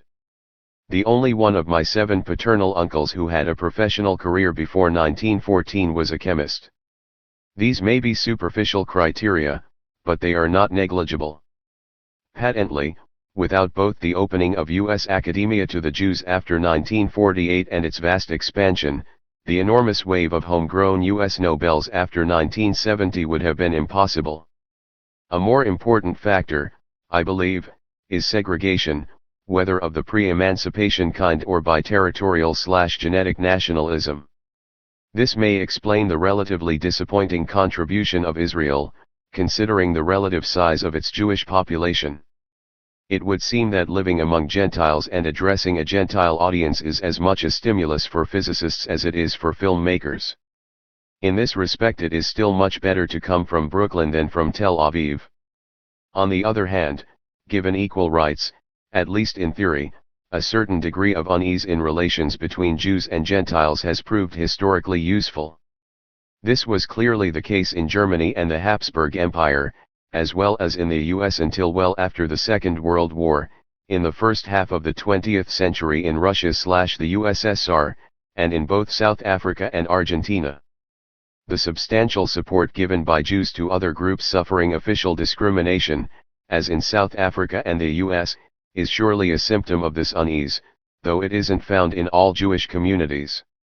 Even in the countries of the fullest toleration, France in the Third Republic, Western Austria under Franz Joseph, the Hungary of mass Magyar assimilation, the times of maximum stimulus for Jewish talent may have been those when the Jews became conscious of the limits of assimilation, the fin de siècle moment of Proust, who came to maturity in the Dreyfus decade, the era of Schoenberg, Mahler, Freud, Schnitzler, and Karl Kraus. Is it possible for diaspora Jews to be so integrated as to lose that stimulus? It has been argued that this was the situation of the established Anglo-Jews of the 19th century, and certainly British Jews were less than prominent in the leadership of the socialist and social revolutionary movements, or even among the group's intellectuals. One has only to compare them with their counterparts east of the Rhine and north of the Alps. I am unqualified to come to a conclusion one way or the other. Whatever may have been the case up to the time of Hitler and the Holocaust, it is no longer so.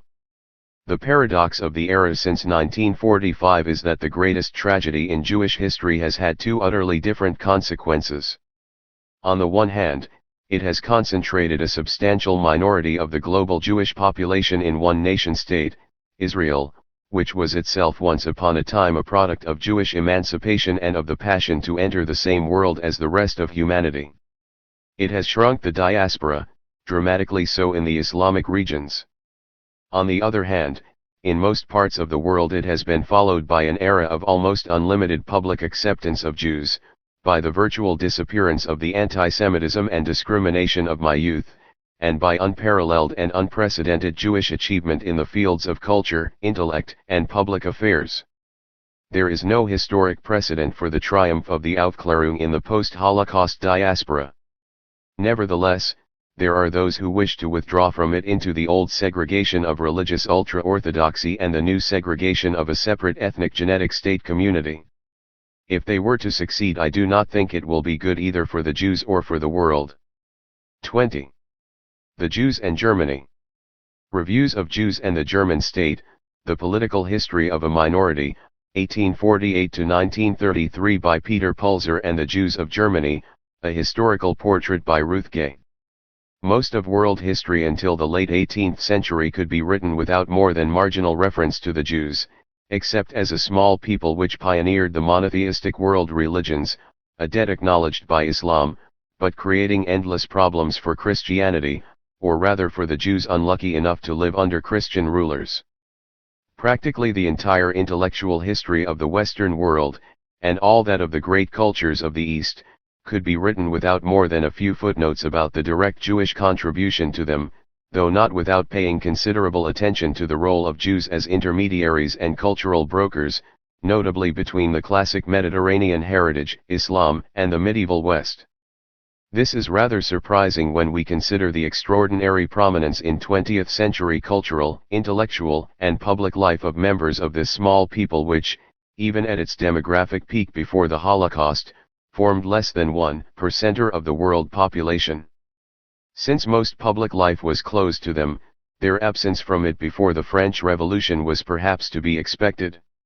Yet it is also clear that Jewish intellectual activity for most of the last 2 millennia, perhaps with the exception of the Hellenistic era, was overwhelmingly inward-looking. Only the occasional sage between Philo the Jew and Spinoza appeared to be seriously concerned with non-Jewish thinking, and these, like Maimonides, were, not fortuitously, apt to be born in the open civilization of Muslim Spain. The great rabbis, whose commentaries on the sacred texts, in all their Babylonian subtlety, still form the main subject in the Talmudic academies, were not interested in the views of unbelievers. With the possible exception of medicine, where the acknowledged Jewish expertise crossed communal frontiers, Jewish learning and intellectual effort focused on holy matters. The Yiddish word for the place of worship, the synagogue, is the old German word for school. It is evident that an enormous oil field of talent was waiting to be tapped by that most admirable of all human movements, the 18th century Enlightenment, which, among its many other benefits, brought about the emancipation of the Jews. When we consider that for almost a century after Joseph I's Tolerance Edict of 1781-2, emancipation was still virtually confined to the small Jewish communities of Western and West Central Europe, and that Jews had hardly begun to make their mark in some of the major fields of their subsequent intellectual achievement, the size of the contribution which Jews immediately began to make to 19th century history is quite extraordinary. Who could write world history without paying attention to Ricardo and Marx, both products of the first half-century of emancipation? For understandable reasons most writers on Jewish history, predominantly Jews themselves, tend to concentrate on the impact of the outside world on their people rather than the other way round. Even Peter Pulzer's excellent Political History of a Minority does not quite escape from such introversion. The 2 Jews whose impact on German politics was the greatest, the founders of the German labor movement, Marx and Lassalle, barely appear. There are precisely 3 references to Lassalle, one of which concerns his father, and the author is clearly ill at ease with the disparity between the large number of Jews prominent in the Wilhelmine Social Democratic Party's leadership and debates and the slower growth of its electoral following among Jews, preferring to concentrate on the latter. Nevertheless, his perceptive, though sometimes over-detailed, analysis avoids most of the temptations of Jewish historical separatism. Jews and the German state can be seen as belonging with the work of the group of historians associated with the Leo Baeck Institute in London, perhaps the last survivors of the German Jewish liberal tradition. It has the quiet, low-key strength and balance characteristic of the studies of Jewry that issued from this admirable institution under the auspices of such scholars as Arnold Pocker and Werner Maas. Like his colleagues, Pulzer understands what has, since Hitler, become almost incomprehensible, namely, why German Jews felt themselves to be profoundly German, and indeed why the Fourth Reich that established itself in Hampstead and Washington Heights, in Hollywood and Nahariya, with battered tomes of Lessing, Kant, and Goethe and scratched records of Furtwängler and the Threepenny Opera, bore witness to the tenacity of roots in the German Kultur nation. In short, why emancipated 19th century Jews wanted passionately to proclaim that they had left the ghetto, that they had entered civilization. For the German Jewish community enjoyed a leading, even dominant, intellectual position among other Jewries. But then emancipated Jewry contained more German speakers than any others, even if we count only those in what was to become the German Reich in 1871. Moreover, as Ruth Gay's illuminating and copiously illustrated The Jews of Germany makes clear, even as it, too, overlooks Marx and Lassalle, German Jewry was overwhelmingly indigenous, even after the mass migration from the East began, and, with school education, abandoned Yiddish for German speech. The German Kulturnation was far larger than this, however.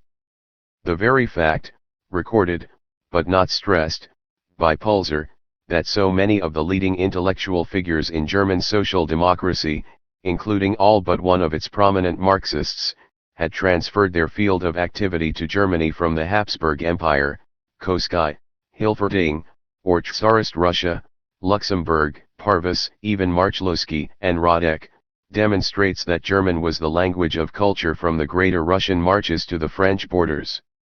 The major difference between the Jews of Germany and emancipated Jews from the rest of the German culture zone was that the former were only German, whereas a substantial number of the others were pluricultural if not plurilingual.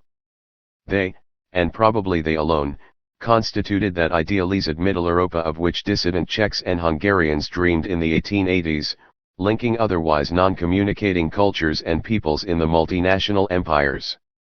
Moreover, it was they who carried, perhaps even established, the German language in the remoter outposts of the Habsburg Empire since, as the largest component of the educated middle class in those parts, they were the people who actually used the standard literary German instead of the dialects spoken by the emigrant German diasporas of the East, Swabian, Saxon and, as German philologists confirmed, sometimes not without regret, Yiddish.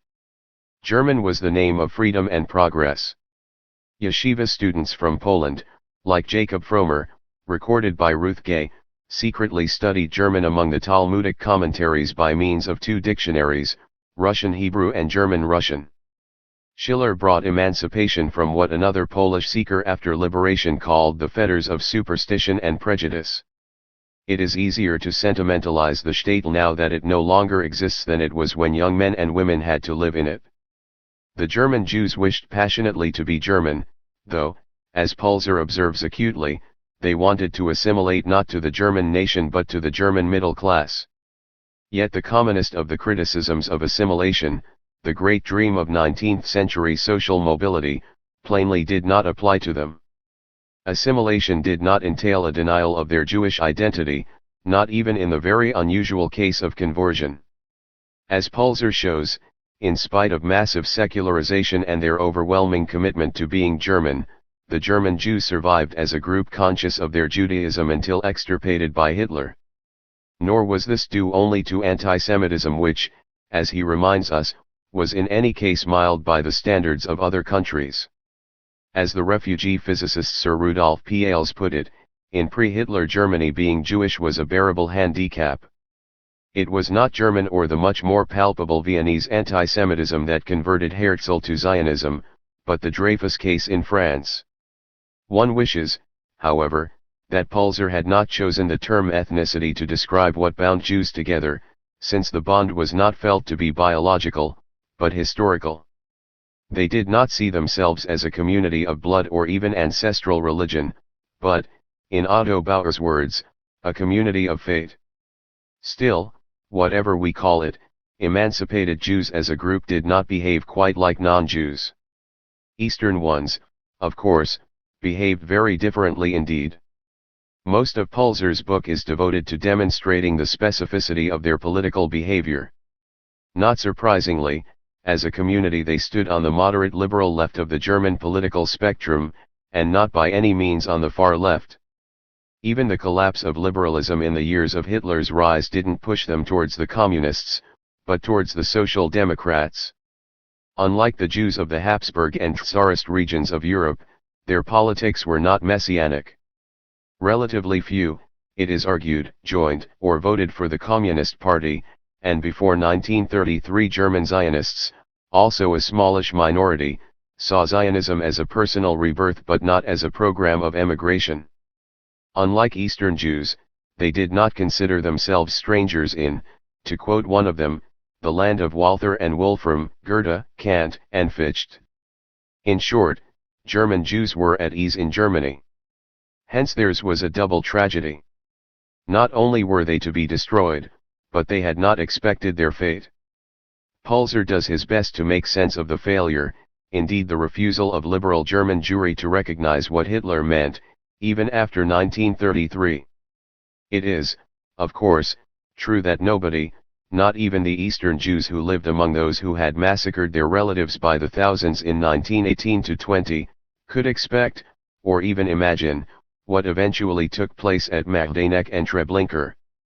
Few could even bring themselves to believe it when the first credible reports of the genocide filtered through to the West in 1942. There was no precedent in human history for it. Nevertheless, I, who experienced January 30, 1933 as a schoolboy in Berlin, can testify that already then there were those who took a fairly apocalyptic view of Hitler's regime. And indeed, despite their reluctance to give up Germany, many Jews prepared for the worst, even though they underestimated it. After all, almost two-thirds of the 1933 Jewish population of Germany emigrated in the next 6 years and therefore, unlike their unhappy Polish brethren, survived. And yet, they did not leave willingly. Some, like a descendant of the founder of the Deutsche Bank, sent his wife and children to safety, but committed suicide after the Kristallnacht of 1938 rather than give up Germany. Even the survivors' tragedy was real. Only those who have experienced the force, the grandeur, and beauty of that culture, which made the Bulgarian Jew Elias Canetti write in the middle of the Second World War that the language of my intellect will remain German, can fully realize what its loss meant. Only those whose surnames still record the Hessian, Swabian and Franconian villages and market towns of their ancestors, know the pain of torn roots. Their loss was irreparable.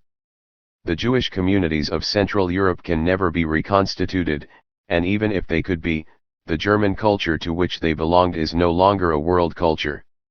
And what did Germany lose? Paradoxically, probably less than the countries of the old Habsburg Empire.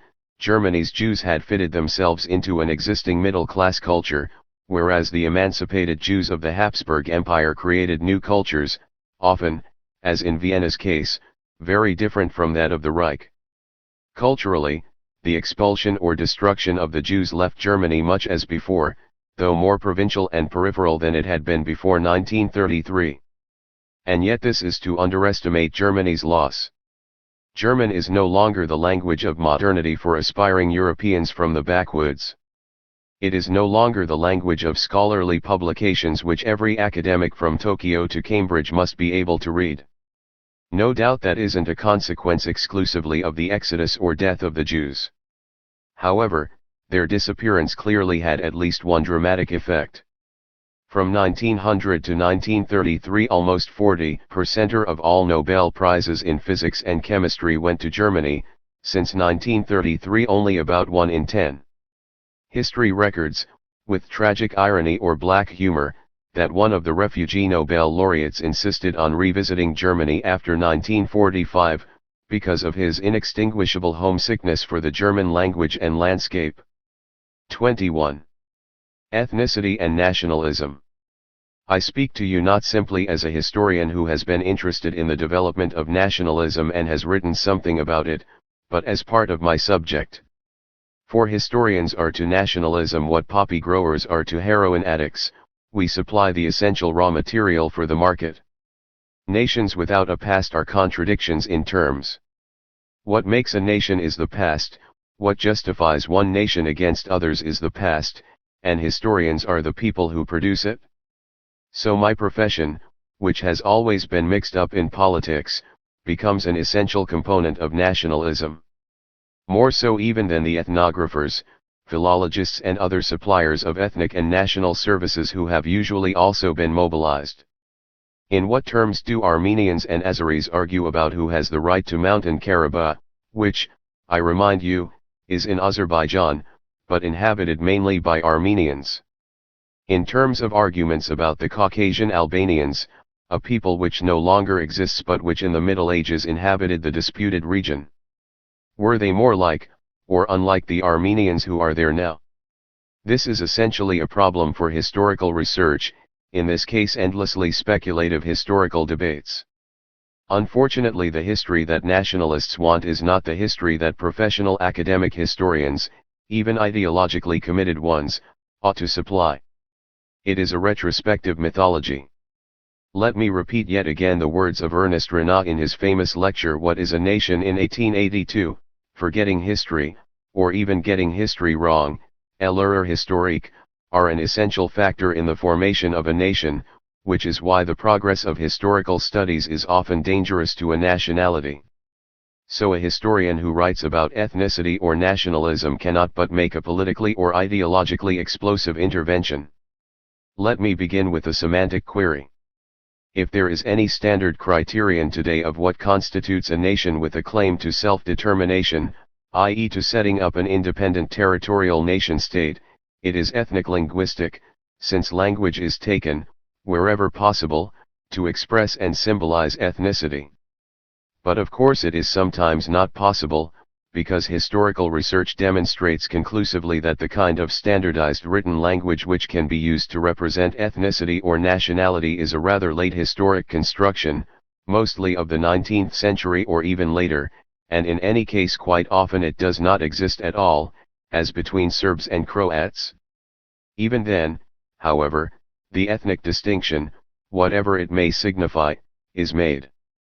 I spend my holidays in a cottage in Wales which is administratively and legally less distinct from England than Connecticut is from New York State.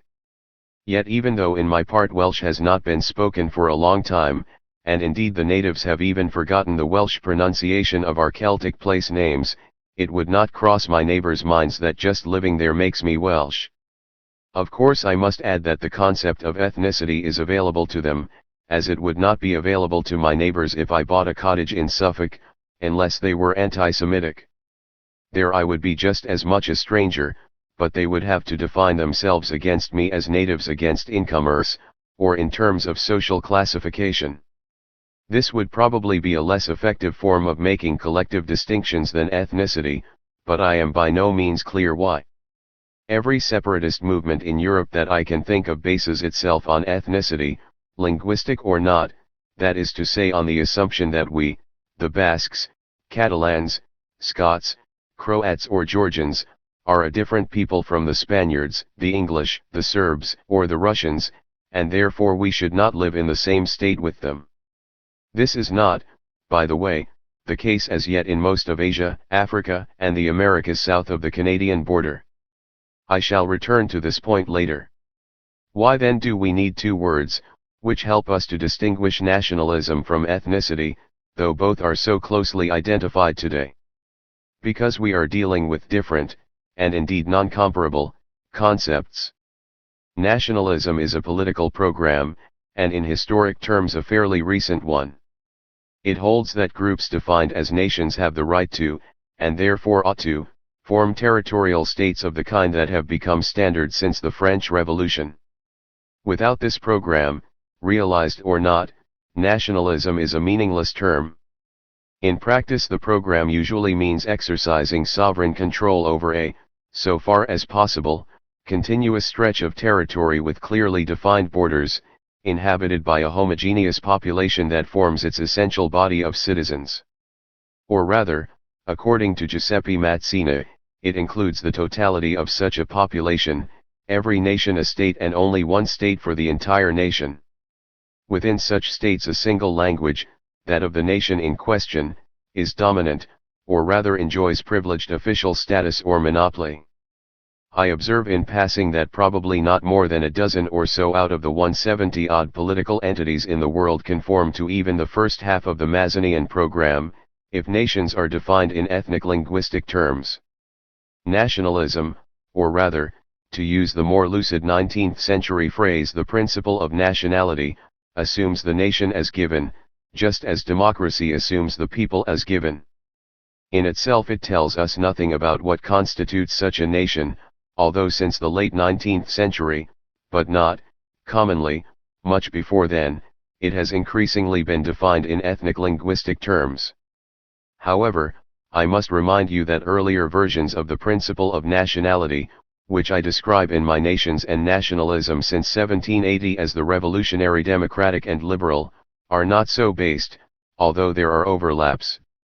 Neither language nor ethnicity are essential to the original revolutionary nationalism, of which the USA is the major surviving version.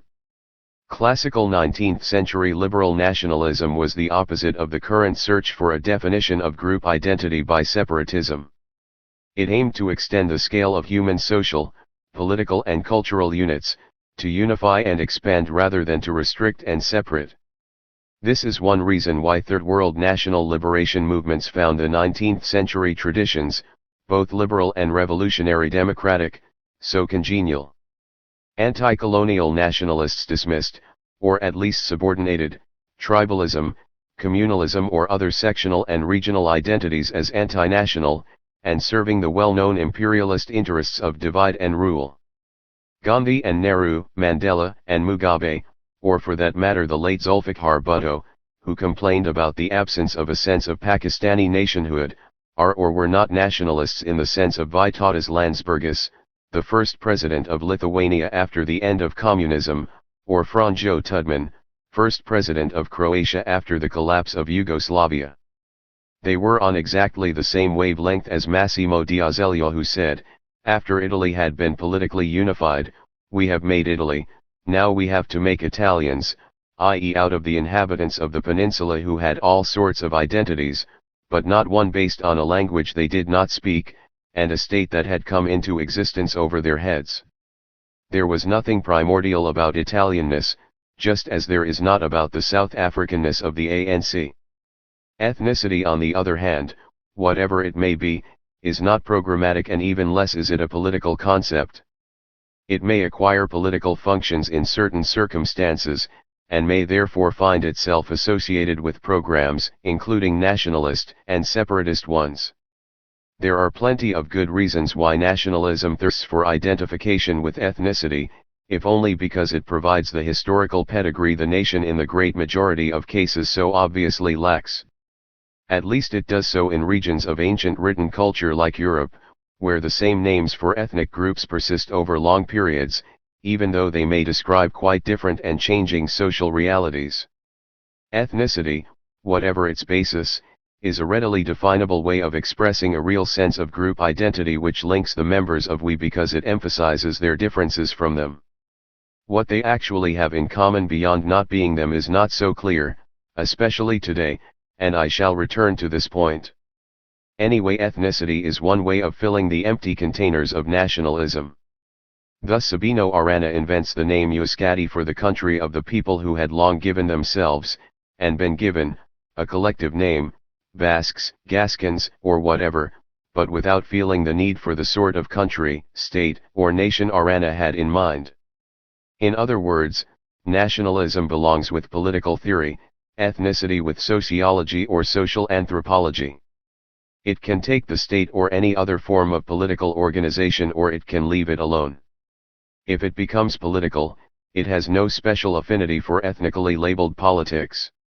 All it requires is that the political label, whatever it is, should make a disproportionately strong appeal to the members of the ethnic group. An extreme case, now long forgotten, is the appeal of the passionately non-ethnic Bolshevik Party in the revolutionary period to the inhabitants of what has become Latvia. The prominence of some Lettish names in the last days of Soviet communism is a reminder of the days when the Lettish riflemen were to Lenin what the Swiss Guards are to the Pope. There is Colonel Alksness on the hardline side and Otto Latzis of communist and Izvestia on the reforming side. If this is so, why then the general European mutation of ethnic politics into nationalist politics? This mutation takes two forms, which have little or nothing in common except the need or desire to control state policy, national separatism and national xenophobia, i.e. being against foreigners by setting up our own state, and being against them by excluding them from our already existing state. The second variant I find more difficult to account for than the first, for which there are both specific and general explanations today. But before I try to answer these questions, let me remind you once again that there are vast areas of the globe, where ethnic politics, however embittered, are not nationalist, sometimes because the idea of an ethnically homogeneous population has been abandoned at some time in the past, or never existed, as in the USA, or because the program of setting up separate territorial, ethnic linguistic states is both irrelevant and impractical. The USA is once again a case in point, but the situation also arises in the majority of the decolonized Third World states. Whatever the bitterness of inter-ethnic and ghetto conflicts in the USA, separatism is not a serious option, and serves no purpose for any ethnic or other groups. To return to the main question. The specific reason for the wave of nationalist separatism in Europe today is historical. The chickens of the First World War are coming home to roost. The explosive issues of 1989 to 91 are those created in Europe and, I am tempted to add, in the Middle East, by the collapse of the multi-ethnic Habsburg, Ottoman and Russian empires in 1917 to 18, and the nature of the post-war peace settlements in respect of their successor states. The essence of these, you may recall, was the Wilsonian plan to divide Europe into ethnic linguistic territorial states, a project as dangerous as it was impracticable, except at the cost of forcible mass expulsion, coercion, and genocide which was subsequently paid. Let me add that the Leninist theory of nations on which the USSR was subsequently constructed, and Yugoslavia, was essentially the same, though in practice, at least in the USSR, supplemented by the Austro-Marxist system of nationality as an individual choice, which every citizen has the right to make at the age of 16, wherever he or she comes from. I don't want to document my thesis at length, but I will just remind you that Slovak conflict with Czechs, Croat conflict with Serbs, could not exist before 1918, when these peoples were put into the same states. Baltic nationalism, which had been the least of the Tsar's political worries and barely existed in 1917, was nurtured by setting up independent little states as part of the quarantine belt against the Bolshevist infection. Conversely, national issues which were serious or even explosive before 1914 have receded. I am thinking of the famous Macedonian question, Ukraine, or even the demand for the restoration of historic Poland. Ukraine, except in the formerly Habsburg part, and Macedonia showed no signs of wanting to break away until the USSR and Yugoslavia had been destroyed by other hands, and they found they had to take some action in self-defense. It is therefore more important than ever to reject the primordialist theory of ethnicity, let alone of national self-determination. Since this is an audience of anthropologists, I hope that I may assume that this is an uncontroversial statement. It is the historians who need to be reminded how easily ethnic identities can be changed, as witness the nationalist animus against assimilation, so familiar in Jewish debates about Judaism. Early 20th century Europe was full of men and women who, as their very names indicates, had chosen to be Germans or Magyars or French or Finns, and even today the name of President Landsbergis and a number of prominent Slovenes suggests German parents opting for another collective identity. Conversely, a German anthropologist, George Elwert, reminds us that the concept of the Volksdeutsche, the ethnic German who, by the Constitution of the Federal Republic, has a right of return to his homeland as Jews have in Israel, is an ideological construct. Some of those who have, like the East European Mennonites, were not Germans by origin at all, unless all speakers of Germanic languages are counted, but Flemings or Frisians. And the only East European settlers from Germany who actually saw themselves, among other things, as cultural and linguistic Germans, to the point of organizing German schools teaching the standard German language, do not enjoy the right of return except to Israel. They were the upper and middle class Eastern Jews, whose very choice of surnames, Deutscher, Ginsburg, Shapiro, echoes unforgotten origins. Elwert even notes that there are Transylvanian villages where High German, as distinct from the Teutonic dialects actually spoken, was known before the Hitler period as Judendates. Such are the paradoxes of primordial ethnicity. And yet there is no denying that ethnic identities which had no political or even existential significance until yesterday, for instance being a Lombard, which is now the title of the xenophobic leagues in North Italy, can acquire a genuine hold as badges of group identity overnight. In My Nations and Nationalism since 1780 I suggest that these short-term changes and shifts of ethnic identities constitute the area of national studies in which thinking and research are most urgently needed today, and I maintain this view. There are good reasons why ethnicity, whatever it is, should be politicized in modern multi-ethnic societies, which characteristically take the form of a diaspora of mainly urban ghettos, combined with a sharp increase in the occasions for friction between ethnic groups. Electoral democracy produces a ready-made machine for minority groups to fight effectively for a share of central resources, once they learn to act as a group and are sufficiently concentrated for electoral purposes. This gives ghettoized groups a lot of potential leverage. At the same time, for reasons both of politics and ideology, and also of changing economic organization, the mechanism for defusing inter-ethnic tensions by assigning separate niches to different groups, atrophies. They now compete, not for comparable resources, separate but equal, as the phrase went, but for the same resources in the same labor or housing or educational or other markets. And in this competition, at least for the disadvantaged, group pressure for special favors, affirmative action, is the most powerful weapon available. Where, for whatever reason, participation in elections is low, as in the USA today, or traditional mass support weakens, as in the US Democratic and the British Labour parties, politicians pay even more attention to minorities, of which ethnic groups are one variant. We can even see pseudo-ethnic groups being invented for political purposes, as in the attempt by some on the British left to classify all third-world immigrants as black in order to give them more leverage within the Labour Party for which most of them vote. So the new black sections of the party which have been set up will include Bangladeshis, Pakistanis, West Indians, Indians, and presumably Chinese. Yet the core of ethnic politicization is not instrumental. What we see very generally today is a retreat from social into group identity. It is not necessarily political. One thinks of the familiar nostalgia for roots which makes the children of assimilated, secularized, and anglicized Jews rediscover comfort in the ancestral rituals and sentimentalize the memories of the state which, thank God, they have never known. Sometimes when it calls itself political it is so only by semantic innovation, as in the phrase "the personal is political." Yet, inevitably it has a political dimension. But under what circumstances does it become politically separatist? Miroslav Hruk has tried to answer this question for contemporary Central and Eastern Europe by comparison with 19th-century small nation linguistic nationalism.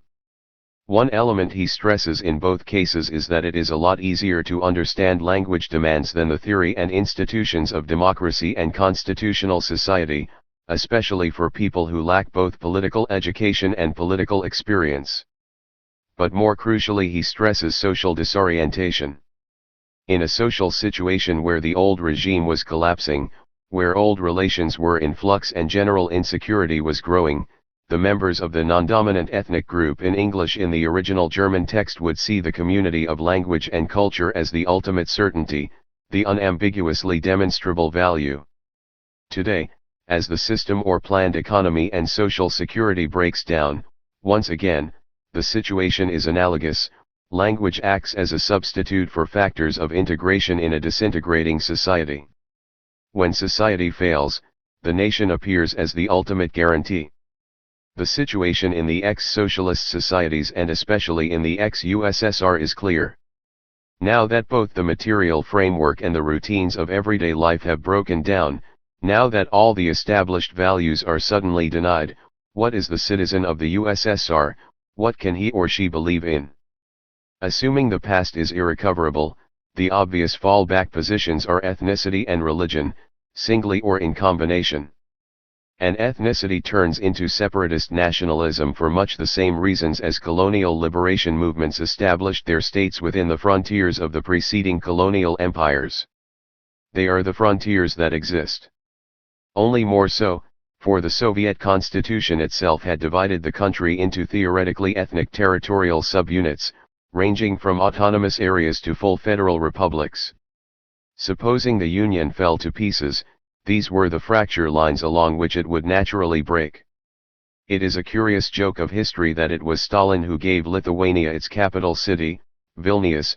Between the wars it was in Poland, and Tito who, in order to weaken great Serbian chauvinism, created a much larger Croatia with a much larger Serbian minority. However, let us not, or not yet, infer mass nationalism from separatist movements in all cases. So far the Yugoslav civil war has been waged mainly by activist minorities plus the professionals. Has it yet become, will it become, a real people's war? We don't know, but there are at least 2.8 million Yugoslav families, those who produce the 1.4 million mixed marriages, mostly Croat-Serb, for whom the choice of an exclusive ethnic identity must be a complex matter.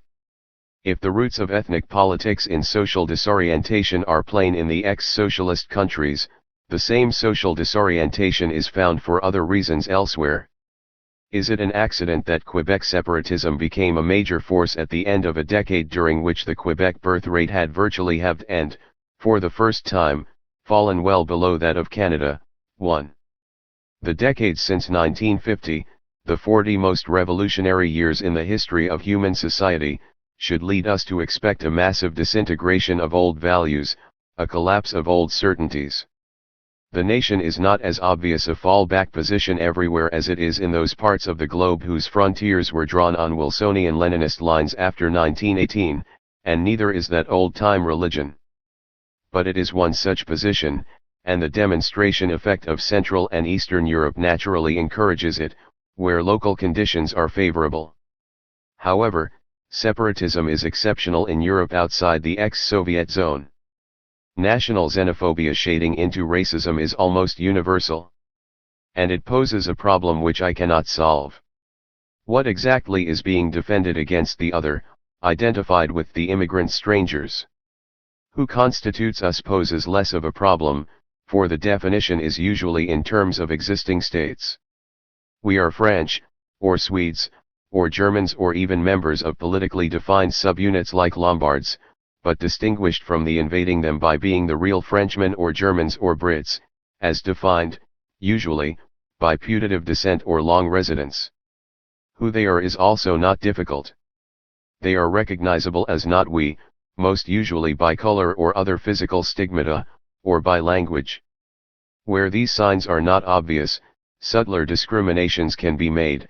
Quebecois who refuse to understand Anglophones who talk in a Canadian accent will respond to Anglophones who talk with a British or US intonation, as Flemings who claim not to understand French spoken with a Belgian accent understand French.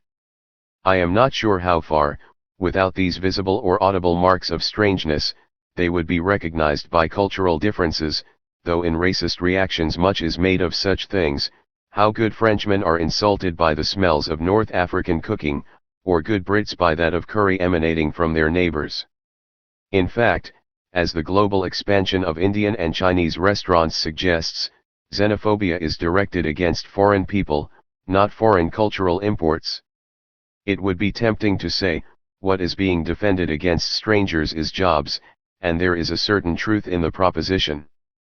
The major social base of European racist movements such as the French National Front appears to be in the native working class, the major activists or such movements appear to be working class young men, skinheads and the like, and a long era of full or virtually guaranteed employment ended, in Western Europe during the 1970s, in Central and Eastern Europe at the end of the 1980s. Since then Europe is once again living in societies of mass unemployment and job uncertainty. Moreover, as I already observed, the social mechanisms which assigned each group different and non-competitive niches are eroding or are politically unacceptable. The relatively sudden rise of xenophobic parties, or of the xenophobic issue in politics, is largely due to this. Nevertheless, this is clearly only part of the answer. What is being defended is not simply the position of individuals in Group A against challenge by outsiders. If this were so, we would not find the genuine uneasiness about an influx of strangers, or outside influences, which cannot in any realistic sense threaten the members of the group as individuals, for instance the insistence by sections of US citizens that English, of all languages, has to be given protection against immigrant languages by the grant of an official monopoly of public use. In some sense it is the idea of us as a body of people united by an uncountable number of things we have in common, a way of life in the widest sense, a common territory of existence in which we live, whose landscape is familiar and recognizable. It is the existence of this which the influx from outside threatens. Virtually every single item on the list of what we as English, French, Germans or Czechs are said to have in common can be acquired by immigrants who wish to do so, except physical appearance, where this differs very markedly from the norm of the receiving population. This is one of the things that makes racism so hard to eradicate. Moreover, some of the countries where xenophobia has been politically mobilized very powerfully, like France, are also countries which in the past received, even encouraged, and successfully assimilated mass immigration to an extent almost comparable at times to the USA, Italians, Spaniards, Poles, even North Africans. Some countries which are very much exercised about the alien danger actually have very little immigration. Indeed, they do their best not to have any. This is the case of the Scandinavian countries. I am thinking of Finland and Iceland in particular, though the prevailing liberal ideology in those parts makes it embarrassing to admit to this form of intolerance. Finland virtually makes permanent immigration impossible, but until the collapse of the USSR it could hardly be described as a clear and present danger. On the contrary, Finland is, as it has long been, a country mass-producing emigrants. I am not, of course, denying that societies may exist within a specific set of habits and ways of life, which may be destroyed or transformed by, among other things, excessive immigration. Emotionally, most of us can understand the sentiments of the Pyrenean village which decided to block its public water fountain, so that not even the thirsty cyclists touring the region should have any incentive to pass through it. It would be disingenuous, even for those of us who take another view, to pretend that we do not know what made an intelligent British traditionalist like Enoch Powell call for a halt to mass immigration some 20 years ago, and what made British governments of both parties follow his lead. What is more, all of us apply the same criteria when it comes to saving our own favorite environments, human or non-human, from being ruined by too many people or the wrong kind of people. The point is not whether some places, or even some regions and countries should be, or could still be, protected from the disruption by change of their ancient collective character, but whether this is what modern political xenophobia is actually trying to do. In fact, fear of the alien today is rarely a traditional nationalist defense of old ways of life against the foreign virus. This form of cultural xenophobia was indeed common in the 1950s, mainly in anti-American versions. Some of us remember the campaign against Coca colonization, but that battle has long been forgotten. Culturally, the most militant gangs who beat up immigrants in the name of the nation belong to the international youth culture and reflect its modes and fashions, jeans, punk rock, junk food and all. Indeed, for most of the inhabitants of the countries in which xenophobia is now epidemic, the old ways of life have changed so drastically since the 1950s that there is very little of them left to defend. It actually takes someone who has lived through the past 40 years as an adult to appreciate quite how extraordinarily the England of even the 1970s differed from the England of the 1940s, and the France, Italy, or Spain of the 1980s from those countries in the early 1950s. And this seems to me to be the clue. This is the point of contact with separatism, or the rush into fundamentalism, as we see it, for instance, in Latin America. All are comprehensible as symptoms of social disorientation, of the fraying, and sometimes the snapping, of the threads of what used to be the network that bound people together in society. The strength of this xenophobia is the fear of the unknown, of the darkness into which we may fall when the landmarks which seem to provide an objective, a permanent, a positive delimitation of our belonging together, disappear.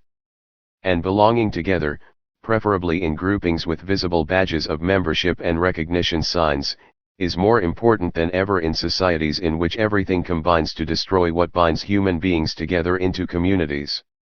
A recent documentary film, Paris is Burning, 1990, presents a population of the most marginalized, excluded, anomic individuals imaginable, black drag queens in New York. Nothing is more touching and sad than to see how these people, cast out and despised by everyone including their kin, living in and for their regular balls where they compete to dress up to act out, for a moment, the roles they would like to play in real life, and know they can't reconstruct their own human groups. In these so-called families, each with an invented family name, each with a senior mother who takes responsibility for the rest of the group, individuals can feel that they are not entirely weak and alone. But for those who can no longer rely on belonging anywhere else, there is at least one other imagined community to which one can belong, which is permanent, indestructible, and whose membership is certain. Once again the nation, or the ethnic group, appears as the ultimate guarantee when society fails. You don't have to do anything to belong to it. You can't be thrown out. You are born in it and stay in it. As Eugene Rosen says in Creating Ethnicity, The Process of Ethnogenesis, 1989, the book which, with Frederick Barth's Ethnic Groups and Boundaries. The Social Organization of Culture Difference, 1998, I have found particularly helpful. After all, nobody can change the past from which one descends, and nobody can undo who one is. Well, of course you can change, or at least invent a past, but they don't know it. And how do men and women know that they belong to this community? Because they can define the others who do not belong, who should not belong, who never can belong. In other words, by xenophobia. And because we live in an era when all other human relations and values are in crisis, or at least somewhere on a journey towards unknown and uncertain destinations, xenophobia looks like becoming the mass ideology of the 20th century fin de siècle. What holds humanity together today is the denial of what the human race has in common. And where does that leave you anthropologists whose very name commits you to some conceptual universalism? And us historians, who are not only being told that only blacks or whites or Basques or Croats can properly understand the history of these respective groups, but to invent the sort of history that they want to understand? At least it leaves us, it should leave us, the freedom to be skeptical. No good will come of it, but it won't last forever. Notes. 1. C. Gerald Bernier, Robert Boyle et al., Le Quebec and Chiffres de 1850 à Nos Jours, Montreal, 1986, p. 28. 22. The Perils of the New Nationalism. At a time when the Marshall Islands have just been admitted to the United Nations, September 1991, nearly 20 of whose members have a population of less than 250,000, the argument that a territory is too small to constitute a state can no longer be convincingly maintained. Of course such states, even much larger ones, are not independent in any meaningful sense. Politically and militarily they are helpless without outside protection, as Kuwait and Croatia show. Economically they are even more dependent. Few separatist movements hope to go it alone. They want to exchange dependence on a single state economy for dependence on the European Community or some other larger unit that limits its members' economic sovereignty just as much. Still, if a territory wishes to run up its flag outside the UN building in New York and acquire all the other fringe benefits of statehood, a national anthem, a national airline and a few embassies in attractive or politically important capitals, the chances today seem better than ever. But why should anyone wish to set up such a state, mostly by breaking up existing political units in Eurasia and Africa? There is so far no significant tendency to do so in the Americas, except in Canada. The usual reason given by would-be state builders is that the people of the territory concerned have constituted a nation from the beginning of time, a special ethnic group, usually with its own language, which cannot live under the rule of strangers. The right of self-determination, they argue, implies states that coincide. Almost everything about this argument is historically wrong, but as Ernest Renan noted more than a century ago, forgetting history, and even historical error, are an essential factor in the formation of a nation. However, we are concerned not with history or with rationality but with politics. Here one thing has to be stated very clearly. The nationalist belief, first expressed in the 19th century by Giuseppe Mazzini, that every nation should form a state, and that there should be only one state for each nation, is and always was quite unworkable in ethnic-linguistic terms. There are, with the exception of some island mini-states, probably not more than a dozen ethnically and linguistically homogeneous states among the 170 or so of the world's political entities, and probably none that include anything like the totality of the nation they claim to embody. The territorial distribution of the human race is older than the idea of ethnic-linguistic nation-states and therefore does not correspond to it. Development in the modern world economy, because it generates vast population movements, constantly undermines ethnic-linguistic homogeneity. Multi-ethnicity and plurilinguality are quite unavoidable, except temporarily by mass exclusion, forcible assimilation, mass expulsion, or genocide, in short, by coercion.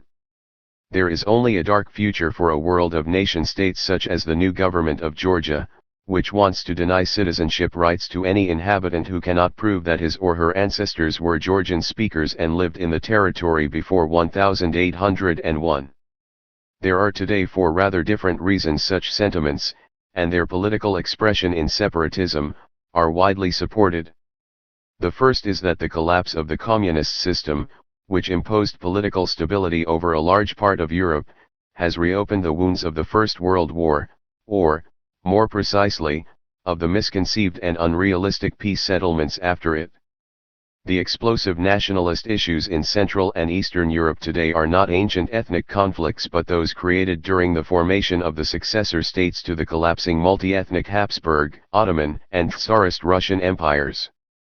Baltic and Caucasian separatism, and conflicts between Serbs and Croats, and Czechs and Slovaks, were not serious problems in 1917, or could not have existed before the establishment of Yugoslavia and Czechoslovakia. What has made those problems acute is not the strength of national feeling, which was no greater than in countries like Britain and Spain, but the disintegration of central power, for this forced even Soviet or Yugoslav republics that did not dream of separation, like Kazakhstan and Macedonia, to assert independence as a means of self-preservation. The breakdown of communist systems has given separatist agitations elsewhere enormous encouragement, but it has no direct bearing on them. Such as they are, the prospects of independence for, say, Scotland, Quebec, Euskadi, the Basque Country, or Corsica remain the same as before. They do not depend on what happens in the East. The second reason is more general, though probably more important in the West than in the East. The massive population movements of the past 40 years, within and between countries and continents, have made xenophobia into a major political phenomenon, as the earlier mass migrations of 1880 to 1920 did to a smaller extent. Xenophobia encourages ethnic nationalism, since the essence of both is hostility to other groups, the not we. United States nationalism is by origin entirely non-linguistic. It is only because of mass Hispanic immigration that today demands are made, for the first time, that English should be the official language of the United States. However, mutual ethnic hatred does not necessarily produce separatism, as the United States also proves. The third reason is that the politics of group identity are easier to understand than any others, especially for peoples who, after several decades of dictatorship, lack both political education and experience. In Central Europe, argues Miroslav Hruk, a leading Czech historian, language is once again replacing complicated concepts like constitutions and civil rights. Nationalism is among the simple, intuitively comprehensible beliefs that substitute for less understandable political programs. It is not the only one. The fourth reason is perhaps the most fundamental. To quote Hruk, where an old regime disintegrates, where old social relations have become unstable, amid the rise of general insecurity, belonging to a common language and culture may become the only certainty in society, the only value beyond ambiguity and doubt. In the former communist countries, this insecurity and disorientation may derive from the collapse of the predictable planned economy and the social security that went with it. In the West, there are other forms of disorientation and insecurity that have built up during the past decades, when the world and human life changed more rapidly and profoundly than ever before in human history. Is it an accident that Quebec separatism as a serious political factor emerged at the end of a decade when a traditional, Catholic, pious, and clerical community that had preserved the values of 17th-century French peasants suddenly gave way to a society in which people no longer went to church and the birth rate fell almost vertically? After 2 generations, when continents of peasants have become continents of city dwellers, when the relations between the generations, and increasingly between the sexes, have been transformed and past wisdom seems irrelevant to present problems, the world is full of people who long for something that still looks like an old, and unchallengeable, certainty. It is not surprising that at such times they turn to group identity, of which national identity is one form, or that the demand for a political unit exclusively for the members of the group, in the form of ethnic linguistic nation-states, once again comes to the fore. However, if we can understand the forces that lead to a revival of the politics of national consciousness, and even sympathize with the feelings that inspire it, let us have no illusions. Adding another few dozen to the member states of the UN will not give any of them any more control over their affairs than they had before they became independent. It will not solve or diminish the problems of cultural or any other autonomy in the world, any more than it did in 1919. Establishing nation-states on the post-First World War model is not necessarily a recipe for disaster. Among the potential new nation-states there may well be 1 or 2 future Netherlands and Switzerlands, bastions of tolerance, democracy, and civilization. But who, looking at Serbia and Croatia, at Slovakia and Lithuania, at Georgia, Quebec and the rest, would today expect many of the newly separated nation-states to go that way? And who would expect a Europe of such new states to be a zone of peace? 23. Reframing nationalism. Review of Nationalism Reframed, Nationhood and the National Question in the New Europe by Rogers Brubaker. The present collection of occasionally overlapping studies confirms Brubaker's standing as the most impressive of the younger generation of scholars in the, now vast, field of nationalism. At all events, he is the one whose merits are most readily appreciated by historians, since his analyses always rest on, or are documented by, comparative historical case studies. It consists of 6 essays. A chapter on rethinking nationhood, nation as an institutionalized form, practical category, contingent event is followed by studies of the nationalist heritage inherited from the USSR by its successors, by 3 essays developing the theme of the interaction between national minorities, the newly nationalizing states in which they live, and the external homelands to which they belong. They are also overshadowed by the problem of the former USSR, so, in practice, is the last chapter on aftermaths of empire and the unmixing of peoples, that is, ethnic homogenization by migration and terror. Although the author's range of reference is worldwide in theory, in practice the studies are confined to Central and Eastern Europe, and, in effect, to the ethno-political consequences of the collapse of the great multi-ethnic European empires after the 2 world wars and after 1989, the Ottomans, the Habsburgs, the Russian Empire, whose fall was postponed for 3/4 of a century by the October Revolution, and the theoretically mono-ethnic German Empire, whose conquests made it briefly and disastrously polyethnic. More specifically, the book focuses on Russia.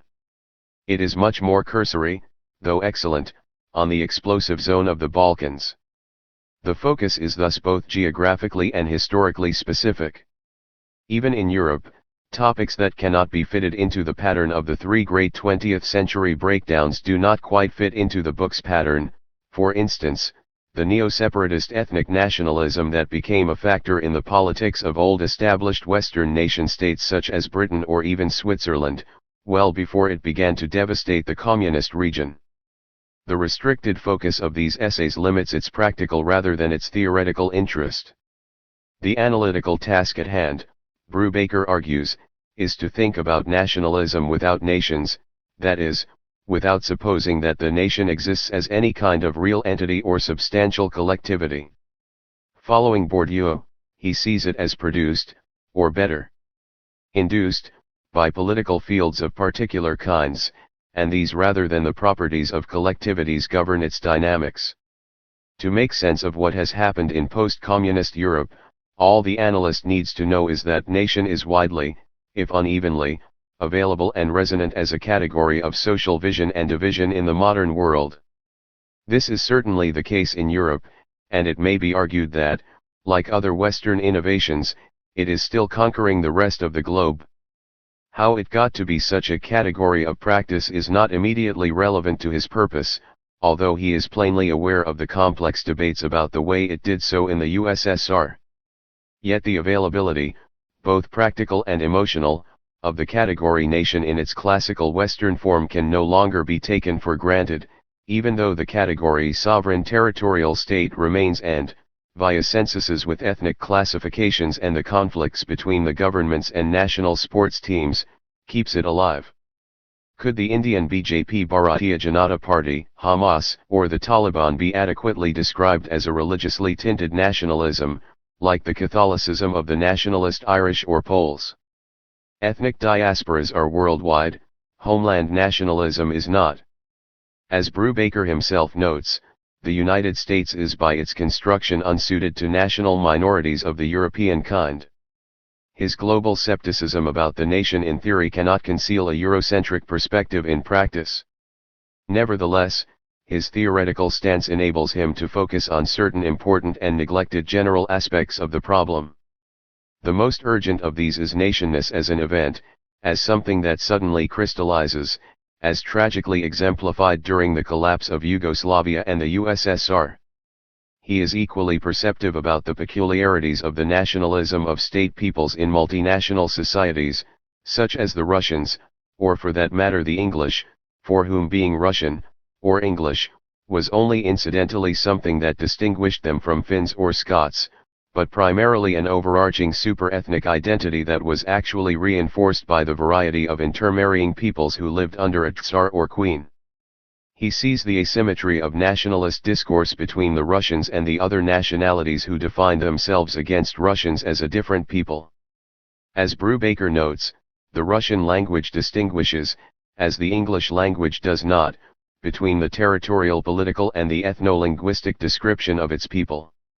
It is only today that Russians, English, and Spaniards are forced to think of themselves as nations in the same way as Poles, Scots and Catalans. It is far from clear how they are to do so. He also, incidentally, reminds us that, not least in the Balkans, in the protracted course of post-imperial migratory unmixings, the phases of greatest intensity have for the most part been closely linked to actual or threatened violence, especially during or immediately after wars. In other words, if you wish to see ethnic injustice transformed into mass expulsion and genocide, the best way to do so is to start a war. Alas, it is too late to heed this lesson in 1999.